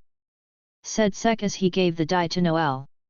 Sek, want to eat some nummies with me? Said Charmy as she barged into the room. Hey let's go fight. Said Luck, who came in as well. Oi! Have you seen Asta and Noel Ju? Asked Magna. Wanna spend some time like friends usually do? Muttered Gordon. Oi! Tell me more things that will make me looks good in front of my Angel Marie. Hey what are you three doing? Asked a drunk Vanessa. Hey? This wasn't the toilet. Said Yami as he came in while scratching his head. Sek looked at the members of the Black Bull who just barged into his room. Well, having a big room was going to result into this at some point anyway, thought Sek. Wanna join us? Asked Sek. The other members of the Black Bulls came closer to the three of them and saw a board-like thing made of Sek's magic, which a small figurines of the three of them on top of the board. What is it? Some kind of spell? Asked Magna. Nah, it's a board game called Snakes and Ladders. Wanna try it? Asked Sek. Hey? A new game, alright, let's bet and the winner takes all. Declared Yami with a smirk on his face. You just lost everything today. Yelled the three rookies as they were just ignored by their captain, who already started placing bets. Well, whatever, you will drown in despair and debt after losing against the Dark Lord anyways. Said Sek as he placed a coin as his bet. That day all the Black Bulls stayed up quite late playing the new game that Sek introduced, and needless to say Magna and Yami were buck naked once again. Even Vanessa is wearing more clothes than the two of them, thought Sek as he collected his earnings earned from the bets. Chapter 34, Training with Yami. The next morning in front of the Black Bulls base, the rookies along with Magna were talking to each other. How come you both don't know how to fly on a broom? That's the basic of the basics. Exclaimed Magna. I don't have any magic. Said Asta. Humph, did you forget? I am not able to control my mana. Said Noel in a proud tone. Don't be proud about that. Yelled Magna as he looked at the two irregulars. Fine then, let's do this. Said Magna as he went towards the storehouse and took out his self-customized broom. Hee, we will go on my crazy cyclone. Said Magna as he looked smug about his broom. Sek's bike was cooler than this. Said Asta as he looked at the broom. Sek fist pumped at that as he looked at Magna with a mocking expression on his face. TCH, I can't even deny that. Muttered Magna as he clicked his tongue. Anyway, you really aren't coming with us, Sek? Asked Asta as he looked at his fellow rookie. Sorry Asta, I have gone on quite a number of missions recently, so I want some time to relax and focus a bit on myself. Anyways, best of luck on your first mission to both of you. Said Sek as he looked at Asta and Noel. Ha! Alright then, this mission will be over in no time and soon I will become the Wizard King. Humph, I am royalty, you know? I don't need your encouragement to complete my first mission. Do try to be useful though, and don't mess up, especially you Noel. Said Sek as he looked at his fellow rookies with a grin. Both Noel and Asta snapped at him as Sek just carefully put his hands at the back of his head. Alright you two, stop wasting time. Said Magna as he sat on his broom. Go with them and come back to inform me if they are in trouble. Said Sek as he glanced at Secret. Secret, who understood what Sek meant, jumped off his shoulder and flew towards Asta's head. Hey? Secret. Looks like she wants to go on the mission as well, she won't trouble you, so be nice to her, said Sek as he looked at the three of them. No problems, if Secret likes to go on the mission as well, then let's go, exclaimed Asta as Magna took off. Once they got out of sight, Sek stretched his hands and said, well, Secret is gone, looks like it's just you and me now, Xdace-chan, said Sek as he looked at the sword on his waist. I haven't used it that much for a while, let's go and do dha. Yanhui, it's already morning. Sek turned around as he heard the voice behind him. Good morning, Yumi-san. Ah, so you were up as well, hui, brat. Yes, just sent of Asta and the others on their mission. Oh, they are already gone, hui. Yes, well, see you later, Captain. I going to have some fun with my Xdace-chan, said Sek as he moved towards the base to get some stuff from his room. Who the hell is that? Asked Yami. My sword, replied Sek without turning back. Your sword, hui, oi brat, come with me for a bit, said Yami as he turned around and started walking towards the forest. Sek looked at his captain for a while before he started following him as well. Where are we going, Yami-san? Don't know, somewhere open, I guess, said Yami without caring much. You should go to a covered area though, if you want to take a dump, said Sek. Hey? Who said that I want to take a dump? Said Yami. Now that's some breaking news, said Sek. Alright, it should be fine here, said Yami as he stopped walking. Sek stopped as well and looked around only to find himself standing in an area of broken trees and charred ground and wood. Looks like Magna and Luck had a fight here, said Sek. Hey brat, take out that sword of yours, said Yami as he took out his katana as well. Hey, Yami-san, if you are thinking about having a sword fight, I will ask you to stop here, Xdace-chan will cut your sword in half in no time. Hat, like hell you will have a sword that sha, said Yami as Sek just took out his sword and let it drop vertically downward, making the sword pierce through the ground with no effort at all. Oi, brat! What the hell is that sword? Exclaimed Yami as he saw the sword effortlessly get inside the ground. He then looked at his sword and did the same as Sek. Clang clang! Yami looked at his sword which was lying down on the ground. Oi, katana! Break your limits, said Yami as he took the sword once again and repeated the process once again. Clang clang! Yumi-san, don't bully the poor katana, said Sek as he took Xdace out of the ground. Whatever, it will break its limits soon anyway. Now, then brat, if that sword is too sharp, make one out of your magic, said Yami. Sek nodded and made a bronze sword. Good. Now come at me, said Yami as he looked at Sek with an uninterested look. Without questioning, Sek gripped his sword tightly and took his stance. The ground below Sek cracked as he rushed towards Yami. Sek was looking at Yami without any hesitation and slashed towards the black-haired man. Yami easily parried the attack and took his stance to attack the rookie. Above, thought Sek as he looked at Yami and positioned his sword to block the incoming attack.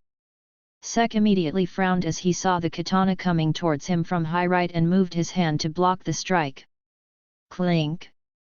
The two swords clashed for just an instant before Sek's posture was broken by Yami. Sek immediately took distance from the captain who just stood at his spot and scratched his head. Come again, said Yami as still looked at Sek with an uninterested expression on his face. Sek narrowed his eyes as he looked at Yami who was looking back at him. Sek immediately rushed towards Yami and started attacking him rapidly. Yami parried and blocked every blow coming towards him, though Sek didn't stop and continued his assault in his captain, who slowly getting pushed back by Sek. His strength and agility is good, thought Yami as he dodged the incoming slash and said, you rely too much on your instincts, said Yami as he slashed towards the blonde boy. Sek, who was once again not able to predict the slash, was only able to block it at the final moment and had to retreat once again. Why the hell is that happening, thought Sek, a bit frustrated seeing how Yami was not even breathing roughly from all that. He himself was also not breathing heavily, but he was still annoyed at the man. Kid, you rely too much on your instincts, you are just swinging that sword without any stance, right?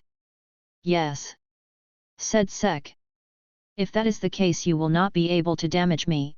I know someone who is even better than you when it comes to fighting with just instincts, said Yami as he rested his katana on his shoulder. Can't be helped, you know. It's the only type of swordsmanship that I know of, said Sek as he thought of his days of hunting in the forest with X-Dace in his hand and his whole body covered in wounds and scratches. Hey, who said it can't be helped? Break you limits. Come at me until you are able to land a slash on me.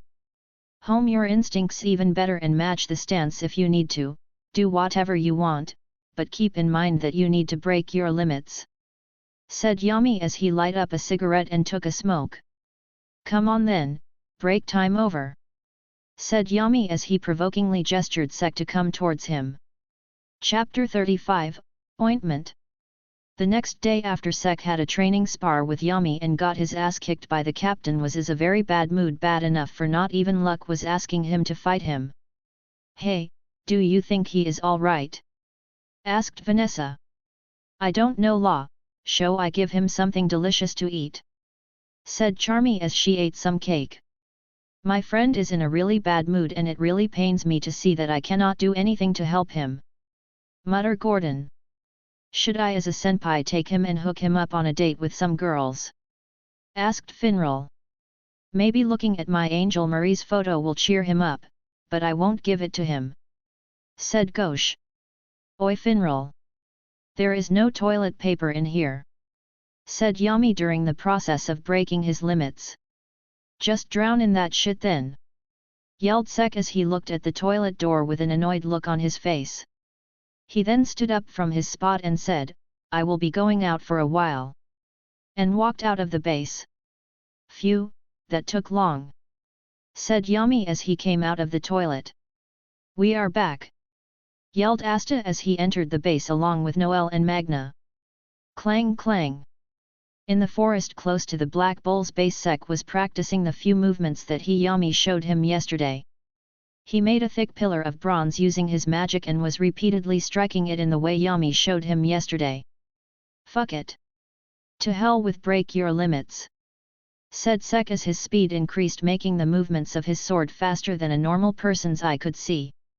Clink. After striking continuously for a few hours, the sword made out Sek's magic shattered from taking too much damage, making Sek stop and fall down back on the ground while taking deep breaths and his whole body being covered in sweat.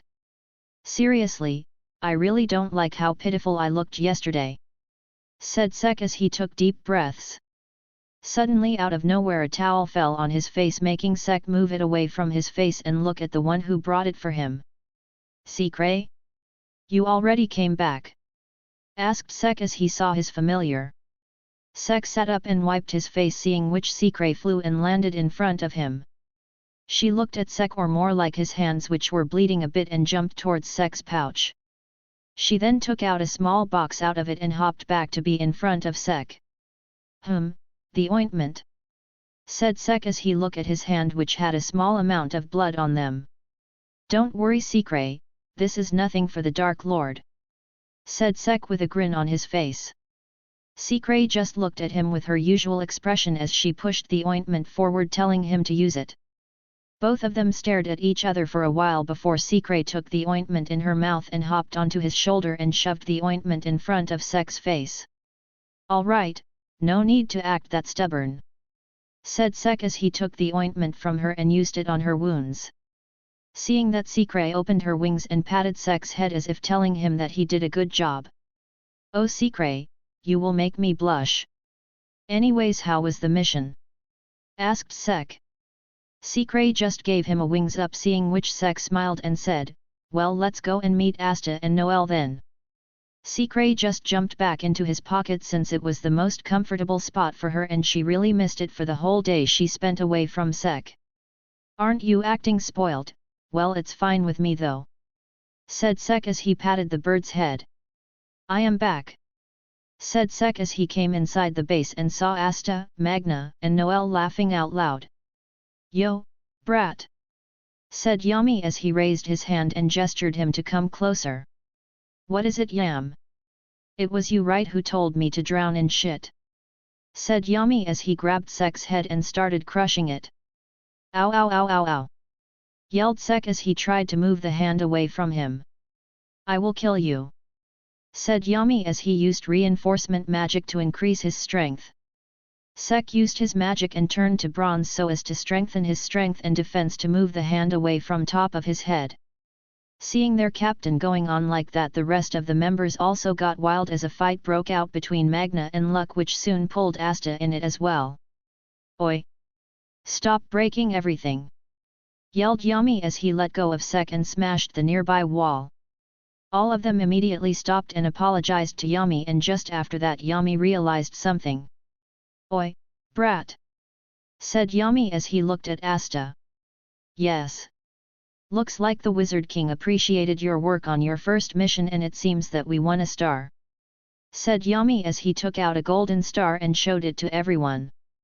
Asta, being Asta, immediately got excited over it only to question what the star was. Once the explanation was over, Asta said, "How much stars do we have, Captain? We cannot lose to that Golden Dawn." Yami smirked and said, "With this star, we finally get at a total of -30. Exactly 100 away from the Golden Dawn. It will take forever to defeat Yunk like that," yelled Asta. Yami totally ignored him and then glanced at Sek. "And about you, brat, it seems like you did quite good on your missions. The Wizard King have awarded you a total of 7 stars," said Yami as he took out another 7 stars and showed it to Sek. Sek widened his eyes in surprise and said, 7 stars from just 5 missions. Sometimes my talent and excellence even scares me." Sek smirked as he looked at Asta and said, "Congratulations on getting a star from 1 mission. Sek, you bastard! Just you wait, I will beat you in no time," yelled Asta as he realized that Sek was mocking him. Sek just laughed in amusement after hearing that, seeing which Asta just got more pissed at him. After that Yami gave them their salaries, which made even Sek's jaw drop for a moment seeing how large the sum was. "Alright, you all can take a day off tomorrow, so do whatever you want," said Yami as he was immediately pestered by Luck and Ghosh. Chapter 36, The Date Spot. The next morning Sex woke up rather late thanks all the frustration and practice he went through the previous day. Secret too decided to not wake him up and let him rest a bit since she knew that it was a day off for him. Once he woke up and was refreshed, Sek went downstairs towards the living room and noticed that the hall was totally empty. "Looks like they went to town on their own. Well, since Charmy is not here, I am not getting any breakfast as well. Secret, let's go, we are going to the town as well," said Sek as Secret woke up and came down in the hall as well. Sek went out and took X-Dace out of its sheath and made it big enough for him to stand on and coated it with bronze. Secret sat on Sek's shoulder as Sek jumped on top of his sword, and soon he left for the town as well. After reaching the castle town, Sek just walked around with Secret on his shoulder and heard some people talking about the fact that a lot of Black Bull members were there in the town and to be careful against them. "Looks like it was good that I didn't take my robe with me before coming here. And why the foo *k would they even wear their robe on a day off?" said Sek as Secret, who was on his shoulder, nodded her head. "So Secret, anything special you want to eat?" asked Sek as Secret started looking around and pointed her wing in the direction she wanted Sek to go. After visiting several stalls, Sek's hands were full of various types of food, seeing which Secret stopped leading him to different stores. Understanding that it was enough for the two of them, Sek started looking around for an empty spot where they can sit down and eat their food in peace, and thought, "Let's go to the Colosseum, there should not be that many people there right now. Secret, see if there is an empty spot nearby. If not, let's go the Colosseum," said Secret as nodded her head and took off. While waiting for Secret to return back, Sek felt someone looking towards him and became slightly cautious of his surroundings. He then slowly turned around so as to not look suspicious to the person looking at him and saw someone familiar who was looking at him. "Anna?" asked Sek as he waved his hand towards the black-haired girl. The black-haired girl looked at Sek for a while before she rushed off to somewhere, making Sek a bit surprised by her actions. "Looks like she doesn't want to meet me," thought Sek as he shrugged his shoulders. "Good morning, Sek-kun, what a coincidence meeting you here," said Anna, who all of a sudden appeared beside him. Sek took a step back from her after seeing her appear out of nowhere and just widened his eyes in surprise. What the heck was that? Did she just teleport here, thought Sek as he looked at the expressionless black-haired girl. "Good morning, it's been a while since we met. How have you been?" asked Sek. "I am fine, how about you?" "I am awesome as ever, heck, I even earned 7 stars for the squad," replied Sek with a smirk.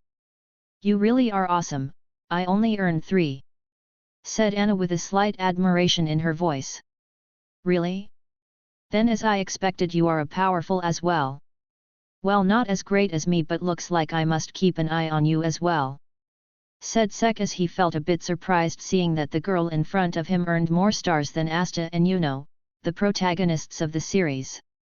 "Good, looks like Sek-kun is impressed," thought Anna as he lips curled up a bit. "What are you doing here?" asked Sek. "Oh, I ditch cough, I am on my day off," said Anna without any change in her expression. She just said ditch. "Right," thought Sek, but just let her be. "What about you, Sek-kun?" "Our squad's official day off," said Sek as he looked around. "Are you looking for someone, Sek-kun?" asked Anna. "Yeah, my girl just flew off to somewhere and I am currently waiting for her to be back," said Sek, hearing which Anna's eyes immediately widened in shock. "Gee girl! Don't tell me! Oh, here she is!" said Sek as he saw Secret coming back and landing onto his shoulder. Seeing the one that Sek referred to as the girl was the bird on Sek's shoulder, Anna sighed in relief and looked at the bird. "You found a spot, Secret?" asked Sek as he turned his head towards the bird and saw her nodding her head. Sek smiled and said, "Good, then show the way." Secret nodded and then started giving him directions with her wings, making Sek nod and follow the directions. "I never thought that I would feel jealous of a bird," thought Anna as he saw Sek paying the bird more attention than her. Anna, who was looking at Sek's back, suddenly saw him turning around. "Want to join us, Anna?" asked Sek as Anna looked at him with a small smile and nodded her head. The 3 of them just followed Secret's directions as they soon found an empty spot with slightly less crowd in the area. "This is a date spot," thought Sek as he looked around and saw a lot of couples sitting around and then looked towards Secret, who looked back at him. "Sorry Anna, I didn't know it will be a place like this. It's all right, I am fine." "But it's all right, I am fine," said Anna as she looked intently at Sek. Oi, you are making yourself obvious once again," thought Sek as he saw Anna taking a seat and patting the area beside him, gesturing him to suit as well. "Alone with Sek-kun, on a place like this will make it a date," thought Anna as she totally ignored the bird on Sek's shoulder but still mentally thanked her for bringing them to this place. Sek, who saw that Anna was already sitting, looked at Secret and said, "Of all places you had to choose a date spot, well whatever, not like it bothers the Dark Lord," said Sek as he walked towards the seat. Secret, on the other hand, who just heard what Sek said, widened her eyes a bit and looked around.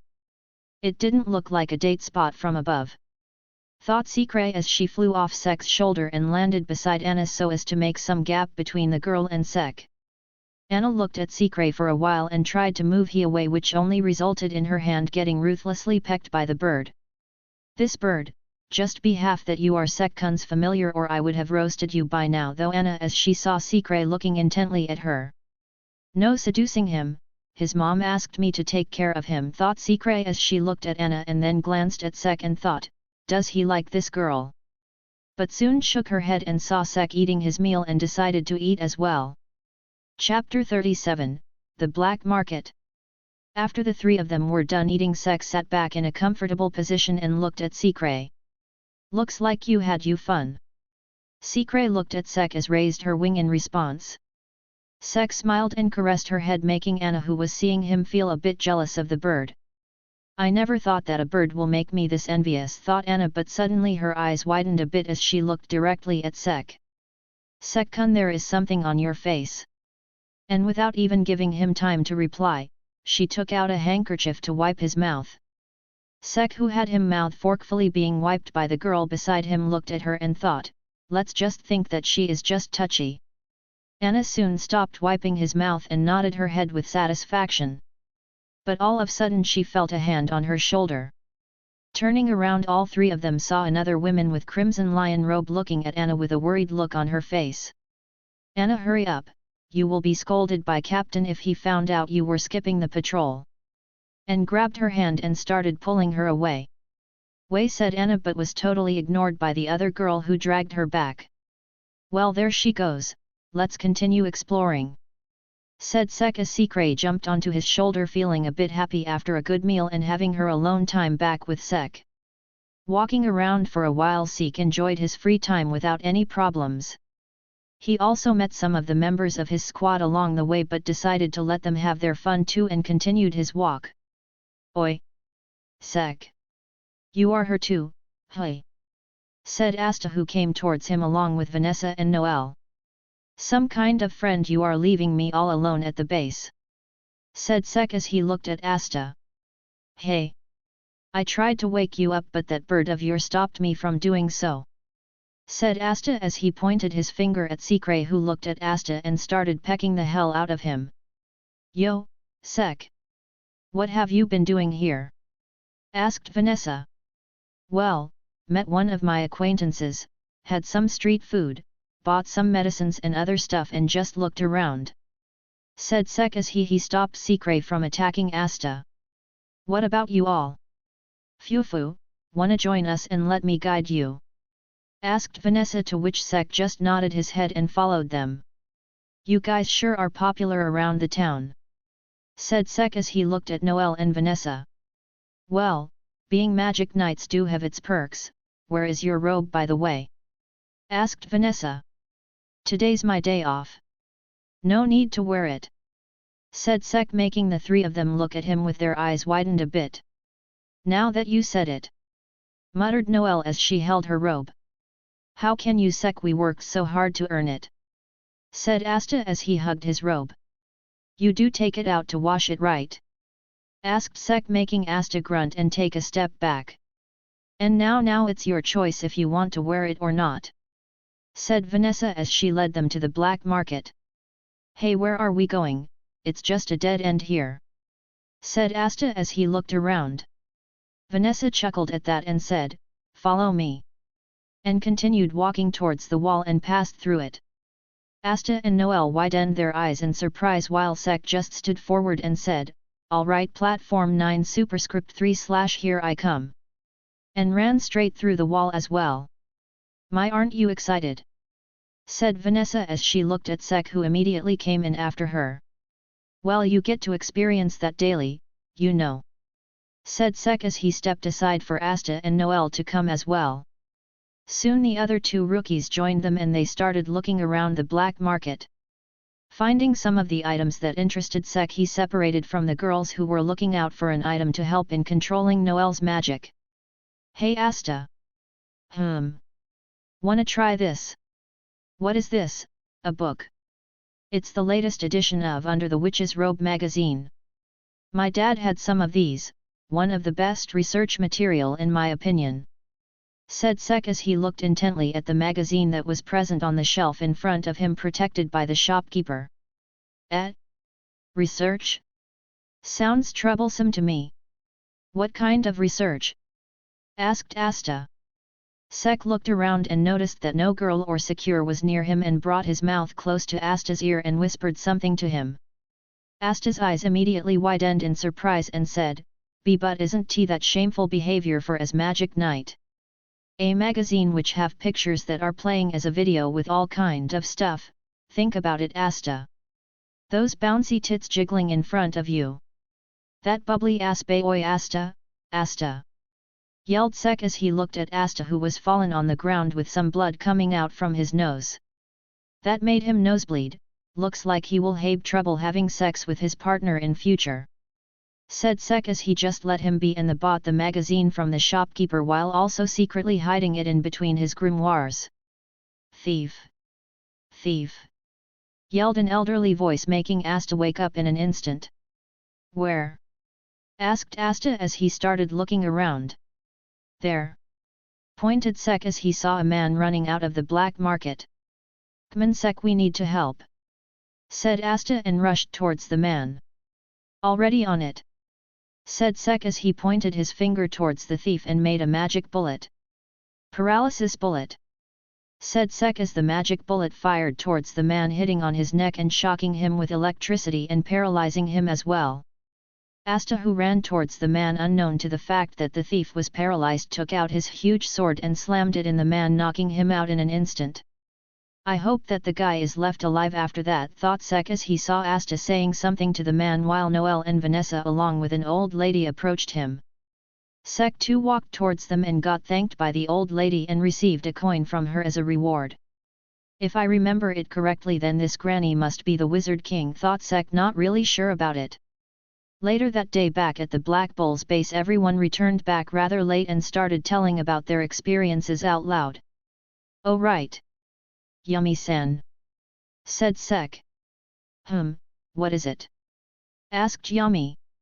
I got a gift for you, said Sek with a smile and gave him a box. Hey? A gift for me?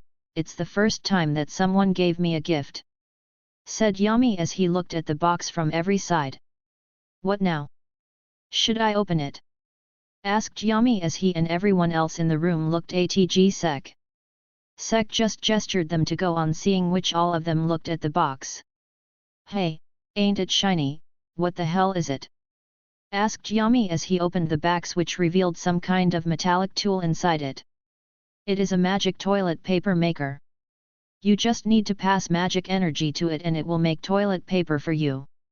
Just install it in your toilet, said Sek with a smile. Who the hell made this uselessly useful thing? Said Yami as he looked at the thing in his hand with some surprise. Wait, are you saying that I go to take dump tush? Said Yami as he looked at Sek and narrowed his eyes. Sek just averted his eyes and said, Charmy, what is in today's menu? La? Oh yeah, for today. Oi, dumbass, you dare ignore me? Said Yami as he walked up to Sek and grabbed his head. Sek just groaned in pain as his head got clenched by Yami, who let him go after a while when he went to break his limits.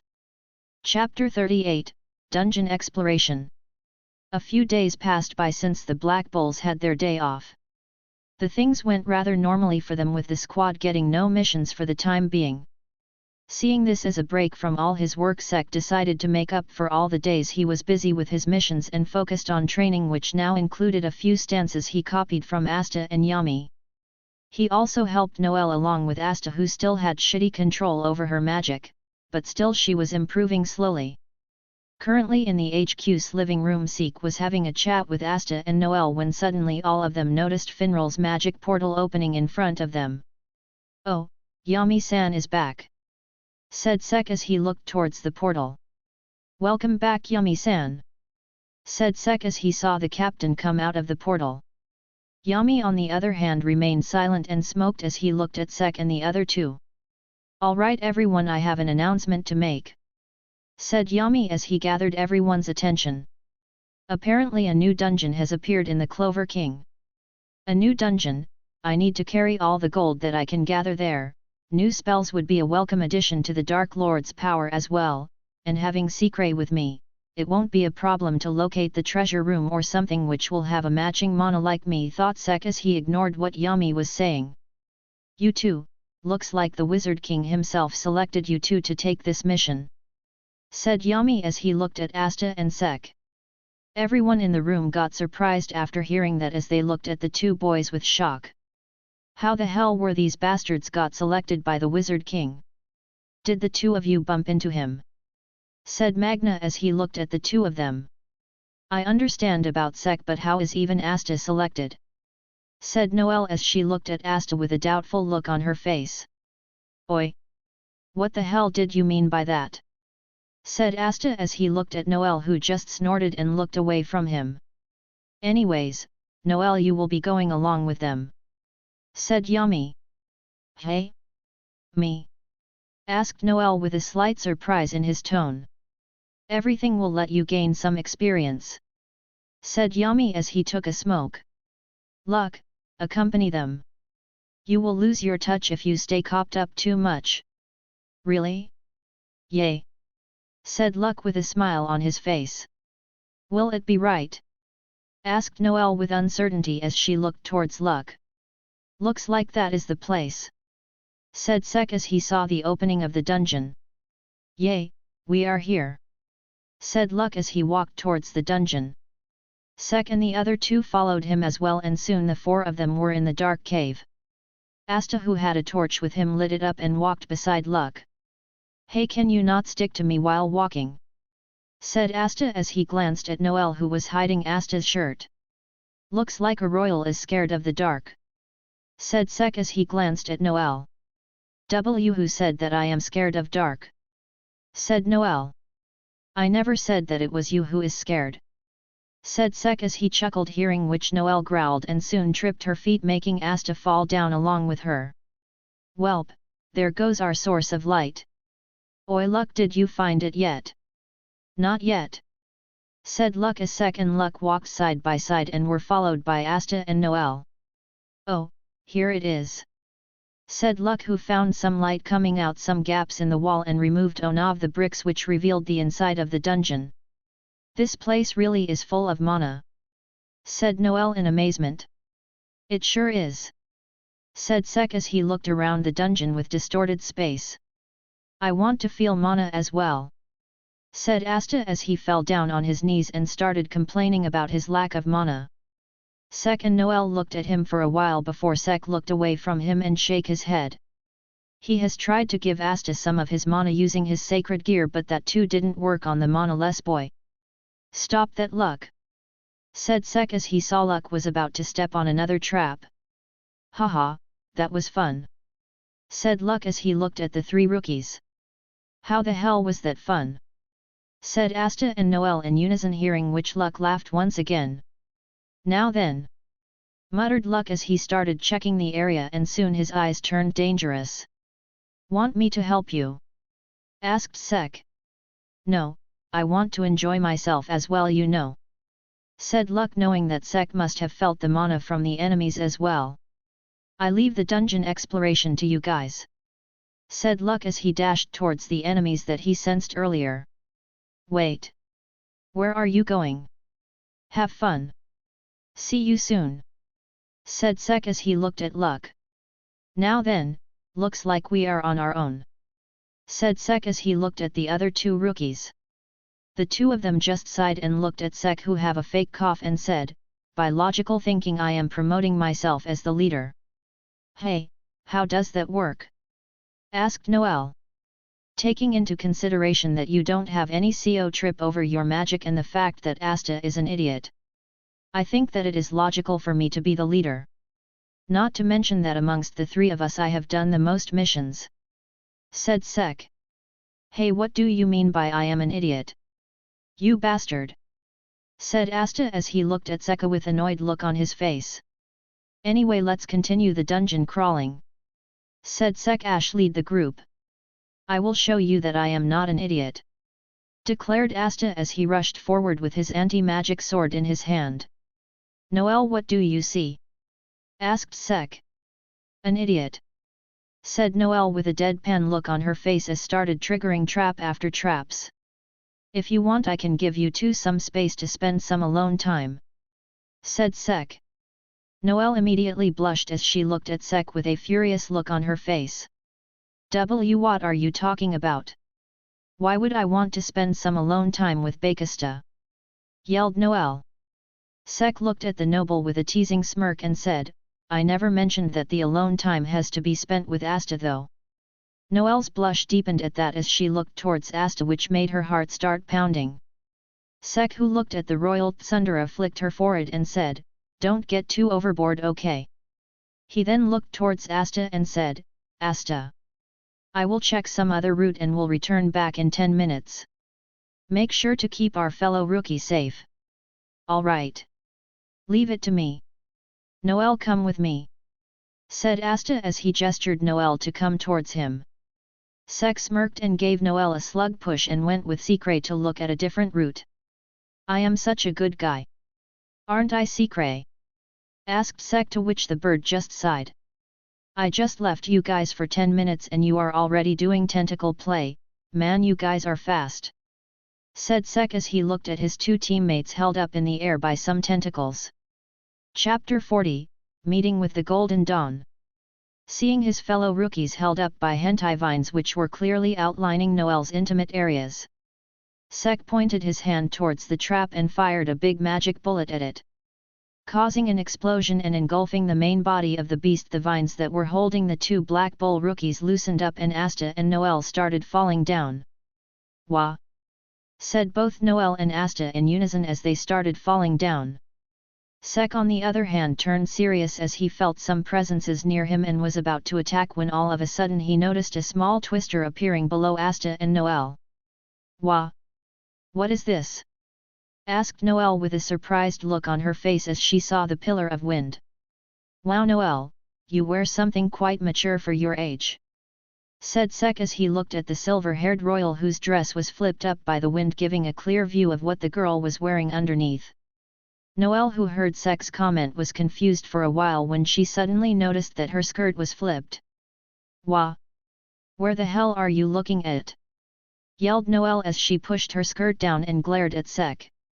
Sek, on the other hand, just gave her a thumbs up and then turned around to look at the newcomers. "How long are you guys to keep hiding there?"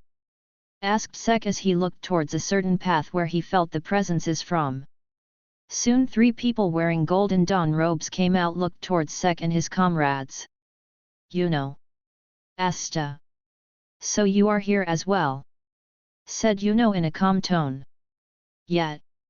We have a mission to explore this dungeon and conquer it," said Asta with a huge smile on his face as he stood up and came forward.